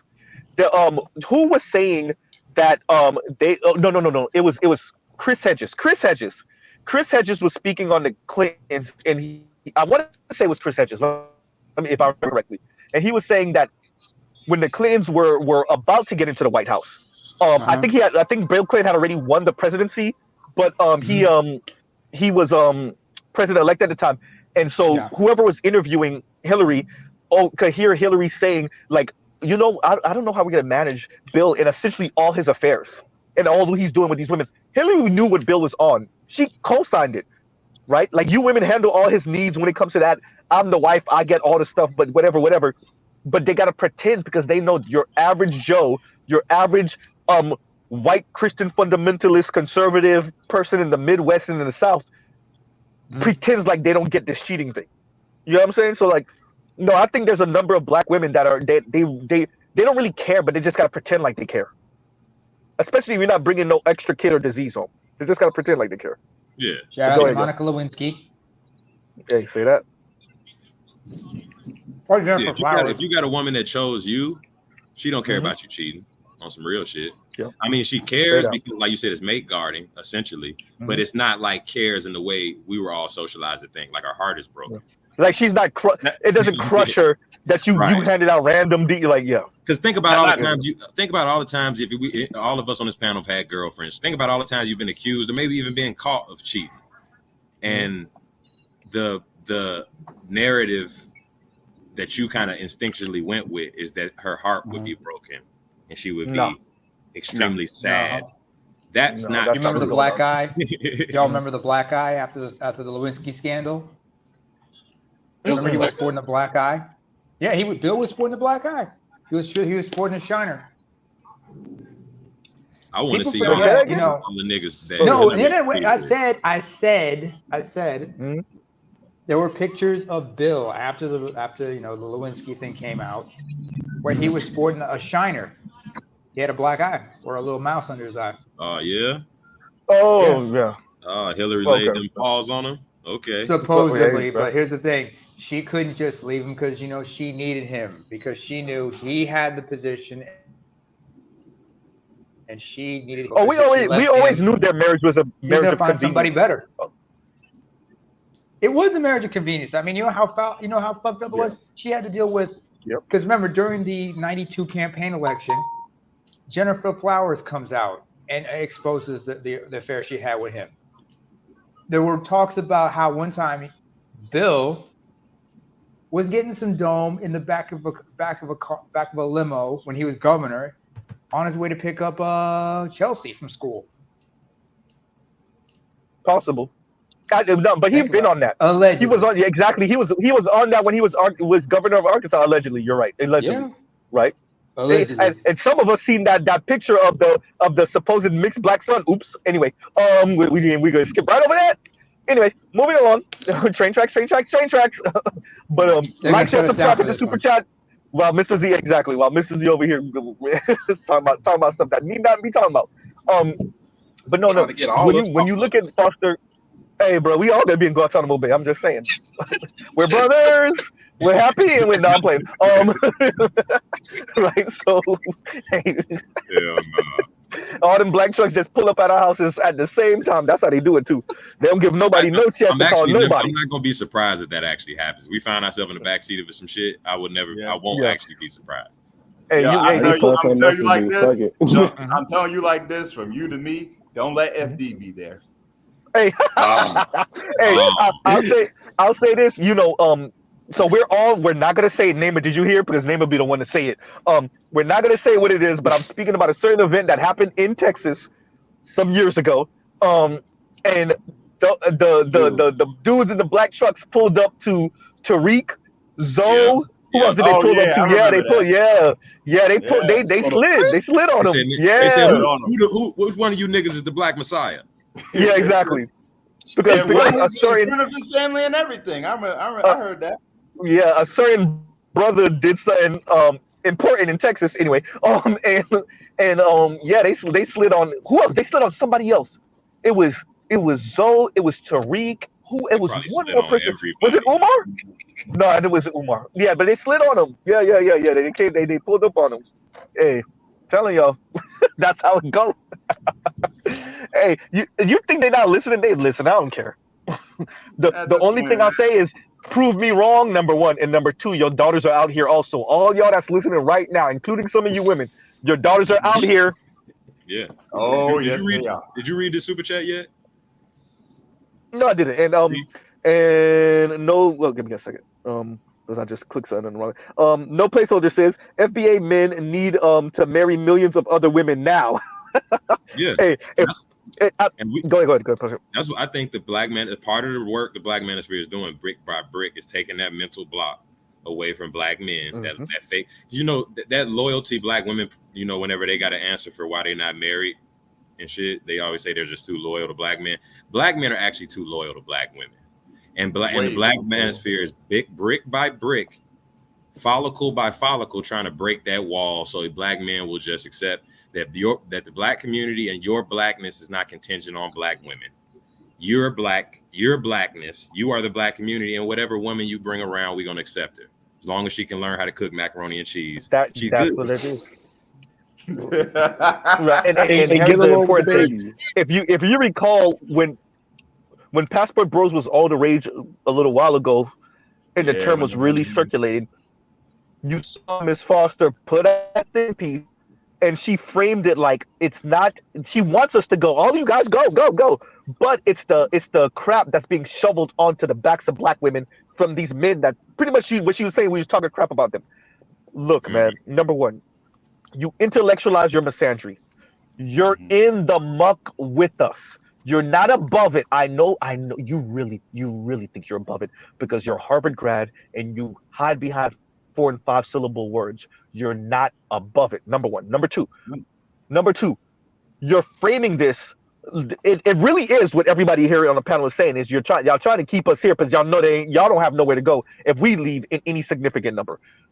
But you can't frame it like that. Y'all know Miss Foster never frames it like men can make women feel this also by our mere indifference. She won't do it. What she will do is frame it like she's the victim and other black women are the victims of sexist, wannabe white patriarch men like us in the black manosphere. And Here's that's how number she frames 3. it. And here's number 3, Z. Check the numbers. The white boys are going too. Yeah. Oh yeah. What the white boys Ben was trying to leave. The white boys been doing. That's what the whole Asian They woman have white dude votes. thing What do is. y'all mean? Yeah, that's what the whole Asian woman thing is. Yeah. That's They what that's been about. going. They got votes. The white. Yeah, no. When I say that, I mean like the white dudes marrying the Asian women here in America. The white dudes been going because this thing is ridiculous when it comes to not. It's for me. It's not about quote unquote female empowerment. It's about a mindset and an action that says now I get to be a mean dickwad, a condescending, rude asshole, and I get to hide that behind your supposed insecurity of my success, your supposed intimidation of me and my position. It's not. I'm not intimidated by you. The gynocracy has went mainstream, bro. Every man in the world is going to experience a Go ahead. variation. Let's let Compassionate finish, and then Vince, and then we get AL. Go ahead, Compassionate. My bad if I'm stomping on you, bro. But yeah, every man. I mean, we're the canary in the coal mine. We know this. The gynocracy has went mainstream, and like you said, we're seeing it around the world. Every man's reaction to when the gynocracy emerges in their culture, they immediately say, "Fuck that, we finna import some new bitches," or they go immediately. Who was it going to get Vietnamese women? Is it South Korean men? Anyway, men mostly. South Korea is doing it, and China is both. Actually, Japanese men are going for women from Ukraine. Yes, I mean it's just what we've experienced in this culture, and so are Chinese men too, by the way, if they can. But you know what black men are doing? They prefer Russian. You want to know what black men are doing? Having a fucking gay ass summit. I was going to cover that, but I think a lot of other people did a really good job of it. So but yeah. Now that's just I might come back around to that. We can't forget that that's just branding. That's not the same as the actual sentiment. So like, yeah, that's what black, because in actuality, when you look at the stats, black men are marrying out increasingly every year. Like that's what black men are actually doing. Let me say this. let me say if something that DL Hughley said at the opening of his statement, the very beginning of the summit. It said everything you need to know. When we finally get to talk now, and what he said, because usually I don't get to because of my wife or something like that. And I was Yeah. like, nigga, you might as well shut the whole thing down. You said everything that needed to be said. That's why the black men are Yeah. acting the What way did he say? they I are. gotta find the clip. I gotta because he Yeah, said something specific. It was horrible. yeah, well, yeah. And so go ahead, Vincent, and we'll come back around to AO because AO's gonna go. I just want to respond to what you said about they think they get to treat us mean. No, you don't, and not you. Hey, you know what? Yeah. Go ahead, AO. What's going on, bro? I refuse to allow you all prestigious, intellectual, thinking-minded men to be brought down by a cuckold who's trying to hold us up. Yeah, that cuckold right there in the middle, Mr. GED himself. I refuse to allow y'all to be swayed or persuaded by this SOB right here. This SOB right here we're looking at, this is the same man who is still befriended the same friend who raped his daughter and did not file charges or take I never knew that. take a 12 gauge to this man's head and send him to the end by and by. So anything this man has to say is irrelevant. You know what I'm saying? No. Anybody standing behind him, caping in blue with they blue suede shoes, they red suede shoes on, you know, doing up, man, look at here. Hold on, AL. Let me embarrass him. Hold on. Come November the 5th, all these heifers and their minions in this background will get a severe reality check. Because guess what? It's called mankind, not womankind. In no way, I don't care what y'all call me after this, I stand 10 toes down on this in my boots. Looky here. Ain't no way. God, man, woman, child. In the history of the United States of America, i.e. / the corporation, we've never had of a JJ run our country. What you have is 2 baseballs and a baseball bat that run your country. Because ain't no JJ go get up at 2, 3 o'clock in the morning and have to deal with anything that's got to go on with the world. I don't trust them. And I don't trust all the minions behind them trying to cape for them. But I digress. Let me embarrass him real quick. That's what he says, Z. That's misogyny. Dear black men, every time a presidential election rolls around, they're telling you that this is the most consequential election in generations. This time for us, it may actually be true. When was the last time America asked black men what we wanted? And I know what it's like to not be asked what you want. I'm married to a black woman. But I promise you. Exactly. Promise me what? Promise me it's not what? a trick question. He can't Tonight, promise we're you going a to explore the motherfucking issues. thing. He can't promise you jack shit. That's how we started off the Black Male Summit. You know, happy wife, happy life, fellas. Y'all know how this shit go. What was that show? What was that one talk show? I forgot the name of the host, Larry something. And you know him and him, a bunch of black men. It was no short little guy, short bald dude with glasses. Short bald brother, Larry something. I think his name. Larry something. It sounds like you describing Roland Martin, but are you? No, he's light skinned, bald head, glasses, short than the motherfucker. And he had a couple of guys. Van Jones was among them. And they were having conversations about black women and everything. Mr. Z doing a Popeyes run today because it's been a couple weeks, so Popeyes run today. There y'all hey, go. I'm gonna need a 3-piece and a couple biscuits when I'm at it. Anyway, I'm good for it. I'm good for it, Z. Don't you eat that death bird, nigga. You know how this summit is complete BS. I don't even ride with Umar like that, but he's been very vocal about not supporting Kamala. He's not even there. Killer Mike's not even there. We rock with those niggas. We rock with them. Good job, my brother. Good job for doing right. He might not say everything right all the time, but he do stand for something. Neither one of those guys are here at this punk ass summit. You know who I'm glad is not there? You know we should also be glad is not there. What's his name? Herschel Walker, because nobody needs to hear him talk. He was there. Who? Oh yeah, Herschel Walker's an idiot. He's got Yeah, he multiple been thinking, personalities too. So yeah, man. he's really He been fucked up. quiet. He been quiet, ain't he? Right? Yeah. Hey, can you Yeah, guys they hear can't me? use him. Yeah, no, go. Let's let Big Kev go. I can hear you, Big Kev. Go ahead. Go Okay, ahead. perfect. Yeah, I didn't know if I was on the panel or whatnot, because you have the super chat up here. But yeah, man. Yeah, It's put just, down the barbell, Kev. Right. And T-Rex, thank you for the super sticker. Thank you for the super stick. Go ahead. No, but just overall, man, it's just so, it's one of those things. You just feel so apathetic at this point because and disgusted, because it's like just the sheer fakeness. Like, bro, we know what you niggas is doing is fake. We know none of this is sincere. A lot of these dudes are just Democrat shills. They're not going to ask for anything in return, and it just seems like all like an exercise of futility. And then going back to you guys' earlier point about the whole quote unquote the sexism and whatnot, and again, and you hate to have to kind of beat a dead horse is this. The reason why they're always bitching and whining about niggas being sexist and niggas being this or that or being quote unquote inadequate and whatnot, it's simply this.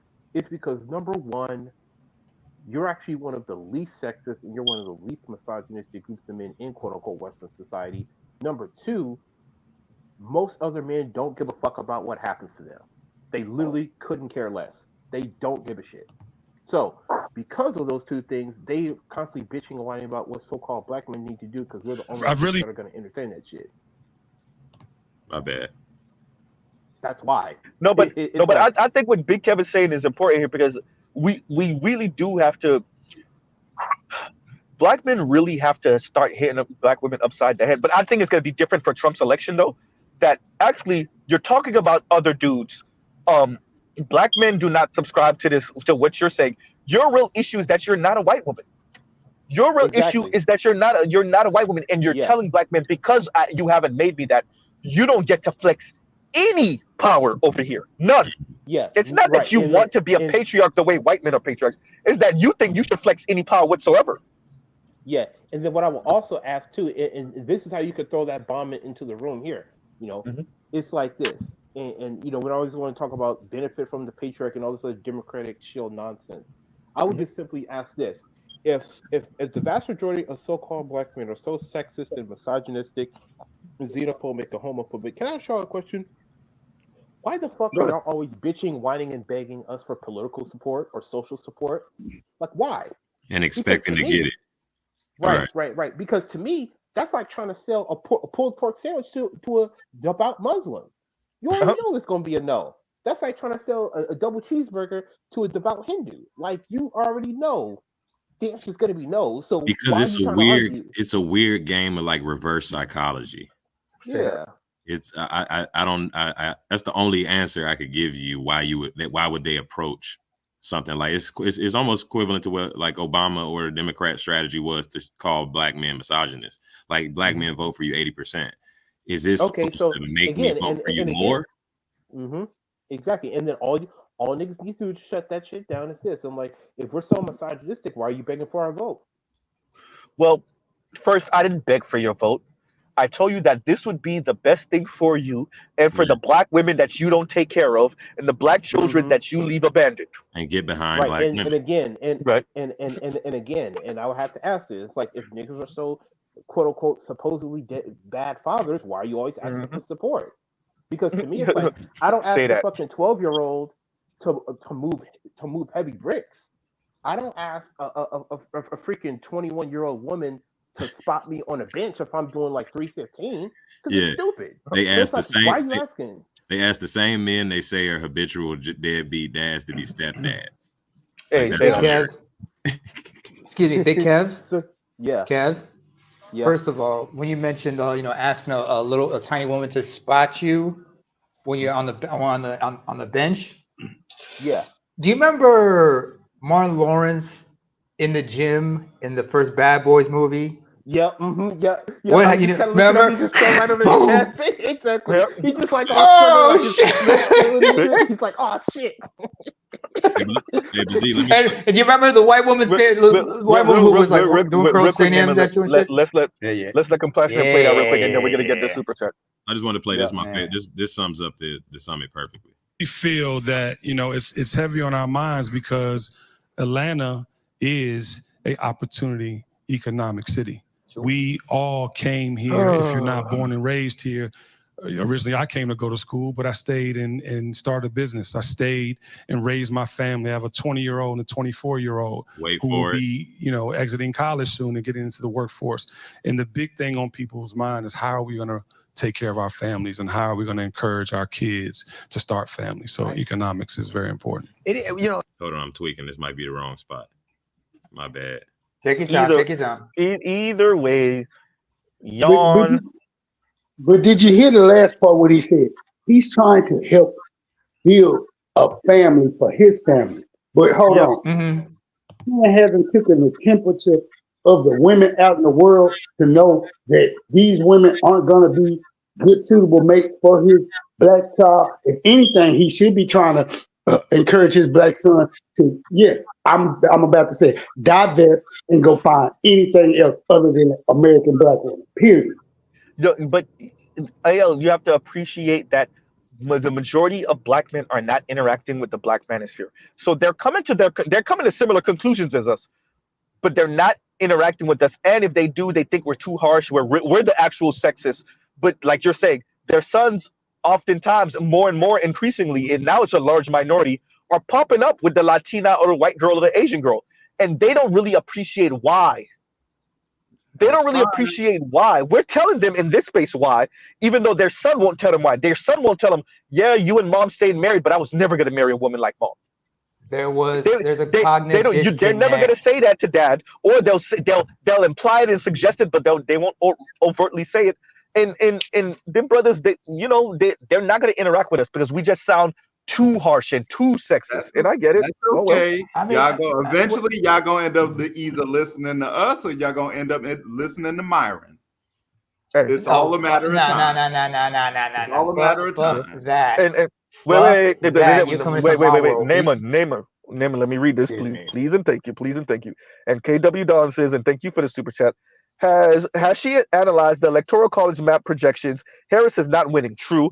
Get ready for another crotch grab POTUS term. Hey, I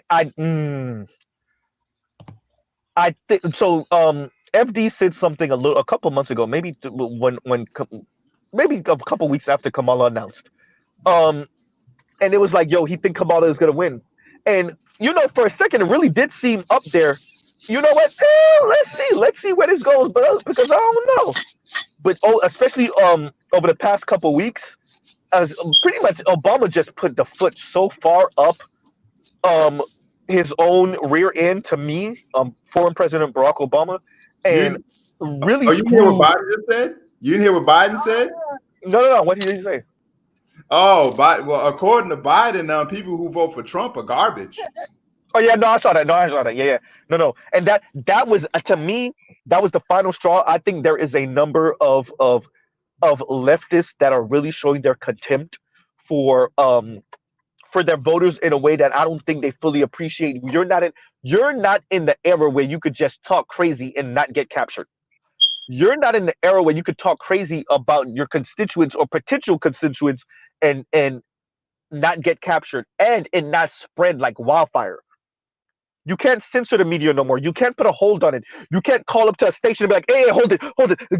I'll slide you $1 million right now. No, we don't live in that era anymore. It's gone. So yeah, I saw that Biden thing, and yeah, man, come on, we already know what that is. We already know what that is. Go ahead, Compassion, and play that, and then we'll get Namer. All right. No, go ahead. I'm still looking. Go ahead. Okay, go ahead. Okay. There is a cognitive disconnect that people have to understand that women engage in. Remember, their thought process involves a level of narcissism, but also solipsism. So and of course, they're not always self-aware. Not everyone has self-awareness. All of us here in the panel, and a lot of other people, are self-aware of what we are and why we act the way we do. And we try to control and try to maintain some sense of control so not to react to a lot of things. However, for example, like, what's his name? Steph Curry, his wife, Aisha Curry. It wasn't bad enough that she went on to that interview and explained why she was on antidepressants and whatnot. Think about what BGS had mentioned before. Like, she would look at her and not understand why everybody was following him, why everybody was giving him attention, not her. She couldn't understand it, or more like she was unable to and refused to acknowledge the truth. No, but those sound like some her problems, bro. You don't even have to try to analyze that or deal with it for the Black Manosphere to even consult or try to even analyze. Because look, what you just described is some her problems. That's her idiosyncrasies, and those are her insecurities. So why are we even talking about that? I don't even deal in those. Why? Once I see the reason why I'm bringing it up. who they are and what they are, I put them in their place. I compartmentalize them and I let it go and I keep it moving. You got to keep it pushing. I hear what you're saying, Unc. But here's the point I'm trying to make. Go ahead. You have to understand. A lot of young men are going to be watching that shit, and realizing, oh, this is what they're all on. And this is where they're going to be, and they're going to see those types of red flags in a lot of women they see. Because when they see that, they're going to say, wait a minute, that sounds like such and such I know here down the block, or such and such I know back in school, or something like that. I need to get the fuck away from that. So it's a good thing that the shit is being exposed. The problem, however, is, yeah, a lot of them are going to go listen to an Andrew Tate or to Fresh and Fit, whatnot, because those cats know how to, get them riled up on a surface level. But are they really giving anybody in depth? No. It's guys like Patrice O'Neal who was talking about that shit. Dante Nero to an extent, but he has this contempt for the manosphere. Of course, he refers it to the blogosphere, but it is what it is. And once again, KW, thank you for the super chat. Thank you for the super chat. Go ahead, Leon.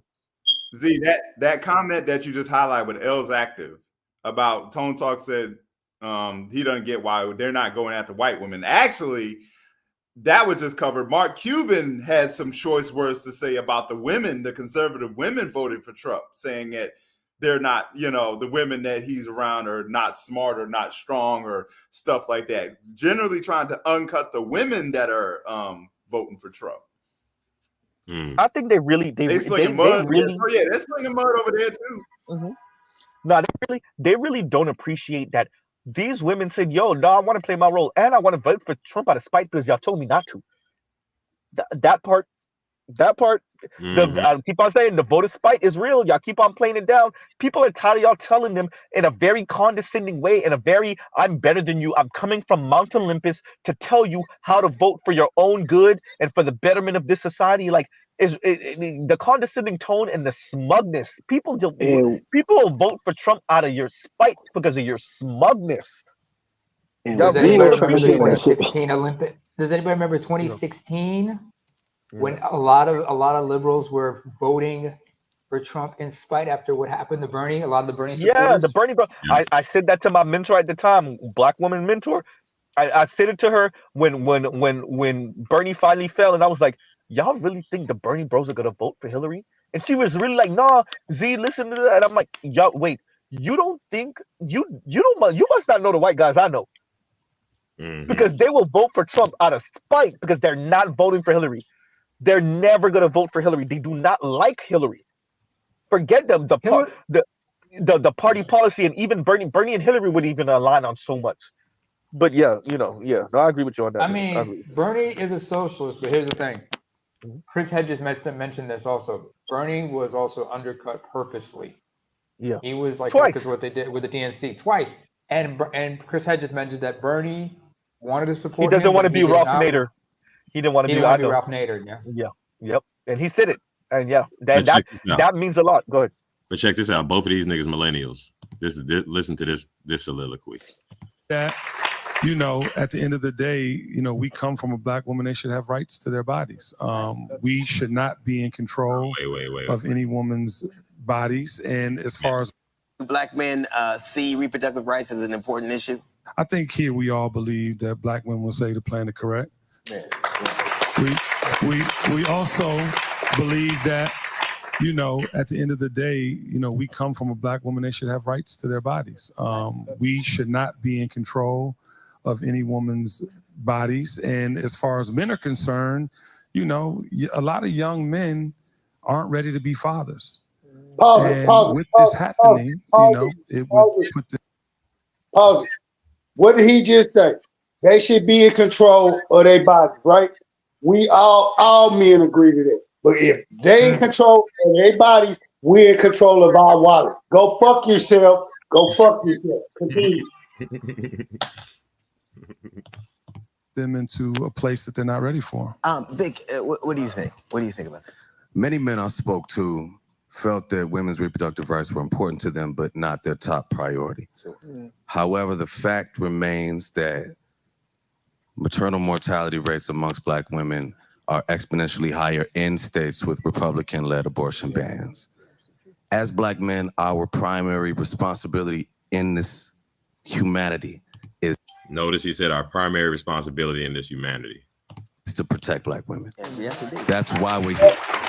I'm hearing sellouts. I'm hearing sellouts to mankind. That's all I'm hearing. Sellouts to mankind. Fuck Protecting that. Black women, man, woman, child. Begins and ends with listening to them about what makes them feel safe. And they overwhelmingly support the right to choose what happens with their body. A majority of over 75 to 80%. So I think that it's an issue of paramount importance to us and to me.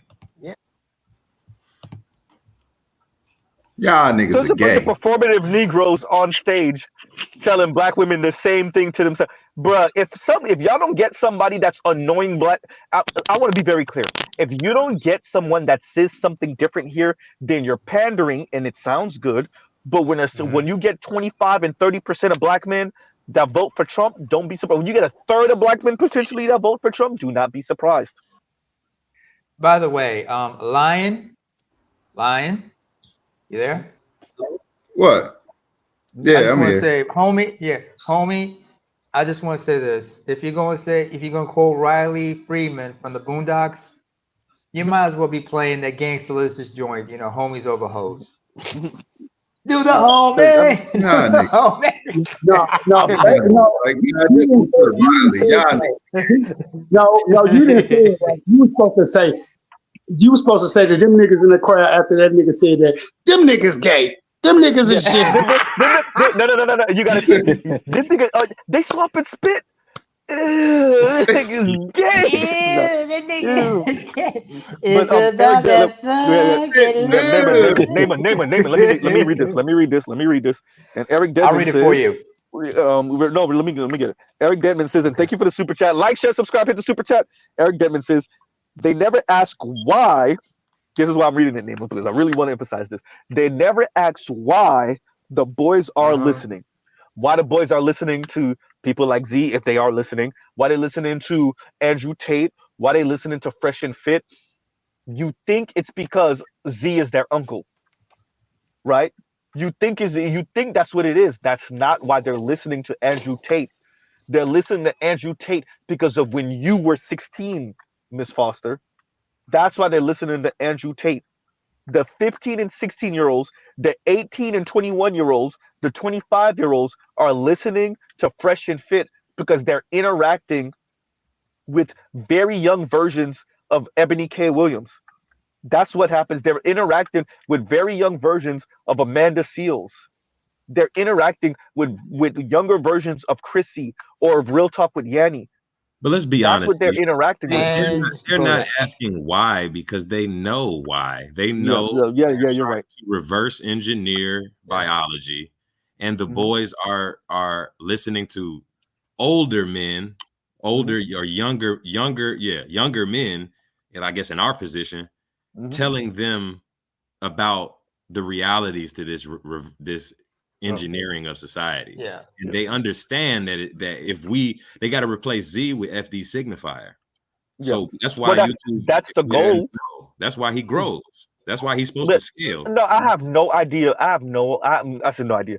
I have no problem with FD's growing number. What do I always say? It don't count unless you could get these dudes to subsidize these women and do for these women without getting vagina, without getting married to them, and without having kids with them. If you can get these men to be community eunuchs, then FD could have 2.5 million subscribers. FD could have as many subscribers as PewDiePie has. He could have damn near 30 million subscribers, all men, mainly or nice chunk Black men, or if not majority Black men. It don't matter if you can't get them to be community eunuchs. But you say that like they don't really have a vision, like they don't have destiny. to look at. Like, okay, we can get men to do such things like that. That's actually possible. And the majority of men were mocking Destiny. Yes, I was about to say, and here's no what- one follows white that. and The thing black about men. that Go is ahead. like, no one follows Here's the thing I gotta Destiny's mention. story, because where's Destiny now? Thank you. Exactly where What- we thought he would be. And Yeah, and exactly, then I will also yo, add- homegirl left him for another dude Left like him.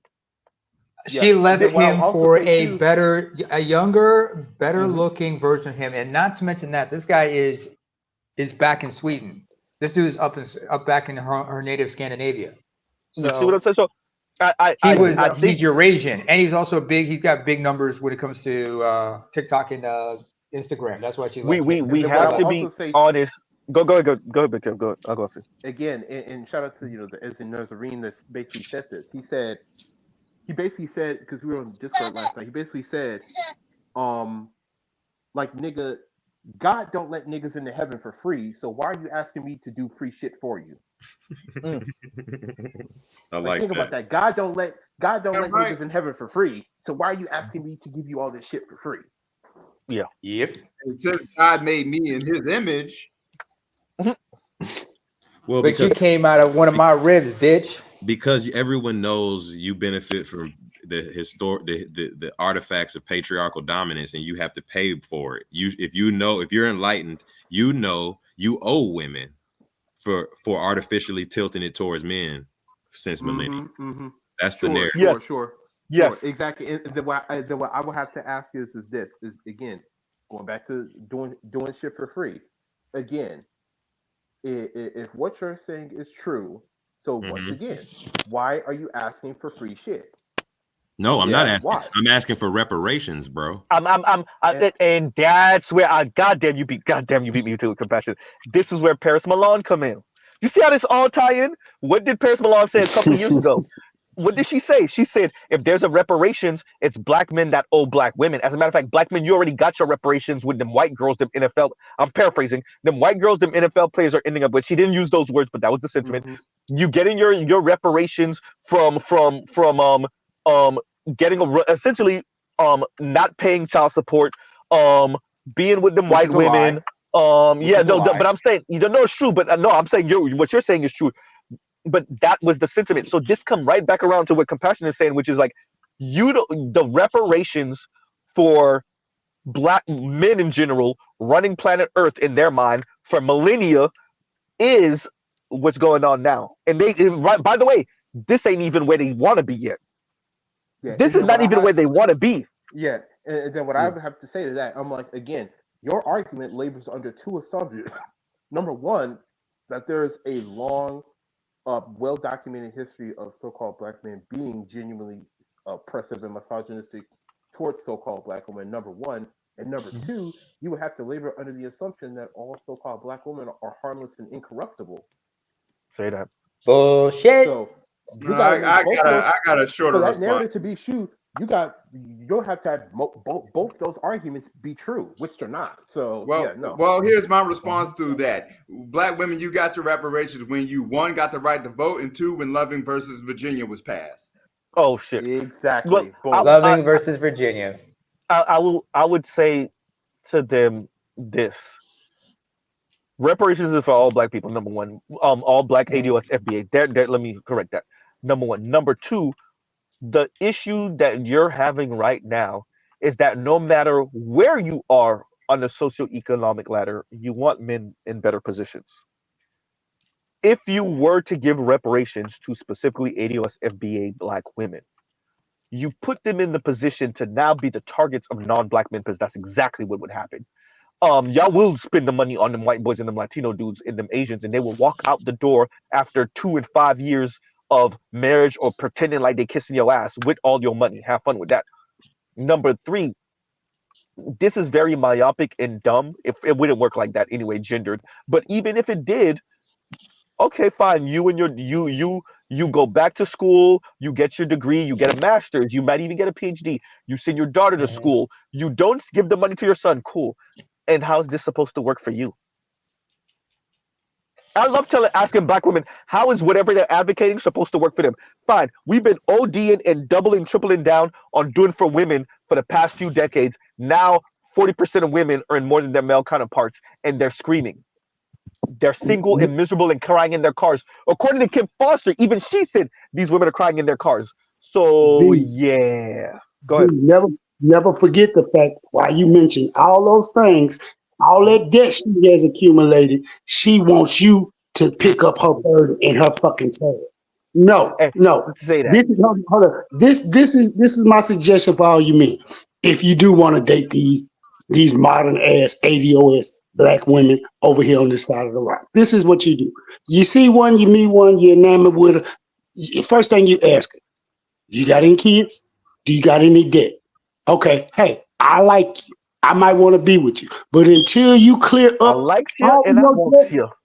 until you clear up all of your debt, don't call me. Do not call me. This is how you shut them down real fast. Until you clear up every aspect of your debt, college, student loans, car notes, whatever houses you purchase, a mortgage, whatever credit card debt you got, until you clear up every single bit of your debt, I cannot do anything with you. I'm not doing anything with you. Have a So nice you day. asking for them to be single indefinitely. Okay, that's what I heard. Anyway, Fucking that's what you already know that's fucking what it's right. gonna be. That's a them problem, not an us problem. And once So again, Eric, thank you for the super chat. Thank you for the super chat. Let me read this one real quick because I just read this one. It's hysterical. And Els Active says, Z, you got to start putting health warnings on these streams. I felt like just smoked 50 cigarettes. Hysterical. That's hysterical. No, but I might have to say mental advisory, mental warning advised. Because yeah, this is Trigger gonna warnings. hurt. Trigger Yeah, warnings. trigger warnings. Nah, I might have yeah, to put you need to trigger put a trigger warnings warning on on the these next type of one. streams. To L's Right. active, I let me just Yeah. say want this to real quick. say, to L's And once active, again, I thank just you for want the to super say, chat, Els Active. yeah, Somebody to was trying L's to say something active. earlier. Wait, real quick, neighbor. Somebody was trying to say something earlier, and then we'll get you in. Was that better you or somebody Yeah, that was beat you me. to the punch earlier? Okay, go ahead, better you, and then we'll Yeah. get you, neighbor. Go ahead. Yeah. So, my bad. I was eating while I was talking about this socialization aspect with the kids, but Mhm. I'm seeing a little bit of it right now with my own son. Um, it was a year or two ago at a birthday party where it was a bunch of the kids from his class, and I remember like this little black girl came, and it was like, damn, ain't nobody playing with her. Like that's really fucked up. Like, yo, man, hey, yeah, y'all try to include her. Everybody just kind of looked at me. Was like, all right, well, you're an adult. We'll do it, but Oh it wow. and it was so begrudging, and it was like, okay, I'm like, what's going on? And he was like, cause she's mean, Dad. Like, I just told him Oh. not to invite her. But she's so mean, Dad. Like, we don't like her, Dad. She's mean. I So really think because so the thing with the Kim Fosters is they insulate themselves from that. So they're around other women that find how they move endearing. So when I was kind of mocking her and making fun of like when she said I have a good personality and I'm whatever, and I'm like, no, you don't. But at least not what we see on YouTube. But okay, let's say off of YouTube you're a whole different person than what we see. This little snarky a-hole troll. Fine, cool. But there is something to be said. That ties back to the kinless thing, right? There is something to be said about being so short-sighted and myopic. You don't appreciate that you're raising your daughters in a way that keeps them from being friends with other people. Okay, fine. Y'all not talking about romantic. Okay, cool. Y'all want to OD on platonic relationships with other women because you can't get a man and keep a man worth a damn. Um, cool. Well, you raise your daughters like what Better You is saying right now, and Better You have said this story before, and it's sad. It's sad to think because like little girl to me, the little girls that especially when you're speaking about under teenage years, under 12 maybe, they don't Preteen. really know. They're just living and following the rules and the norms and imitating their parents and the people around them. So Mm-hmm. if your son is saying she's mean and that's the thing, then that means she's getting it from home and it's being yeah, exactly. reinforced maybe in the school environment and by some of the elders around her or the elders will And say. enabled and And that's encouraged. sad. Yeah, They it say Yep. that. And that's Yep. that's what it And is. And that's yep. And sad. and then yeah. And then what I would they also just they say. his class, like some of the young boys are listening to different manosphere shows. So like him and I have had several conversations about different things he's picked up from Andrew Tate and whatnot. And I remember when I went to his school, the young, it's kind of weird when little white boys start flocking to you. Like the black kids come up, the little black boys come up, but the white boys as well. And they literally pepper me with questions about different things. You know what I'm saying? And it's like, damn. So I remember like we was on a stream a few weeks ago, and this kind of came up, and I was telling Mr. Uru like, yo, we don't need to seek them out. Like they will seek you out. That's what I was saying. Like that's what better. I'm glad you said that because that's what I'm saying. We're not sending for your sons, dear the left. Y'all are petrified of people like Z and other people on the MTRs of the world. We're not sending for your son. I promise you, we're not sending for your sons.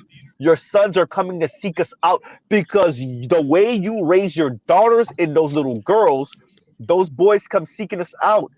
And let's say, okay, fine, the algorithm is all our videos are on the algorithm. Clearly not Z, but MTR and them are all in their algorithms. Your sons, the other stuff, they turn it down. They turn it down. Your sons are not turning us down because there's something they hear that's resonating with them. And you have to ask yourself, what experiences are, let's say, young men under the age of 20, what are they experiencing, seeing, and witnessing that's causing them to come seek us out? And let's say they're not listening to us at 12 and 13, but they're listening to us at 16 and 17, at 21 and 25, at 28. Why? AV, can I ask a question? Go ahead. Do they even know or recognize are even in distress? No, you broke up. Say that one more time. Is it me or is it? Yeah, I think it's him. But I wanted to say something. Vince, you went out. Yeah, you might have to say that again, Vincent, when you come back. Oh, my bad. Now, Yeah, I go was ahead. Say it again. saying, like, do they even know or see or recognize that the little boys are in distress to even know that they need help? Yes, they For some, yes, yeah, but they won't prescribe. Do they even know what they We look like? need to put your son in leadership classes. We need to make sure your sons can deal with adversity. We need to tell your sons that the women are going to follow his lead when he become great. Actually, on his journey to become great, we need. But they don't want to raise their sons like that because, as Kim Foster, as she was saying in a different type of way, no, we ain't doing nothing for the boys that we don't do for the girls. Yeah, I wouldn't want Kim There's a cost Foster to as that. my neighbor, dog. Wait, say that again? I was saying, like, this is the thing. A lot of women. Oh, my bad. No, you good, bro. Go ahead. Go.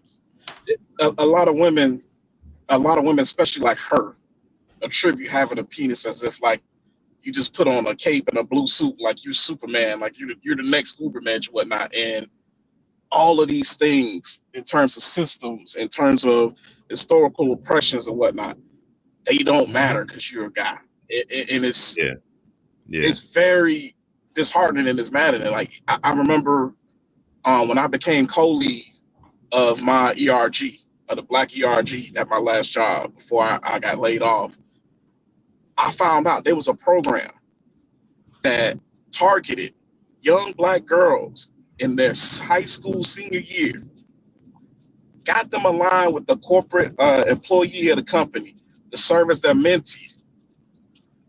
They guaranteed them summer internship and priority placement for a position upon graduation for interview. So it's like, yo, you doing all this. I'm like, okay, this is a fire-ass program. So like, where's the guys one? And it was like, huh? I was like, what are we doing? Is this where we starting? Is this plan expanding? Better you, they operate as if first of all, they don't understand manhood and experience that boys or men have in the least. They starting from that premise. But then when they understand programs like that exist, they figure before intersectionality and women took over and righted the ship of America morally, there were what manhood meant was there were programs like that for every man. Yes. Yeah. So they figure, exactly. this is just repairing a history. Like, sure, there's no program for boys, but y'all had that program for hundreds of years. Go back. Go ahead, Big. you have to make, again, for that whole intersection moral argument, your moral argument operates on two fundamental lies. Like, these are the two fundamental lies of the intersectionality argument. Is that, number one, that again, that so-called black men have, the vast majority of us are being sexist and misogynistic and oppressive towards so-called black women, number one. And then number two, the narrative that all women in this Kev, particular can you case. speak up? We can't hear you. Can you speak up a little louder? I can hear him, Hey, but can you he's guys hear me now? your mic is He perfect. sounds That's a little better. distant. Okay, perfect here. But yeah, the intersectionality moral argument operates on two fundamental lies. Number one, the lie that that all so-called black men in America are or at the very least the vast majority of us are inherently sexist and misogynistic and oppressive towards so-called black women. And number two, the narrative that all women, in this particular case so-called black women, are essentially harmless and incorruptible. Like, Yes. to make that moral argument, you have to, it operates on those two fundamental lies. So if you debunk those two fundamental lies, the whole moral superiority argument of intersectionality falls on its face. Yeah, Yes. well, So, it doesn't be. I mean, it falls on his face from his initial thesis and claim that yeah. that black women are at the bottom of the intersection of race, class, and gender. Once you look at the data, black men are clearly at the bottom of race, class, and gender at the intersection. So the whole entire thesis is a lie or a misinterpretation of the data, just flat out.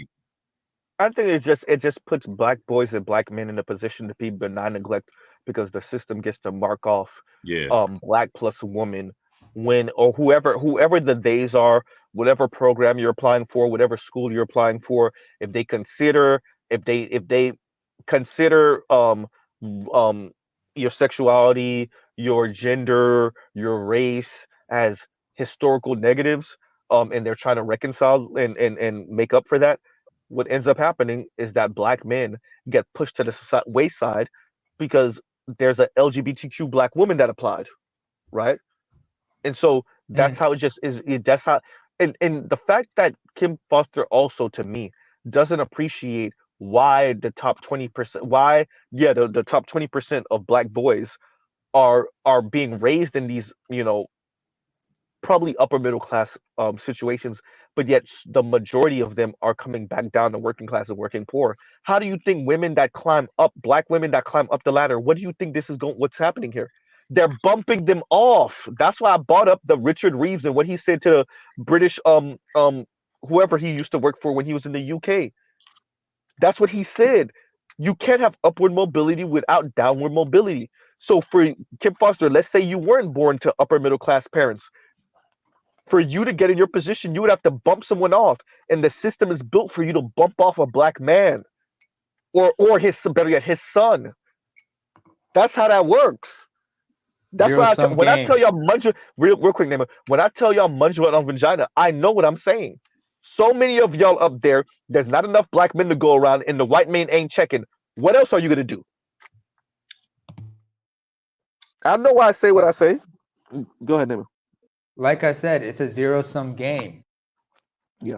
I mean, even though a lot of people are convinced that everything is a zero-sum game, it's like when they see you move up, a lot of people who resent you think it's at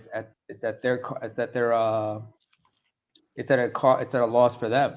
Yeah. I mean, the way the system is built right now, it kind of is. Yeah. I mean, a lot of kinda people. is. I mean, it is. I mean, a lot of people have to understand, like, zero-sum game. That's how the only way. There is no mutual assured or the benefit.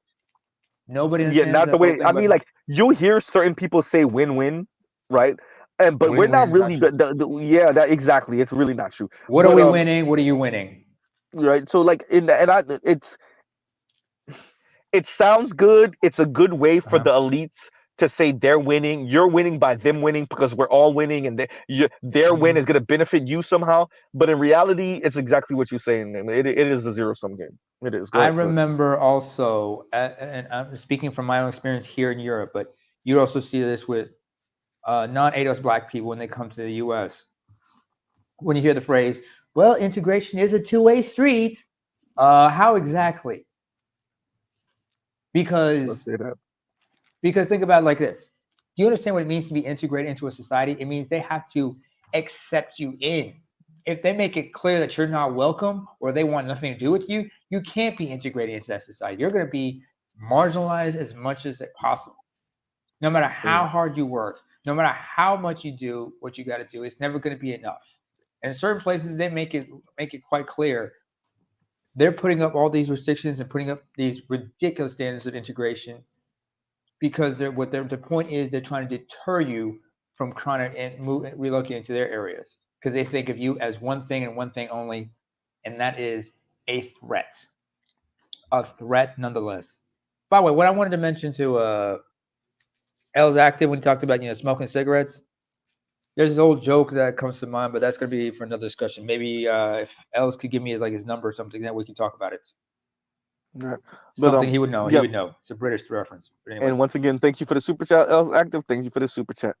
And Vince says, and thank you for the super chat. Like, share, subscribe, hit the super chat. Vince says, excuse my hate. I pay them back when I'm bigger. Bowser. No, Nah, seriously. that says exercise my hate. Oh, I said excuse. My apologies. Exercise my hate. I pay them back when I'm bigger. No, yeah. That's a Tupac quote. I really don't exactly.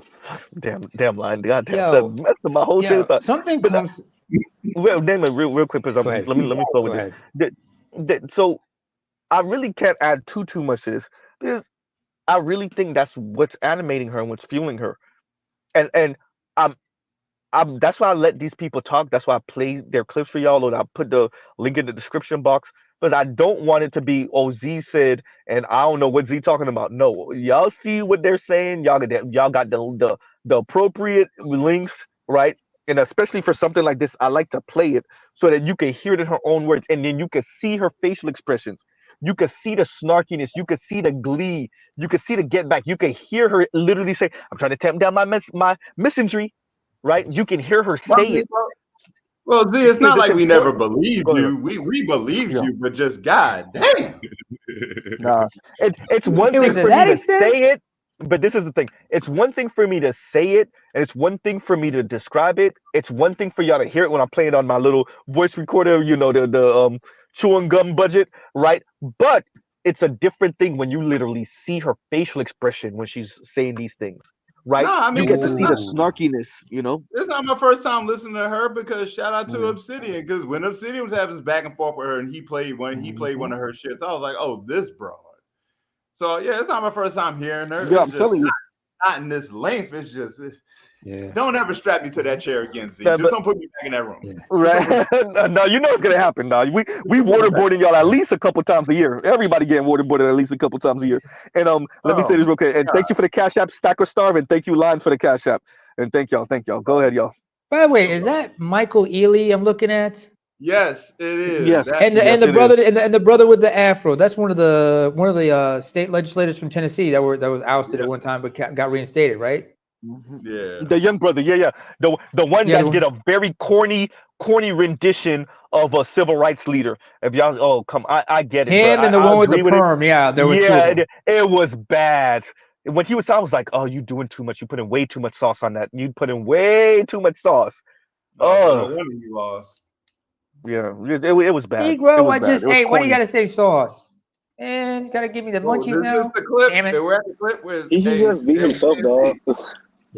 Yeah, but look at their faces. Look at Ely. Look at Ely's expression. How he's looking at the person that's on the mic. Really kind of looked like, bro, why am I here? But go ahead. Why the fuck? Even the one smiling, he's like, are we supposed to? Is the camera he's not on? impressed. He looked nervous. Yo, I'm not impressed. Is this what you? We at the clip. He looks cringy, but he also do look corny though. Yeah. Go real quick. Line, go ahead. What were you trying to say? I was asking the compassionate cows. Are we at the clip that he wanted to play, or did he already play it?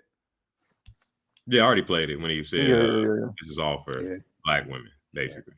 Oh yeah, I gathered that. I gathered that when I listened to it. What's the name? I'm like, so you had a summit for Black men to quote unquote protect Black women, but while voting for a Black woman.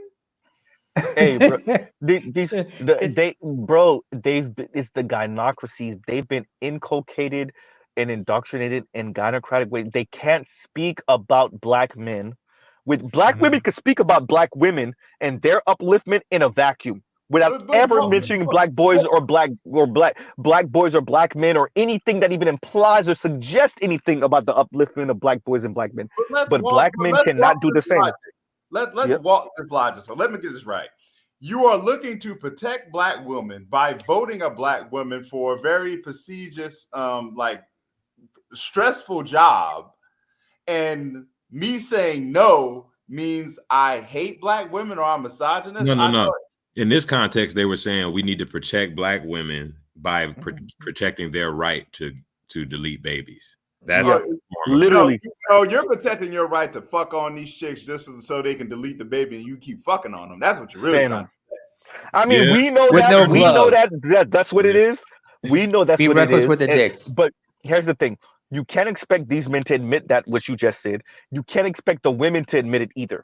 So it's a very interesting play that they're running on average folks, because brothers like this get they pipe it all different type of women or whatever. Like you said, they slide them the little $400, whatever, $600 to get the baby deleted, whatever it costs, $3 something, whatever it costs, depending on where you live. And for them, that's what it's about. Now they're gonna speak about it as being a health issue. They're going to speak about it as autonomy. They're going to speak about female power and female rights. Right. Okay, cool. That's what you're talking to us about. But really, it's about you not having to worry about her hitting you up for insane amount of child support money because you a mid-level celebrity or low-level celebrity. That's what he meant. Or too cheap to use by, condoms. that's what he meant by that's what he meant when he said black men aren't ready to be fathers. Some black men are saying this is y'all. I thought it's more sexist than that. I thought that was him kind of jabbing at black men for black women. I thought that statement as I was gonna say it was two. You could basically make, like you said, you could softly basically make the case that, like you said, most black men who would support pro-choice would be supporting it based on the premise of I'm in support of not having to be responsible for this bitch having a baby if I don't want it. But he can't say that. But he could just say you're not ready to be fathered. You still not framing it as negatively as I mean it. Nah, these niggas ain't ready to be fathers. They're not mentally equipped enough. They don't have the finances. They're not wise enough. They're losers. I just happen to find this loser attractive, and I wanted him to pipe on me, but I don't actually want to have a child from this loser. But here's the thing also, guy that does have the money, but you won't delete that kid though. Oh no! If LeBron slid on half of these chicks, not even half. If LeBron slid on 95% of them, they having that baby. Yeah. Yo, think about it this way. Do you remember we also mentioned, Jeezy's still hanging on ex-wife if they finalize the divorce. She was married to, Jenny Ma, she was married to a white dude, right? She didn't have a kid by him, unless he was insistent not to have a kid by her. But she went out of her way to have a baby by young Jeezy. Yeah. And then after the bullshit, what happens? She hanging off a dick. Have they finalized the divorce or what? What's going on? No, I'm not sure, but here's something to add on to what you're saying, Nema. She weaponized the daughter against Jeezy. She tried to, at least. Immediately. She tried. Yep. Because that's what the fuck they do. Yep. And remember, that's an Asian woman, a hood-ass Asian woman with a loud-ass mama who ran the daddy away anyway. Which is like what VGS says, the gynocracy has went mainstream. Like now you're going to see in the same archetypes that we already known for long since. Jenny Ma just ran the same play we seen ran 1 million times in our community. And it's going to spread to every single community, literally. I mean, hey, there's a reason why we call it the tangle of pathology. Exactly. I'm just looking over at Brad. Like, Brad, you gonna take that? Yeah, but I mean, I don't think he can't be built to it. But the average Brad, the average Brad is out here like everybody else too. Yeah. But it's the elites. It's when they get hemmed up. That's the thing. It's when the elites get hemmed up. Yep. Right. That's when you got to worry about whether these laws are changed or not. When enough times, if Elon Musk wanted to divorce and he couldn't get it, or if one of the baby moms hit him with some stupid money and the judge agreed with it, that's when you start seeing these things change. Outside of that, nah. Or at least relocate someplace else where he can. They're okay with watching us suffer. And that's an They're okay interesting with working question. on stuff. Is Elon Musk on child support at all? Has he got like Not 3 that I kids? know of. That might be, but he I mean, probably got he that got under well wraps under in a wraps way. because he got like 3 kids. He can afford it. Yeah, he No, can afford He's it. got like Wait. 12 kids. Elon has 12 kids Yeah, he from got 3 12. different women. He got Yeah. 3 kids. Yeah, 11, Yeah. 11. Yeah, one is stillborn. 11, the first was stillborn. The 11 are still around, and one is transition. From what I Trans. understand, and hates their father with Yeah. with a passion. From what I understand, because I don't see there's no. something kooky about it. I do not see not now white woman in Anglo-Saxon culture society ridiculing this man for having 11 kids, and I don't hear not one white woman from Anglo-Saxon culture society ridiculing him or demeaning him for being a deadbeat dad. 11 kids by 3 different women. I'm sorry. He's rich though, so that means that he doesn't. It ain't that He he's rich. doesn't. It's not that he's rich. He's white. Yeah, he white. He a free man. He can do what he wants. It's white first and then rich. Not even rich and then wealthy. He's it's wealthy, white first. but he's also that's a trick bag. Being white is assumed you're rich.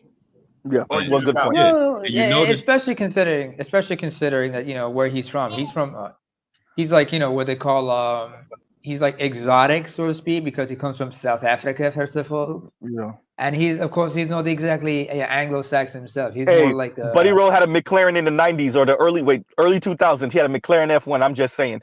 He didn't have a tape line back then, but he had a goddamn McLaren. man, white boys his can't you ever notice? You ever look at his family? Name it. You just cut compassion way off. in You was America, that eager? Goddamn. Give me a in second. America, Go. white boys can't be baby daddies. Tom Brady got a low key is a baby daddy low key. Bridget Moynihan. Being white, it ain't the money. White boys, they can be free white in 21 forever. This is what this is how it works. They don't get judged for having 12 kids and 3 baby mamas. No. Period. Okay, compassion. I'm glad you said it. With that being said, compassion. With that being said, if they can do it, God damn it, we can do it too. So guess what? But your man not hold on. Any of that bullshit y'all hearing in the ether, everybody talking about, oh no, we're deadbeat black dads. Nope. If it's good enough for them white boys, 21 and forever young, bitch, it's good enough for us too. We not hearing but nothing. your man not though, Ayo. Your man not. I think Tom Brady a little bit of a bad example though, man. His kids can see him anytime though. Like they just got to put on Madden, like right there. Oh, hysterical. Good point. He just has. He's had a baby. He's had a child out of wedlock forever and never know and never cares. Like we don't. You just found out right now and you don't care. That's how. That boy doesn't even have his There's one out of wedlock. Yes. His oldest. By the way, that boy doesn't even have his last name. By the way, the mother of the child is actress Bridget Moynihan. Y'all might remember her from iRobot. And better you ask yourself how the fuck he didn't got away with that this whole time. If it ain't about whiteness. Say that. Oh shit, white guy in Boston. You already know how they get down, but Tom Brady got that Michael Jordan treatment. He got that Michael Jordan. If you that goddamn successful, guess what? You can hide what the fuck else. You don't even got to leave the black community to see that with white folks. Look how long Michael Jordan marriage from Joanna was hidden before it was fully acknowledged, and they had a baby out of wedlock. You don't even, but AL, you don't even have to leave the black community to see the BS for white folks. What's his name? Owens, the comedian, right? Gary Owens. Aren't the 2 kids that he had? He had them before they got married. Yeah, it's something like he that. had them. Yeah, I think at least one, but I think the boy and the girl, he had them, and she was a baby mama, if I'm not mistaken, before the kids. They dropped before the kids. Yeah, want the link. So and nobody, nobody, Yeah, it's the different. We says anything to white boys. Last episode, Z. I mean, this is and to AL's point, is definitely important for black men to get it in their head. Fuck all that. We ain't being held to no higher standard than every man on the planet. and gonna hold ourselves to a higher standard than every man on the planet in Because terms. it's actually a trick back. It's not. Yeah. It wouldn't. If we actually believed y'all, that would have been a different conversation. No, y'all use it as a blunt force instrument to hit black men upside the head with, because you don't want us to flex any power whatsoever. So you like, oh, you trying to move like the white boys? Okay, yeah. No, Okay, yeah. because most white men are broke. Because at the end of the day, most white men are broke. Say that. Most Right, white and men then once got no again, thank you for the super chat, Vince. Thank you for the super chat. Let me read. Excuse me, y'all. You're And let me welcome. read Leon's super chat. And Leon says, "Did you get the Mayo couple video I sent you where they are trying to frame men's duty manhood around not having children and doing more for society?" I might not have watched that one, Leon. I'm gonna go back and check my email. That one I might not have. Bring category Yeah. 5 tsunami up, please. Please bring them up. Oh, did I already brought him up? He's here. There you go. Let's go. Come on. Ed. Yeah, it's here already. Come on, Ed. Are you ready? He probably having North Carolina connection problems, but yeah. Are you ready to sign the paperwork, Z? sign the paperwork, Z. Hey, with Miss Foster, bro. Hey, bro, she might. Yeah, she might be suspended, bro. She might be suspended. I'm still mad at you, Z. I don't know about expulsion, but yeah. I am still mad at you, my nigga. Where she at? You better Where don't she say at, it, because I'm motherfucker? gonna tell you. You're gonna have to go. You're gonna have to handle Kim Foster first before you can get to Ostefco. You go ahead and ask the question so I can make the statement. I told you who I'm taking one for the team for. I already made my designation. And BGS made his designation. He going at the gorilla grip. We know you can't obfuscate these other bitches off on us. We've already seen real niggas know how to take and pick their target. Let me read this real quick. And L's active says suspended, not expelled. It's suspended. No, she we'll with Ed said you'll see her again next year. Yeah, they gotta go to the Sign the alternative. paperwork. on my mind. Right. But So yeah, what, if y'all been going over this bullshit ass we weren't. presentation? I know you There sick we of go. it. We weren't. Go ahead, Ed. Go ahead. No, I'm just asking, that's what y'all were doing. Yeah. You want some of this torture too? Did you watch any of it? I watched it when BGS did a live, like the first 5 minutes. As soon as they not got this. to where a I thought you were patriarchy, talking about the Kim Foster thing, though. Go. Yeah. I mean, is that what that? I mean, at the end of the day, man, ultimately, what this all comes down to, until black men at a certain level, at certain like plurality, just say F it and just wholesale book. I mean, even arguing with them is like a waste of time because they are who they are. Like they are who they are. I mean, it gives them. I'm not saying what people should do or should not do. I'm just giving a perspective. It gives them attention. It really does. Because if these chicks were really graduating to white men like that, they would just leave. Yeah. Women don't argue when women leave. They don't argue. They just leave. When they have where they can go and they got that sold up, they just leave and they pretend you never exist. Yeah, they don't even have this anger with you. They just you're dead. You're dead. They moved on. It occurred to me halfway through the video, and I said it to Z. I'm like, low key, like these non-select women like Kim, they just get a kick out of feeling like they're being contended with. To your point, they just that's why they didn't know what to do. Yeah, that's why they didn't know what to do when Cynthia G left, because it's not fun anymore. It's not fun when she's on Rumble and nobody's responding to her. Yeah, they'll be fine arguing into infinitely as long as it feels like men are actually seriously having to contend with them.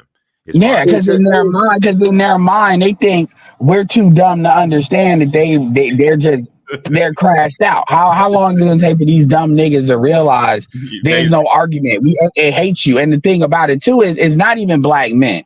What it really is, and this is what black men don't realize, is black men are a stand-in for their own blackness. They hate their blackness. That's the real problem they have. They just frame it in the form of what black men is not doing. I'm not saying that they don't mean it when they say what black men are not doing, but what I am saying is that really is, I can't do this because of my blackness. But if you say that creates a psychological quagmire. So what they do is black men are the stand-in, the metaphor for their blackness. So this is a way for them to hate the mirror without really hating the miror. This is why it seems like it's unlogical and they're so forceful with it. Because ultimately, I'm like, black men really are not. Let's assume everything you say about black men is correct. Why do we here?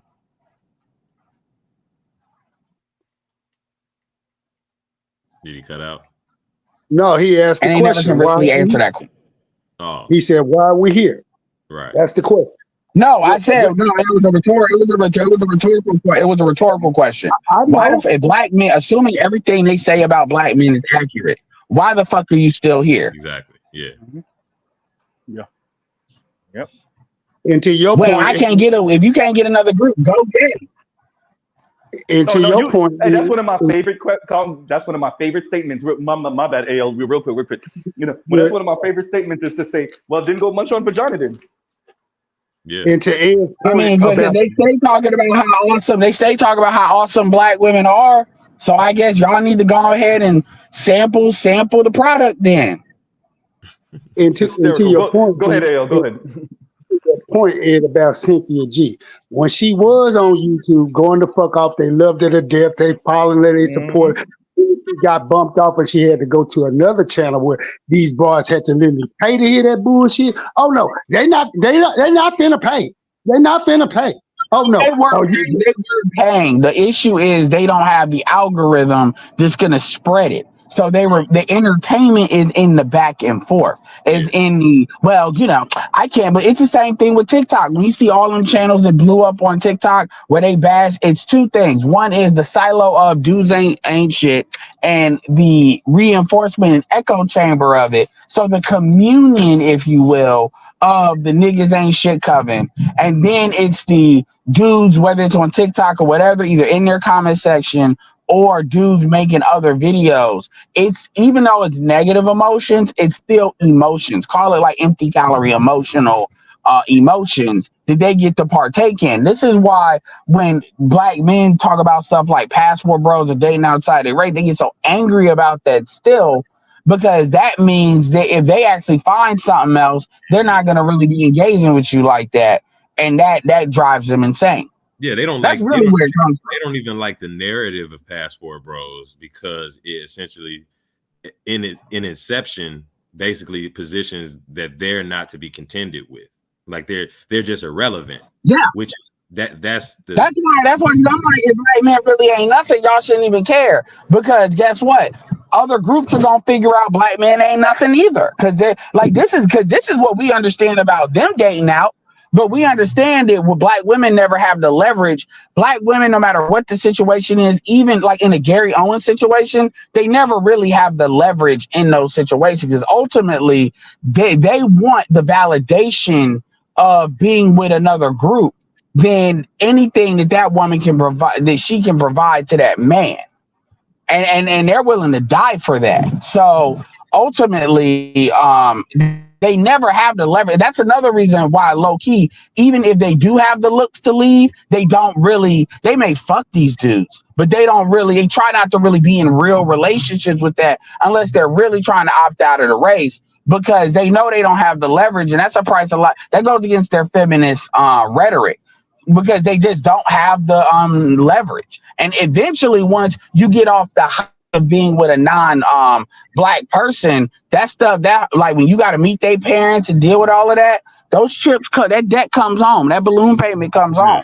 That's where the swirl is constantly bringing up black men around their white boys comes in. Yeah, which white men, which they don't even understand. White men are not stupid. White men understand when you have that kind of energy. That's one of the reasons why Russell Wilson said you're gonna take Future off of child support, because it gives you an excuse to constantly mention his name, even though we all rich. That's goofy as hell. I mean, like, it ain't like he ain't doing nothing for the son. Yeah, that was a basic move, because it gave her an excuse to partake in emotions, albeit negative, because negative with Future. Like, emotions, good or bad, are bad. If a bitch is around you talking about another nigga, I don't care if she hates him. That's a problem. And I'd argue, yeah, that is just as much of a problem if she speaks nicely about him. And women know you're a goofy if you don't pick that up. Facts. I can't, he don't do this, he don't do that, he don't do this, he don't do that, but it's still your baby daddy. So at the end and then you find out she fucking him. That's really what she mad about. What she really mad about is he got another chick. And the goofiest part is the niggas that be sitting there with the bitch. Yeah, this nigga ain't shit.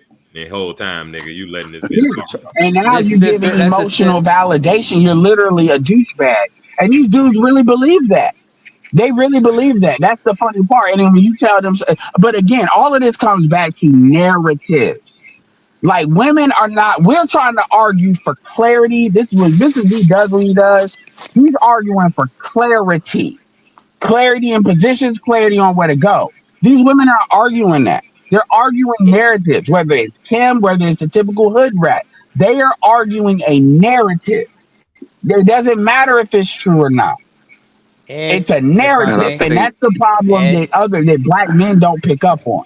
Wait a minute, Ed, because I gotta let Naima say it. And Naima, go ahead and say it. Go ahead and say that quote for me, please, and thank you. I'm gonna say what you're gonna say. That's number 2, Z. But first of all, as Chris Rock once said about women, they ain't gonna let something like logic or truth or sense get in the way of their argument, because they're not in it for that. They're Distance in it for irritation. Distance and irritation. Number 2, as far as this narrative bullshit goes, motherfucker, you think they gonna let the truth get in the way of a convincing narrative or a conspiracy theory? Shit, you might as well drive yourself off the fucking cliff. And it's not as It's not trust and believe. When their survival is on the line and they about to be broke for real, these chicks, like for instance, that's some shit they only pull on black men. Black women know how to tell the truth with other groups because they are afraid of getting cast out. Was cast out for white people. Oops. And she was cast out. And you know what? White devil shit comes from. That's why all he's a white devil, he's a white beast. Until they knocked on her goddamn door and she switched it up to black male bashing because that's safer and pretty much more profitable. So because she was cast out, that's their biggest fear. If they think they're in, is being cast out. And so trust and believe that they know what reality is when they want something. But with us, they don't. There's no sense of what are black men going to do that honestly, the thing that probably bothered, honestly, beating on their ass probably low key don't bother them as much as they talk about it does. Really, what bothers them is seeing that a black man is happy with a non-black woman. Is attractive. That bothers them the most. Particularly a white woman. Particularly How can you be happy without me in control? That bothers them happy in this world. If I may add to it. Go ahead, 18. Go ahead, 18. And thank you. Yeah, I was just. Oh man, shout out to you, Z. How you been doing, brother? Yeah. It's been a while since I've been able to join I'm in. I'm switching phones. Hang on a second. Okay. But and the thing is, like, when a lot of those channels was getting shut down, those divestment channels, you found those women lingering in places where black men was at. Like, they'll literally come over to, different channels that, hosted, live streams where black men was at, because they really didn't have nowhere to go. Like the Cynthia G's and all of these other places. Once they got when they got shut down, they was actually coming over here. Me personally, my personal opinion, I'm with what Ed was saying, and that, like, these women are despicable to me. They some of the worst women, and I just, like, at this particular point, as brothers, I wish we had stopped engaging with them, because, like, I'm not, like, with me, I'm just speaking for myself. They, like, make me sick to my stomach, because it's gotten to the point where, like Ed was saying earlier, they really hate their blackness, but they despise it as, like, they disguise it as black men are their problem. And the same song and dance after a while, because we've already uncovered and broke down their maybe it's a psychology and how Chicago they thing, think. because you're saying the same thing that Compassionate said, which is they want to be contended with. So if some of those divestiture spaces go down and they come over here snooping around, starting stuff, then that mean that you don't just want to be around in an echo chamber. Your whole thing is to be contended with and to have your ideas Well, regurgitating to you. the But echo go ahead. chamber is part of it. The echo chamber is very important because they don't have the confidence to say a lot of the shit they say. This is why they can't stand quote unquote pygmies. They can't stand the growing black, as I call it, the black female accountability department and those channels. This is why they try to destroy those channels before they could, even be big enough to even other channels spread out because they are not really truly they know what they're saying deep down is bullshit. And if you hear other black women that they can't just sit here of different varieties counter that shit, they don't have the confidence. So the echo chamber is very necessary. Because make no mistake, a lot just like Shay Sade found this out, all these other a lot of women find this out. Jessica X found this out. These women will go to other women and try to argue them down. Well, I'm just a girl on TikTok. They all find it out. These women will try to argue them down. They will try to be in the comment section. They will say the craziest shit.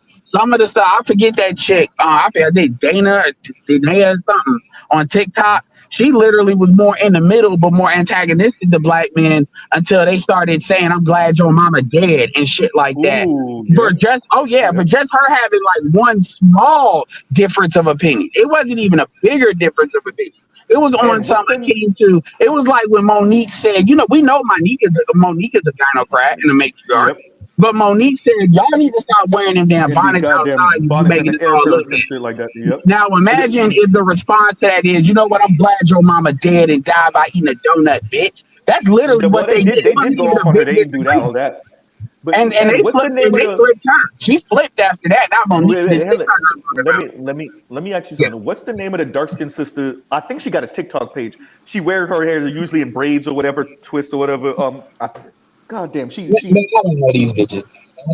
I know The dark skinned sister. Okay. for the most part, I don't know it. But what I will tell you is, there even on TikTok, these are different channels. Like some of these people are bigger on TikTok than on YouTube. Some of them bigger on YouTube. And a lot of these chicks, trust me, you want to see a lot of TikTok refugees if that ban goes through January 25th. Gonna try to go to YouTube and So it's try gonna to be get official. So TikTok's not gonna sell to a U.S. company, and so they're gonna the get way they banned making from the it U.S. sound like is at 25th. Like TikTok ain't been talking about it, but somebody said 25th is the day. January. So they ain't sold, they're done. And so I see a lot of creators starting to murmur it a little bit like they need to make crap. That's kind of where the difference is. But ultimately, they need both. It's not just they want to be contended with, and they would probably prefer the echo chamber versus being contended with. But it's a matter of what the creators want versus what the content versus the people that consume the content. The people that consume the content validate the content by, as long as black men are upset, that validates their content because that's why they're there. If it's just them talking, a lot of these, that's why they always come over here or they'll come over to Jessica X and stuff because they need to believe that we're wrong. They need to believe that. Like it can't be just a whole bunch of random bitches just saying shit on their own. So, like I said, the narrative, it is about narratives. They want their narrative. Like, for instance, in their narrative, black women are dating, are breaking records as far as how many of them are dating and marrying white men. And it's always just white men. That's their narrative. Now, we know the numbers have maybe moved like a percentage point, if that. And also evidence is coming out that a lot of these white dudes are getting tired of these bitches starting to leave these bitches because they realize these black chicks ain't going to leave them. Because men in general don't break up marriages. So now that they starting to realize these black chicks ain't going to leave them and they start to get too comfortable, they starting to book.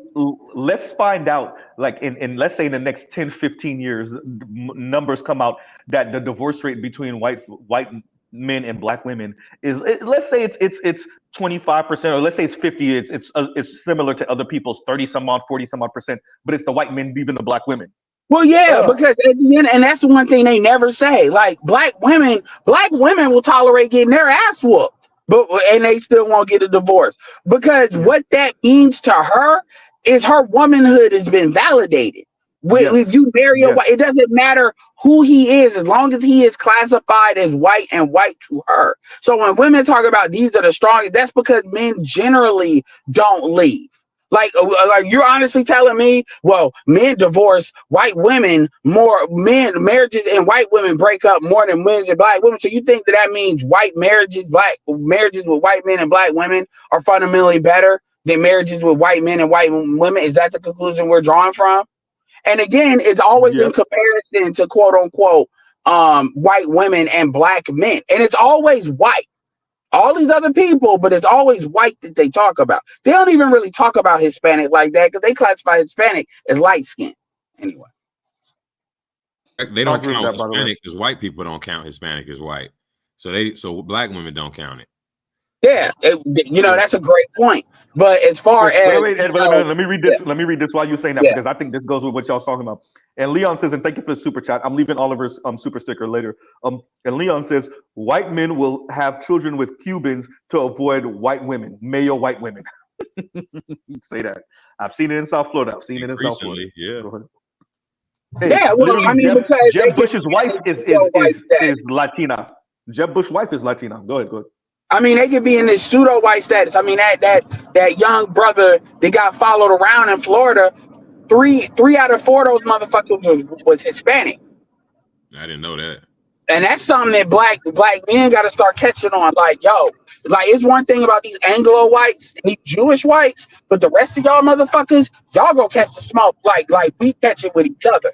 Like y'all go, because them white people ain't gonna protect y'all in the same way. White people ain't gonna protect like Zimmerman in the same way that they would protect another white person. They gonna be like, well, we try to help you out, but they got you. Well, let me say this about Florida. If you haven't been, South Florida in particular, white Cubans got to be some of the most anti-black people in the country, and that's saying a lot. Y'all really don't appreciate how anti-black white Cubans in South Florida. Well, white Cubans are anywhere but South Florida, and they do that because let's be clear here: most of these non-white groups are cowards. Like if they are, unless they're concentrated somewhere, they don't have that kind of smoke for black people unless it's overwhelming force, which is how regular white folks are too. But they have this thing where it's like they expect a certain type of submissiveness from black men because they're used to it in Latin America and they don't get it here. And it really frustrates them, that black men are really not on that. And it's like, yo, at the end of the day, the white people here are more dangerous than the white people in Latin America. So, and psychologically and physically. So if they couldn't break us like that, then y'all ain't really nothing. Because the truth is, they're not going to get overwhelming protection. White people know the difference, and white people tend not to. Now, Florida may be different because it's Florida, so they got more of the government down there. So let me make that exception. But white people don't tend to pull the same leverage if it's a white Hispanic. Like for instance, they still show white Hispanics if they do a crime. They'll still show a white Hispanic on TV. That's how we know that they're Hispanic. If they're white and you see them, it must be Hispanic because otherwise they wouldn't show it. Let me say this though, in Florida, it's really 3 counties where they have any number worth a damn. Cubans in particular, I'm saying, and that's Dade County, that's where Miami is. Broward County, that's where Fort Lauderdale is, and Palm Beach County, that's where Trump is. But that's all one zone. They're all stacked on top of each other. Yeah, exactly. Yeah. So I mean, So basically, the most important part of Florida. Yeah. That's what I'm saying. It's a fundamental flaw to try to map that color cast shit from your home country onto America because that's exactly what they want you to do. And like we talked about that shit yesterday, Z, or was it the other day before? Yeah, like it's a glass ceiling here, bro. Like we don't that color, like you said, the white Cubans expect dark skinned people to submit to them like it's some type of fucking color cast. Bro, you're not a white boy. Stop playing. Yo, if I may interject on this one. And I got to give shouts out to Dan Carlin because he talked about this when he talked about the Spanish-American War. One thing people forget about, the history of Cuba. And by the way, comedian Joey Coco Diaz on Joe Rogan's podcast had also mentioned, how colorism, racist, how racially, how the level of racism in Cuba is, especially when he had to translate for Yoel Romero when he was on Joe Rogan's podcast. But anyway, people forget. If you look at the history of the Spanish-American War, the Cuban revolutionaries that were fighting alongside the Americans were what color? They weren't white. They were dark-skinned. They were black. Even Henry Louis Well, Gates in his they three know parts. the Yep, hold on, Castro. wait. Go ahead, Neiman. Go ahead.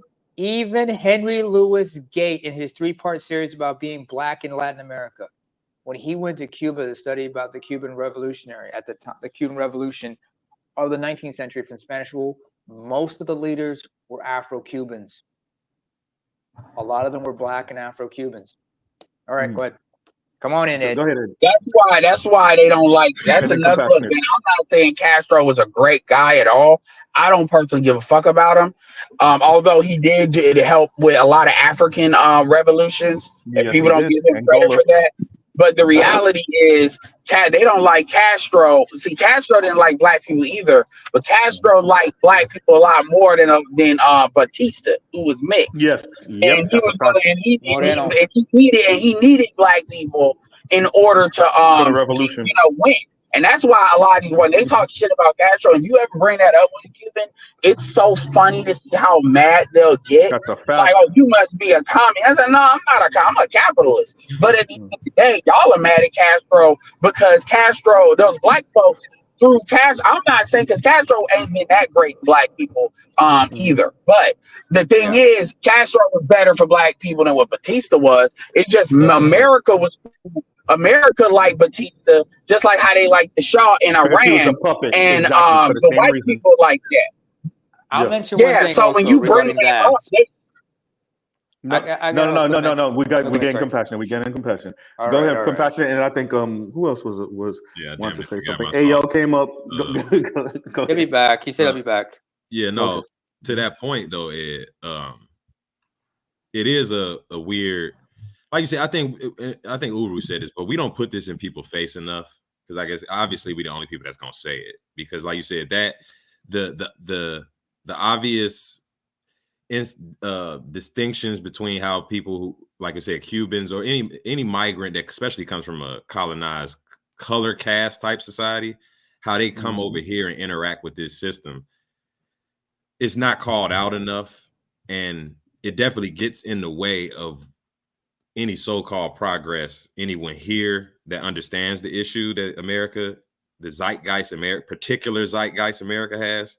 Because I don't think most people recognize that zeitgeist as particular. They figure you're right. They don't, and really, they're going to be racist because that's what the system calls for. But what really angers me, this is where the FBA, non-FBA thing comes up. Because when you see people that they like to play tag along, usually you don't see black Cubans doing this shit. But when you see other black groups play tag along, they want to play in and out. They want to play Game of Thrones. They want to I call it hopscotching stuff against us because they have this antagonism towards us. This is like some of it is as much of jealousy of like cultural influence, which in reality is we That's have what as it much is. cultural influence it's because the distribution of that has been done by white people. Yeah, we have the influence, but white people are the ones that distribute that influence as a measure of soft power. So when they talk about, oh, well, our children are listening to y'all bullshit hip hop, like, yo, if y'all not listening to what we selected for y'all to listen to, if it was up to us, y'all would listen to the revolutionary shit. But they don't want that shit out there. So what they do is they throw out the sexy red and all the other BS because that way, like, what's public, y'all listen to Public Enemy if it was up to us as far as what y'all would be listening to or stuff, but they push out the sexy red and all that in order to take that stuff out, and the white people and y'all are absorbing that because let's be real clear here, they absorb it to the level that they do is because white people co-sign it to the level that they do in America, so it's seen as American culture. Let me see that. Let me say this because let me remind Compassionate what we were saying on Roger's channel. What me and Compassionate came to the conclusion of is motherfuckers think this is a hierarchy, and the closer you get to white, the better. What they don't appreciate, it's white and then non-white. And the most derogatory way I can say it, yeah, you may not be black, you may be Asian. Yeah, you may not be black, you might be indigenous and Spanish speaking. Yeah, you may not be black, but you might be quote unquote Arab, which is a different type of white. And middle, Arab and Arabic speaking. But guess what? At the end of the day, in America, you lightweight a nigga. Yeah. In They, fact, I and mean, this they is something barely that let the Irish these out other of that groups shit. can they did well. Of course, they tried their hardest to work their way out of it, but no, you cannot merit your way out of not being a nigga. You can't merit your way out, and I think that's what a lot of East Asians are running into in corporate spaces. That's what they're running into when white folks practice white flight on them, living in these nicer neighborhoods. Too many Asians move in, and the white folks but move see, because they want their kids to be what do you think? valedictorians. What do you think is going to be a response by like when you say that to a first generation or immigrant American at all? If you tell They them, just sound like a black. Oh, They they just just look sound at like you a as you black losers. woman. That's not. Yeah, They you want, look like a and loser. white people are good at crafting that narrative, so they can believe that. That's part of the con. I mean, you got to remember. You talk about CIA level. CIA is one of the best in the world at psychological warfare. Yep. Like, there's other groups that are good when it comes to actual kinetic combat, but when it comes to psychological warfare on a mass scale, the CC there is no equal to the CIA right now. There is no equal. And a lot of that stuff is always not always deployed in the United States. To me, the FBI in a lot of ways is like the domestic version. And if they really need to just gut somebody, they'll sneak the CIA in on one of those things. But generally, and the FBI is not as much. But anyway, my point is this.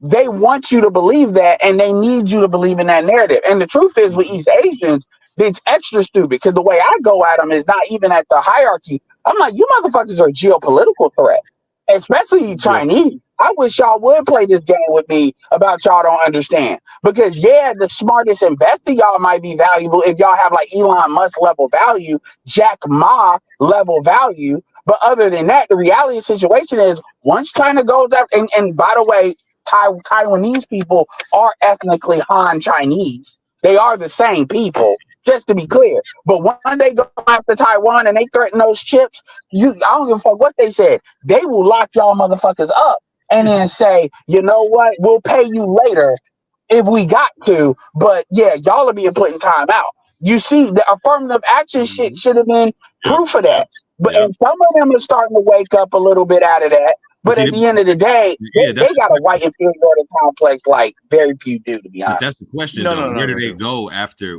if they waking up to that? They waking up to what you just said, Z. That is, nigga, you a soft nigga at best. You gonna in this system, you're a nigga if you're not white. You're an almond eyed nigga. Right. So where Yeah, but they don't come to that conclusion though. They don't think of it that way. Yeah. They just what happens is when they wake up with it, they start to be a little bit more cautious of white people, empathetic. Yep. But they're never gonna get to there is no scenario where people that believe that become antagonistic to white people. To white folks, yeah, I agree with that. There's psychology. It's because to them, it's like compassionate. I'm sorry. There is no scenario unless I guess you got a daughter or a son where you saying, fuck it, I'm about to lock hands with this grizzly bear. With no gun, no knife. I'm just about to lock hands. Because there's no scenario that's happening, right? Unless maybe you protected the child, you're sacrificing your life. But that's how Asians see white people. And it's not just individuals. You're fighting the whole system that in their mind, white people control. The whole American empire in their mind, white people control. What they do? You see what I'm saying? So they will always. So what happens is they'll be quiet, they'll disappear, they'll just do what agents typically do, which is operate behind the scenes. Yeah. They'll just disappear. But no, you know, man. Look, man, you get to operate behind the scenes because they're letting you. That's not because you're as coy as you think you are. You're not as slick as you think you are. You may be quote unquote more educated. Let's even say more intelligent. Let's say you're higher IQ, but you ain't as smart as you think you are. Well, and the people that are allowing you to move in the shadows are just doing that. They're allowing you to move in the shadows. Yeah, that's true. And the thing about it is, see, the problem is because all these people, you talking about 30%, like if y'all went from like 30% represented to now y'all are the numbers are dropping. Y'all got to go to school somewhere. So eventually, once they start going to school back in China and shit, that's going to be a problem. because that means that you're it's not just you going to school there, it's also you being indoctrinated there. And they're not gonna let people just jump both ways like that because they don't trust you. So people that's kind of been in here, and Asians are obviously different. You got Asians in Canada too, so it's different. And they all are not loyal to like communism because they're not like Hong Kong isn't, Let me say this Taiwan real quick, isn't. y'all. Let Yeah. me say this, and thank you for the super sticker, Oliver. I have to say that because we had 7%, so we gonna start rapping. And we had 7%. Ooh, battery down, man. Yeah. But yeah, man. But yeah, look. At the end of the day, Ed, if you want if you want a brain aneurysm, go ahead and click the link in the description box and watch Kim Fox, especially like from about the 10-minute mark Man, on. I've never listened. I'm proud to say I've never listened to more than 7 minutes of her. There's nothing for her to say. I got there's Ed's nothing email. for I'm her about to to say. email you this shit. Fuck that, Ed. Torture yourself. Come on with Z and let's go down this road. Like certain people, like, Ed, let's go down this road. Because she ain't saying it. At the end of the day, how old is she now? 34, 35. Yeah, she's 35 and busted. You know, so I mean, think about it. Sister Goddess had to go back to the dude that she had kids with. If Sister Goddess had to do that, there's no hope for Kim. Oh, word? No, wait. Word? That's the rumor. She turned 35 and she got engaged to the dude she had her original kid with. So all that Kim Foster, she got her a dude, and I think Buddy Rowe, he's in a fraternity. He made good money, so and she's now considering, whether she would ever have a child or not. And before it was a no-go she got a completely. dude now. I don't like. I would love to interview been that about 2 dude. years, so let's see. You never know. Hey, Z for some reason believes that she got a boyfriend. I don't believe. I don't like. Have y'all seen proof of this? No, y'all you've seen it before. Yeah, you seen picture, dude. She posted some AI photo, some AI ass No, photo. Well, I'm not even saying it's AI. You seen pictures like show that that's who he with. I'll just say, Buddy Rowe definitely gives you the "I don't like men's no more" look. He definitely a cop. He kind of look. He kind of. Yeah. He looked like Buddy Rowe a lot. I don't know how he moved. I've never seen the mannerisms or whatever. But he kind of resembled Buddy Rowe to me. I don't like. Is he black? Is he black? Oh yeah, black dude. Okay, so she's a failure. She's a failure. I don't know if she was ever a card carrying divester though, or swirler. Yeah, but at the end of the day, if you have that kind of smoke for black men, the level of smoke she got, and you end up getting because then you got to think about what message does that send. You got this kind of smoke because it's different when men are calling out behaviors. Yes. And if you don't exemplify those behaviors or all of them, then we don't have a problem. Women have a fundamental problem with who black men are. And so for you, like it's black men, obviously, it's just like how when black women cheat, they emotionally cheat. So it's way more complete versus when black men are just fucking some pussy on the side. It's not the same thing. So when you talk all this shit, and by the way, a lot of these chicks that bash black men on TikTok, they got black men. And so it's kind of like even in their audience, it's like it's crazy because it's like if black men are this much of a problem, why aren't you dating Hispanic or somebody else? Asian. You should have an Asian guy. Because they care, they're loyal, Ed. Don't you get this? I got no place else to go. No. It's called you're being stupid. That's what that's called. Because I talk about black women too, but I talk about behaviors. And so you either fit that culture or you don't. And but the way it's man, anyway. And let me pause right here, y'all. I really think Ed, I'm not even gonna torture Ed with this shit. I'm about to send him the email though. I'm about to do that shit. I want that nigga to click that shit. I want him to click it. Right. So don't put Kim Foster's name in there. I got these chicks' name to go directly to the spam box. You got bots with these bitches. Yep. So when dudes send me something that somebody said, it's from strategic. You better just send the link because the strategic names are in there. It's going right to jump. I literally went in because I know how to do it. Go in there in the Gmail and manipulate it. This name. Oh, dude, look, I'm gonna start torture. I'm gonna start fucking torture emailing y'all. That's what I'm gonna start doing. I'm gonna I start mean, you sending can this do that, but it violence ain't, everyone. yeah, because the thing about it is, if I the closest that you'll ever get me listening to something like that is I gotta listen to it through another dude. So like accountable Yeah. commentary, Okay. Red I get what you Supreme. That's why you think accountable commentary is growing, because accountable commentary, you know, he don't play the video all the time. He just plays a little bit and The just little bit talks of shit audio. about it. It's like, yeah, Yep. he don't even. Now I went through her He'll whole play it sometimes. commentary. Like he, And where's real Paris quick. at? Since we having final comments. That's crazy how when you Paris is type in married. Paris Milan, accountable commentaries video is the first one to come up. Hey, Paris is married. I think she went to a back and forth with one of the sisters, and not bro. Paris She got her. Paris fled. That's Yeah, what she got happened. her Nigerian dude, bro. She only gonna pop. Well, she used to only pop up to talk crap. You know, give her Nazi language stuff about us, and then she was gone. But now my 3%, y'all. Okay, now we gotta really go. All right, so we're gonna pause right here. Love, peace, and chicken grease. Y'all have a great rest of y'all day, rest of y'all night. Y'all go check out other Black Manosphere content, other non-Manosphere content. Goddamn, it's at 2%. Yeah, I might go live. All right, y'all. Y'all have a great rest of y'all day. Y'all get Mr. Z down out with before it fall to 0. All right, later, y'all. Get offline.